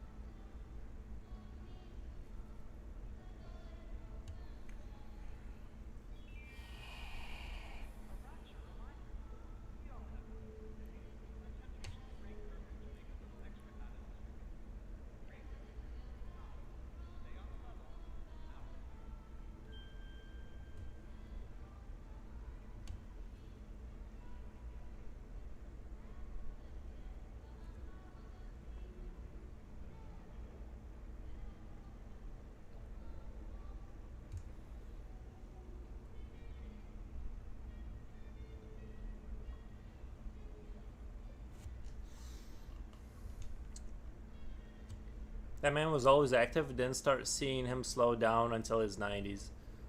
Yeah.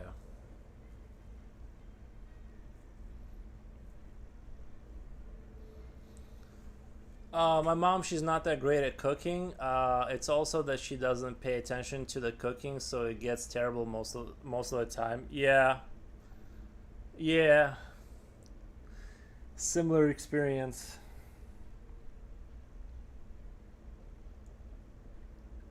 Like some people, they have the gift and they can cook. They can really cook. Not my mother. It was it was flat. Let's just say it was flat. Just gotta hope that the boss upstairs watches over us. He's busy. He's got things to do.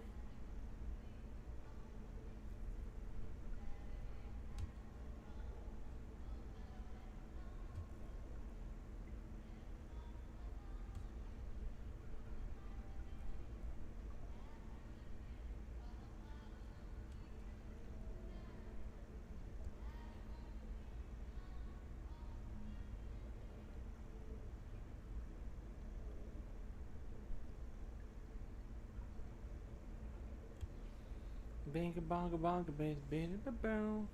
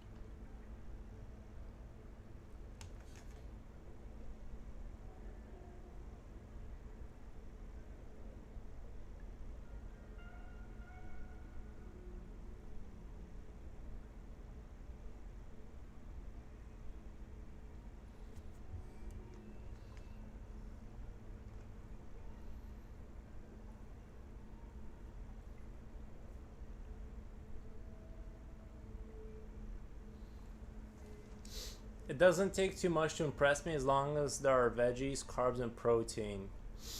Hence, all of us are gaining more than normal weight. Do you focus on taste as well, or you can eat unseasoned stuff because it's much healthier? If it's me cooking, I'm very bland on seasoning. Just whenever it's in the whatever's in the cupboard, cupboard. I think I'm saying it right. Or if I have hot sauce. Yeah, I'm kind of honestly like I've kind of adapted to like a simple living. I don't really. I'll put some salt on it or whatever, but I don't overly.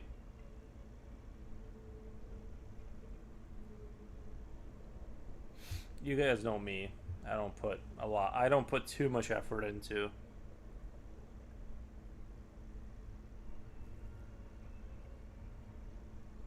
You know what? Maybe I'll run out to Walmart today and go buy myself like some meat and turn it into dehydrated meat. I'm gonna put it in the dehydrator and then like season it and stuff. If it's me cooking, I'm very good. Sriracha. I wouldn't mind. I wouldn't mind not having any seasonings much, lol, except if it's mashed potatoes. I want mine salty. Well, you need some salt in your diet. You're good on that, you know.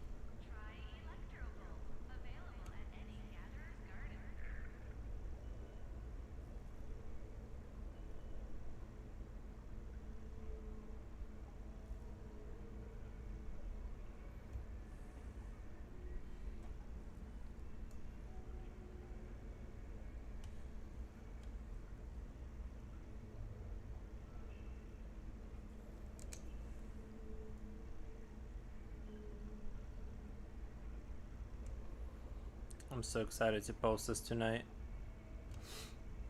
People are gonna love it. They just love it. They love it.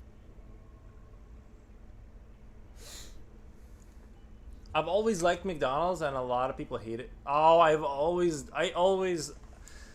McDonald's is pretty good. Like, I'm not gonna lie, it's just is pretty good. Sometimes though, when you go through the drive-through, I swear they kind of like cheese you on the like. I love their breakfast. No, I love all of it. I think their breakfast is like one of the weaker part. Oh, Star Hughes, thank you for the emoji with the bouncing guy. Thank you. That's on Kick. Thank you. Um, yeah. Like I do. Like I don't eat Like I eat McDonald's, but I'm saying like I don't eat it officially. Like officially speaking, steak bagel or whatever is to go breakfast. Man, like I think all their stuff is pretty good, to be honest. Like the double macker or whatever they call it. I don't know the quart. Like I said, I just like McDonald's. It's just bad for you. I'm saving money. Don't be like this. I know. No, not the McDoubler. The quart, not the quarter pounder. What's their main burger that they? Sorry, there's like a moth in here, and it's like making disgusting. It's attacking me with its disgusting body. Quarter Mac pounder, whatever it is. Big Mac, yeah, Big Mac. It's pretty good. It's pretty good. Like with fries and a Coke. Oh, guys, McDonald's should just be giving me money for advertisement right now because I'm doing their work for them.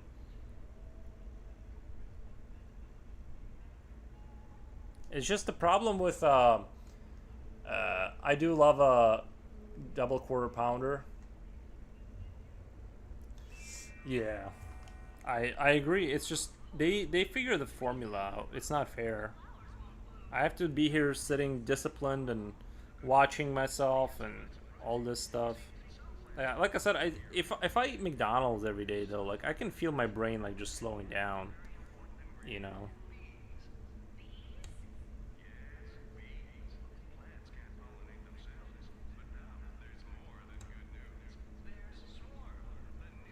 Like, I'm gonna go buy a piece of meat after this, and I'm gonna go cook it. I'm gonna do the dehydrator and try and make something. Oh yeah, I do have work after this. They will put pounds on. They will, yeah. Oh yeah.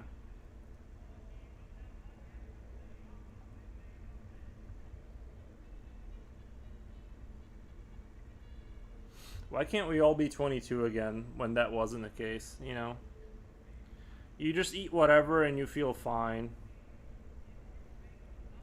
Now it's like I feel heavy. I feel like I can feel my bones getting brittle as I eat it. They have best double cheeseburgers. Yeah, even the little ones. I usually like I'll get if I'm really desperate, I'll go get a coffee and I'll get like 4 of their like McDoubles, and that usually like kind of holds me over for a little while. But honestly, the problem with a lot of restaurants, even if I get a Jimmy John's, if I don't get 2 sandwiches, I'm usually hungry. Like you know, I'm usually hungry pretty fast. So it's kind of like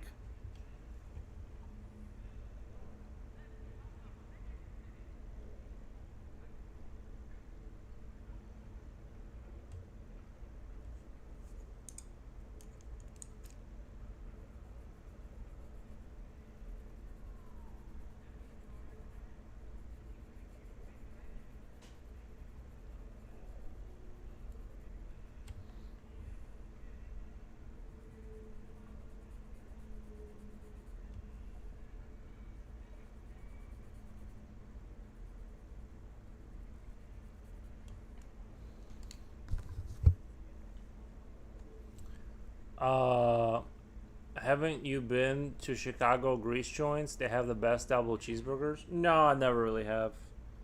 No, I the only time I go to like if I go to Chicago for food, it's usually like that. They like those stores that like sell European food and stuff, and like there's just like things you can find there that you can't normally. And yeah, that's where I head off into.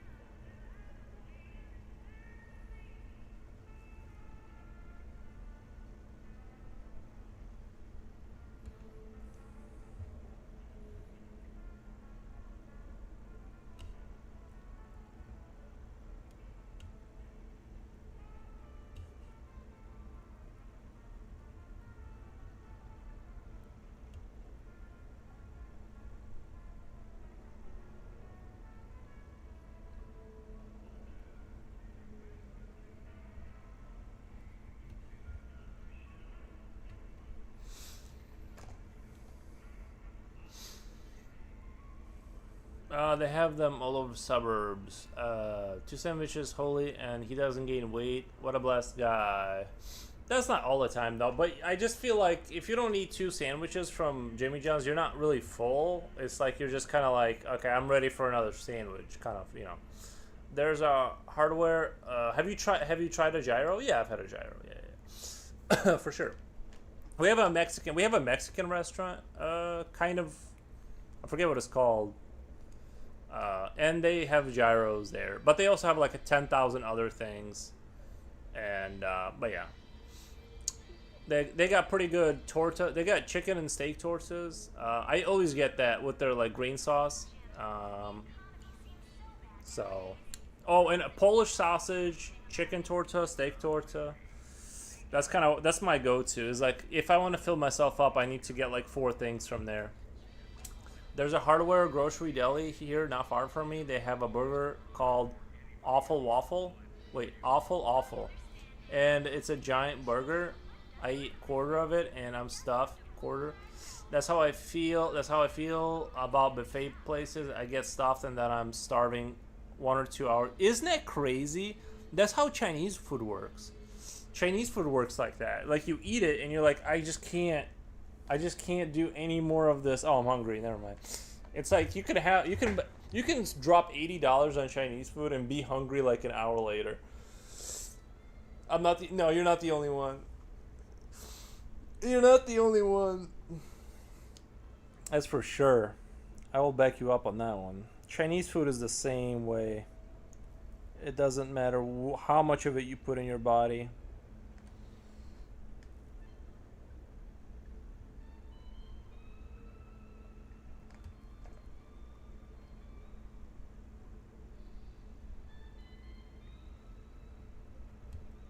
That's why, like, when you leave a buffet, like you're leaving your stuff, right? You know you have like an hour or two before you gotta swing by the McDonald's, pick up a large coffee, get yourself some something so you can like, you know, I like that's the only way to do it. Is like as you leave the buffet, you need to swing by McDonald's on your way home because you're gonna be hungry in a minute. I feel this. I feel myself up till almost feel like I'm gonna vomit. After a few hours, I'll be hungry again. Yeah, the large McDonald's coffee is underrated. Sometimes they're pretty good. If they don't give you it's been sitting there for 4 hours just burning coffee, it's actually pretty good. Sometimes they will do you dirty like that. They'll straight up just give you like just garbage coffee. I mean, I get it. Like, I don't even complain because it's like, I mean, I'm complaining now, but that's just for entertainment purposes. But when they give me crap coffee, I'm like, I get it. I get it. And that's just what it is. Would you, if you guys, if Japochi, okay, just I'll ask chat. Like, if you went to McDonald's and you just got a coffee, right, or something, and they gave you the nastiest like burnt coffee, covered up by cream to like try and hide that it's been there for 6 hours just chilling, and they clearly reheated it in the microwave or something, would you turn around and go back and complain, or are you guys just gonna do you guys just move on with your life? Because it's a hard decision because you just gave them almost $4 for a large coffee, you know. It's like 3.80 or something. I don't know what it is now, but I don't know. I never do, but I'm just trying to gauge where everyone else is at. Like, are you guys turning around and being like, I'm not drinking this? I haven't had those, but they keep giving garbage fries lately. I'm sad. If it's not a drive-through, then yeah. If it's not a drive-through, well, yeah, but that's the thing. If it's not the drive-through, they give it to the drive-through people because they know how, like, what are you going to turn around and park and, like, you know what I mean? Like, that's why they give it to you. It's just safer because they think you're going to be on the highway in a minute. It's so hot that you can't drink until like 5 minutes from now. So you don't even find out till you're on the highway that they just took $5. I don't know. I hate to be a Karen, but I feel like you should get not a fresh coffee, but there should be a time limit of how long it can sit there.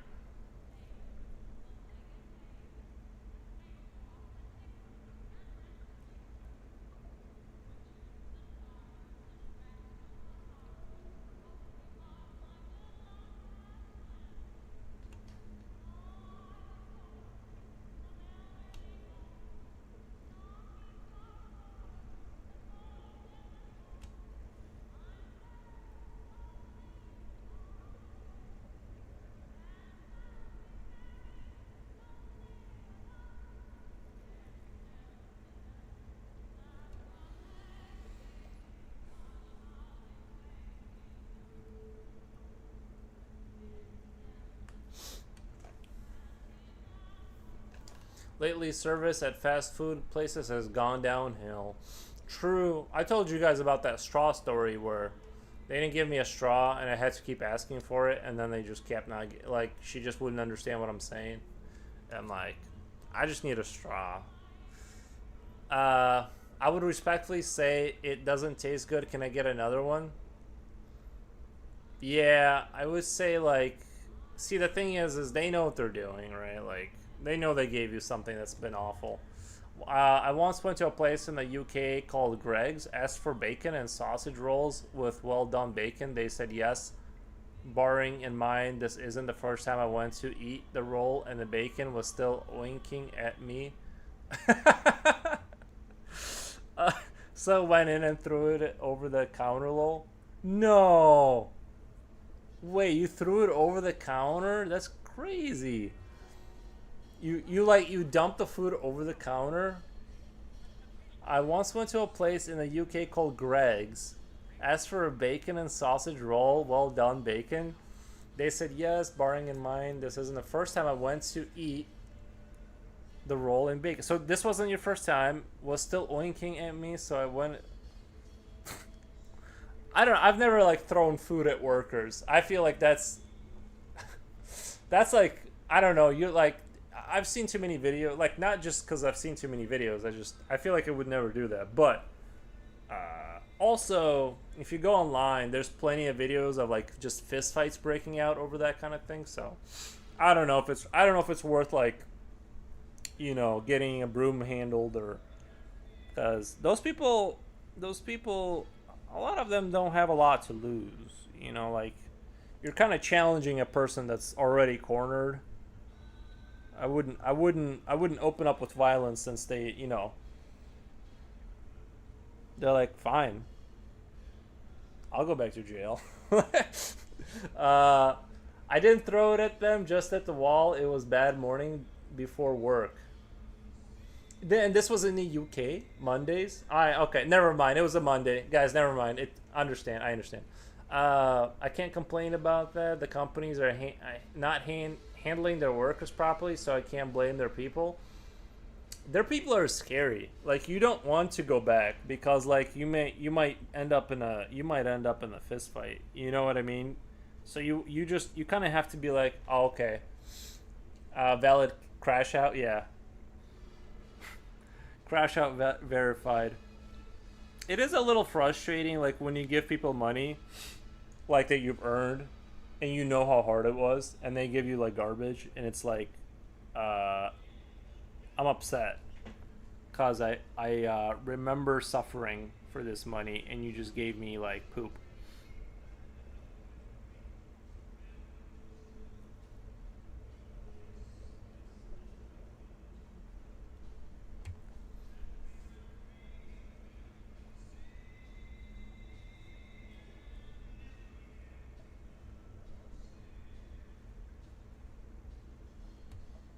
And then, of course, you know, sometimes if you, depending on where you park too, you got to be careful with where you park to eat your McDonald's, because you can get a Smeagol coming up to you, asking for cigarettes. You got to be careful with those too, because if they sense fear, they might, they don't, you know, you don't know how that situation is going to go down too.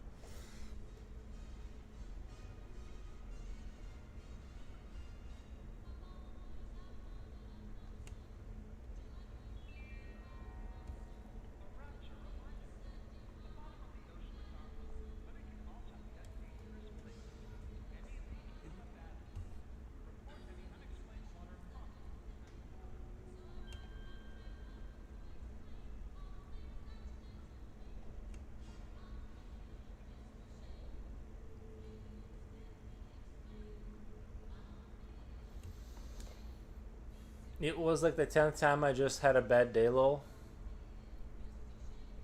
Like the 10th time you've been there, or the 10th time they messed up the food.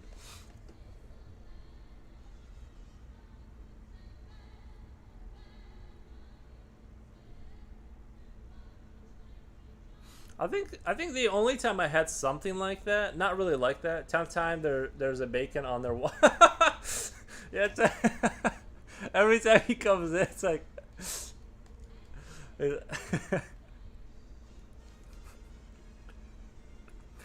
The only time I got like really frustrated is around the time like the COVID era, and like I forgot my mask, or I didn't have the mask or whatever. And they're like, you gotta. It was a department. It was like a warehouse, not a warehouse. It was like a hardware store. And they're like, you gotta have a mask. And I'm like, and they're like, you can buy one. And I just turned around and because it was like the door you walk through to exit is on the other side of the cashier. So without saying anything, I just walked around her and like just left. I'm like, I just can't right now with like, you just need to stop. I can't. I just, not today. I'm not buying your mask.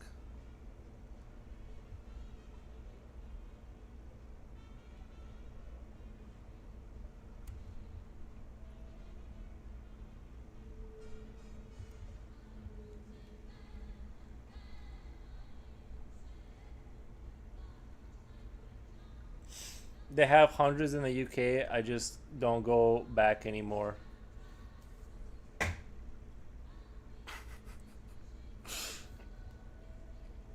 It's understandable.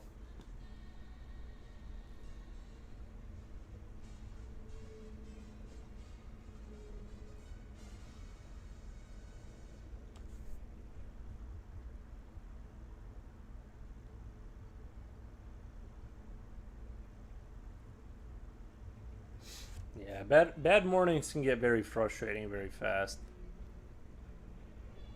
And it's so true, like, you know that meme about how like when you're frustrated and you're running behind, your coat gets caught on the door handle? That never happens when everything's going good. That really only happens when you're having like a really shit day. And then like the door handle gets you know, something else goes wrong, and yeah.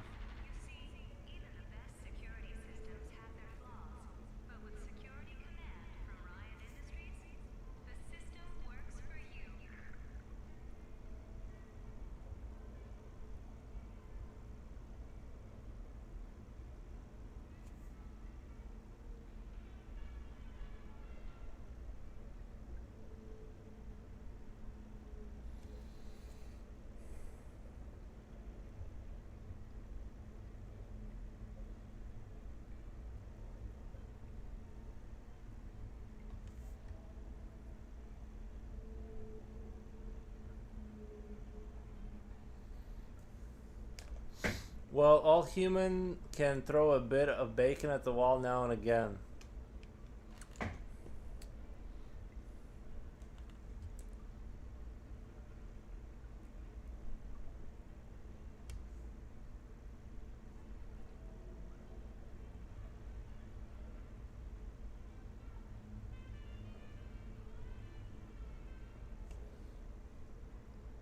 Jipochi, didn't you say you were hungry a little bit ago?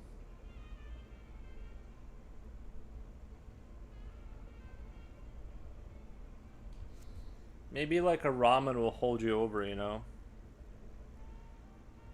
Maybe get yourself a ramen or something.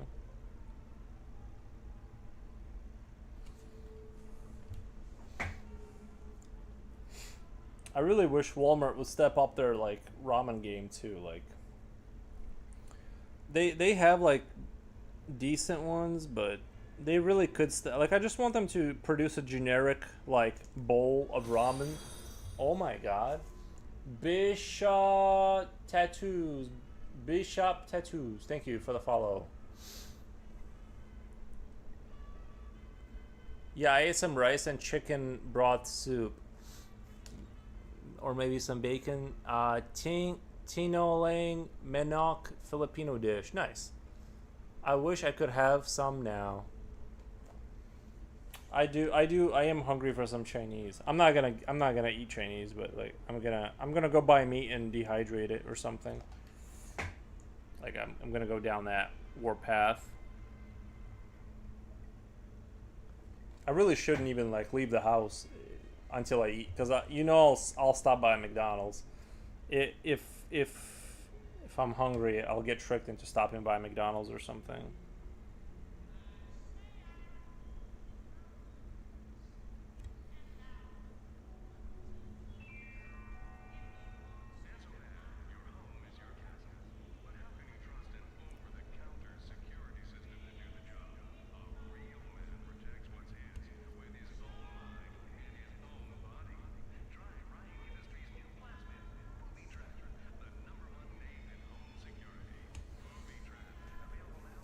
McDonald's and not Jimmy John's.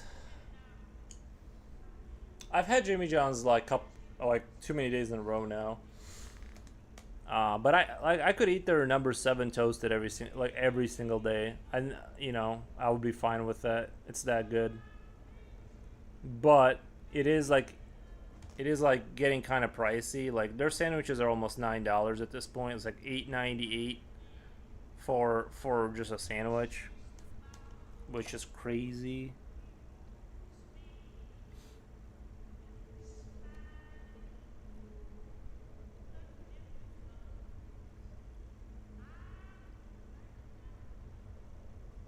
You know what else is crazy is like if you look at some restaurants like Jimmy John's, it's like one of those places where like all the preppy kids work for some reason. Like all the popular preppy kids are all there. It's like they somehow symbiotically know that it's their place.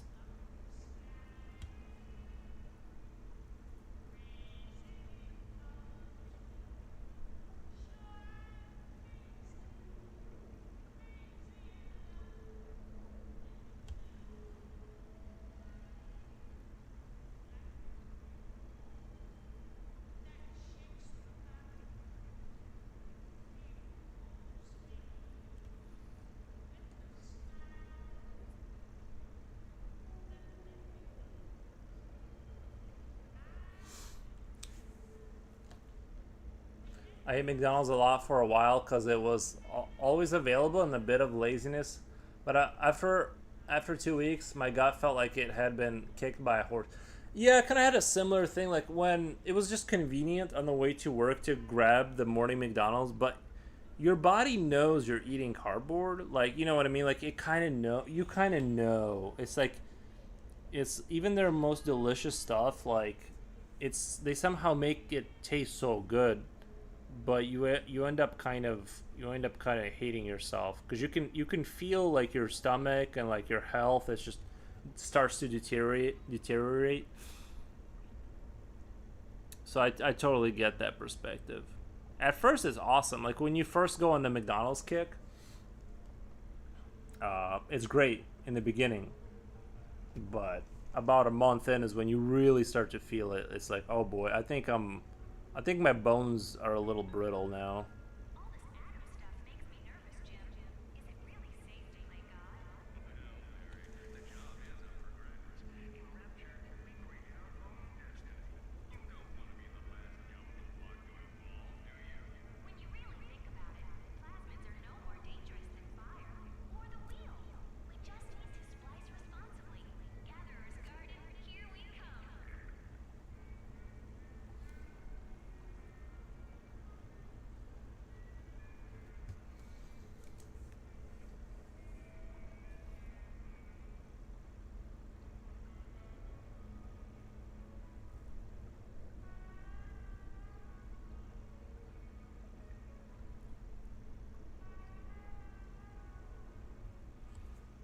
Mm-hmm.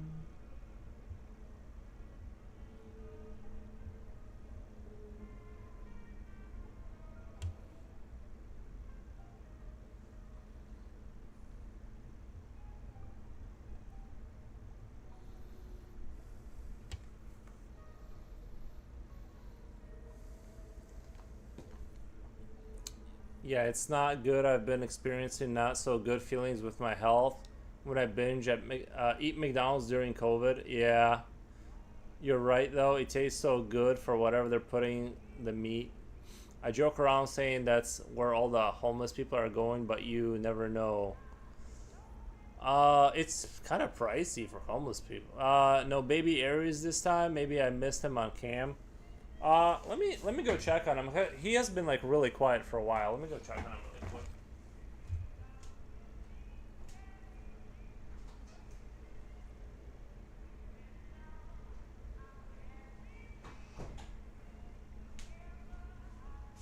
He's just chilling in bed.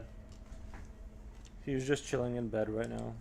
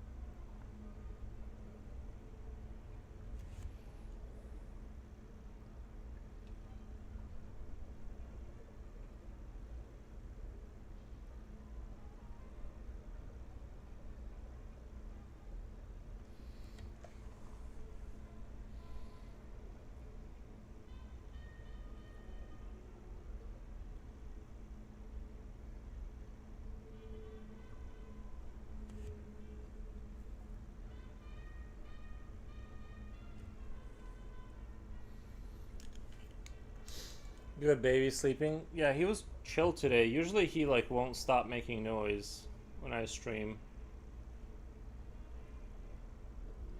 But today he was fine.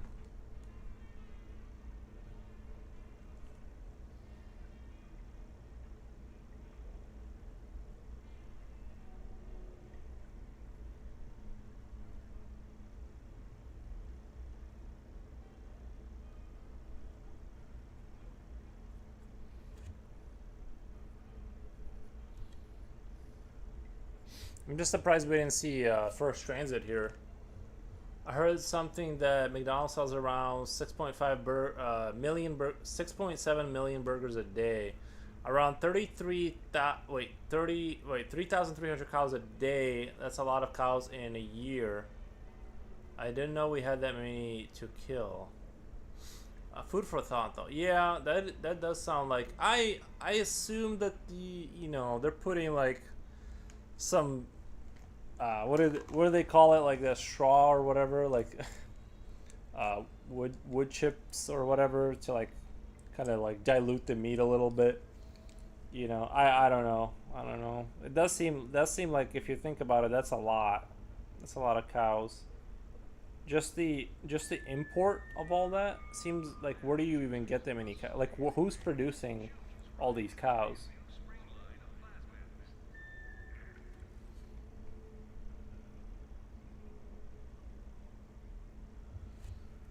Seems like it takes a hell of a long time to produce a cow.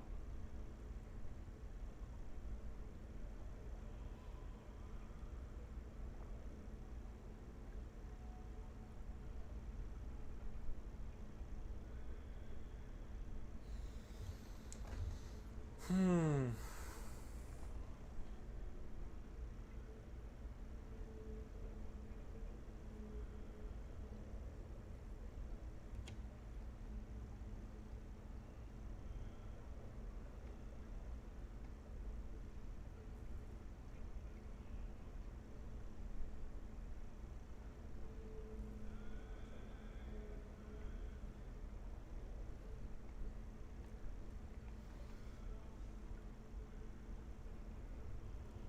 Well,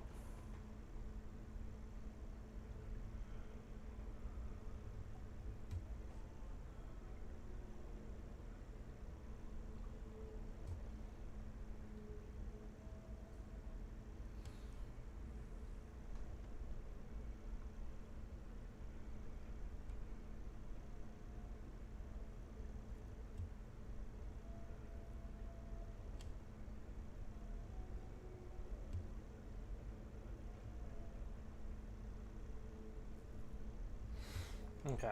I think I'm done with this one. I think, as like, you know what I mean, as like a sketch kind of thing. Like, I don't think I need to do anything more here. I like the way it turned out. You know what I mean? It kind of represents StarCraft pretty well. It's a fun. This was a fun draw. I got a barracks. I got an anti-air thing. Siege tank, space marines. Sorry, marines. Nuke guy, bunker, two hydralisk, and a bunch of zerglings, and that's the whole game. Love it. That will be why the burger juice is grayish. Yeah, yeah. I did some research. We have cows, but you're right. There is a lot of logistics involved with those numbers. I don't even understand how they can move that much mass around, to be honest. Like, you have to have the cows voluntarily do it for you. It just seems like crazy to like. It seems crazy to imagine what that would take to like produce that much meat and butcher it and move it around and freeze it. Just the capacity is crazy.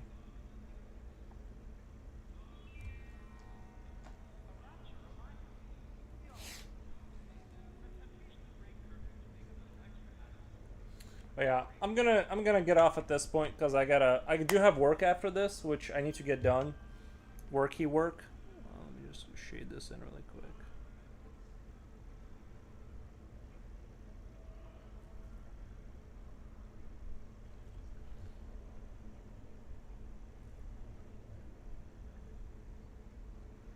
I have to go do a much more boring job after this, but I am gonna go get my meat and dehydrate it or something like that. We'll see. Anyway, I'll see you guys tomorrow. Thank you guys for sticking around. I appreciate everyone's company. Let's end the stream on YouTube. Stop.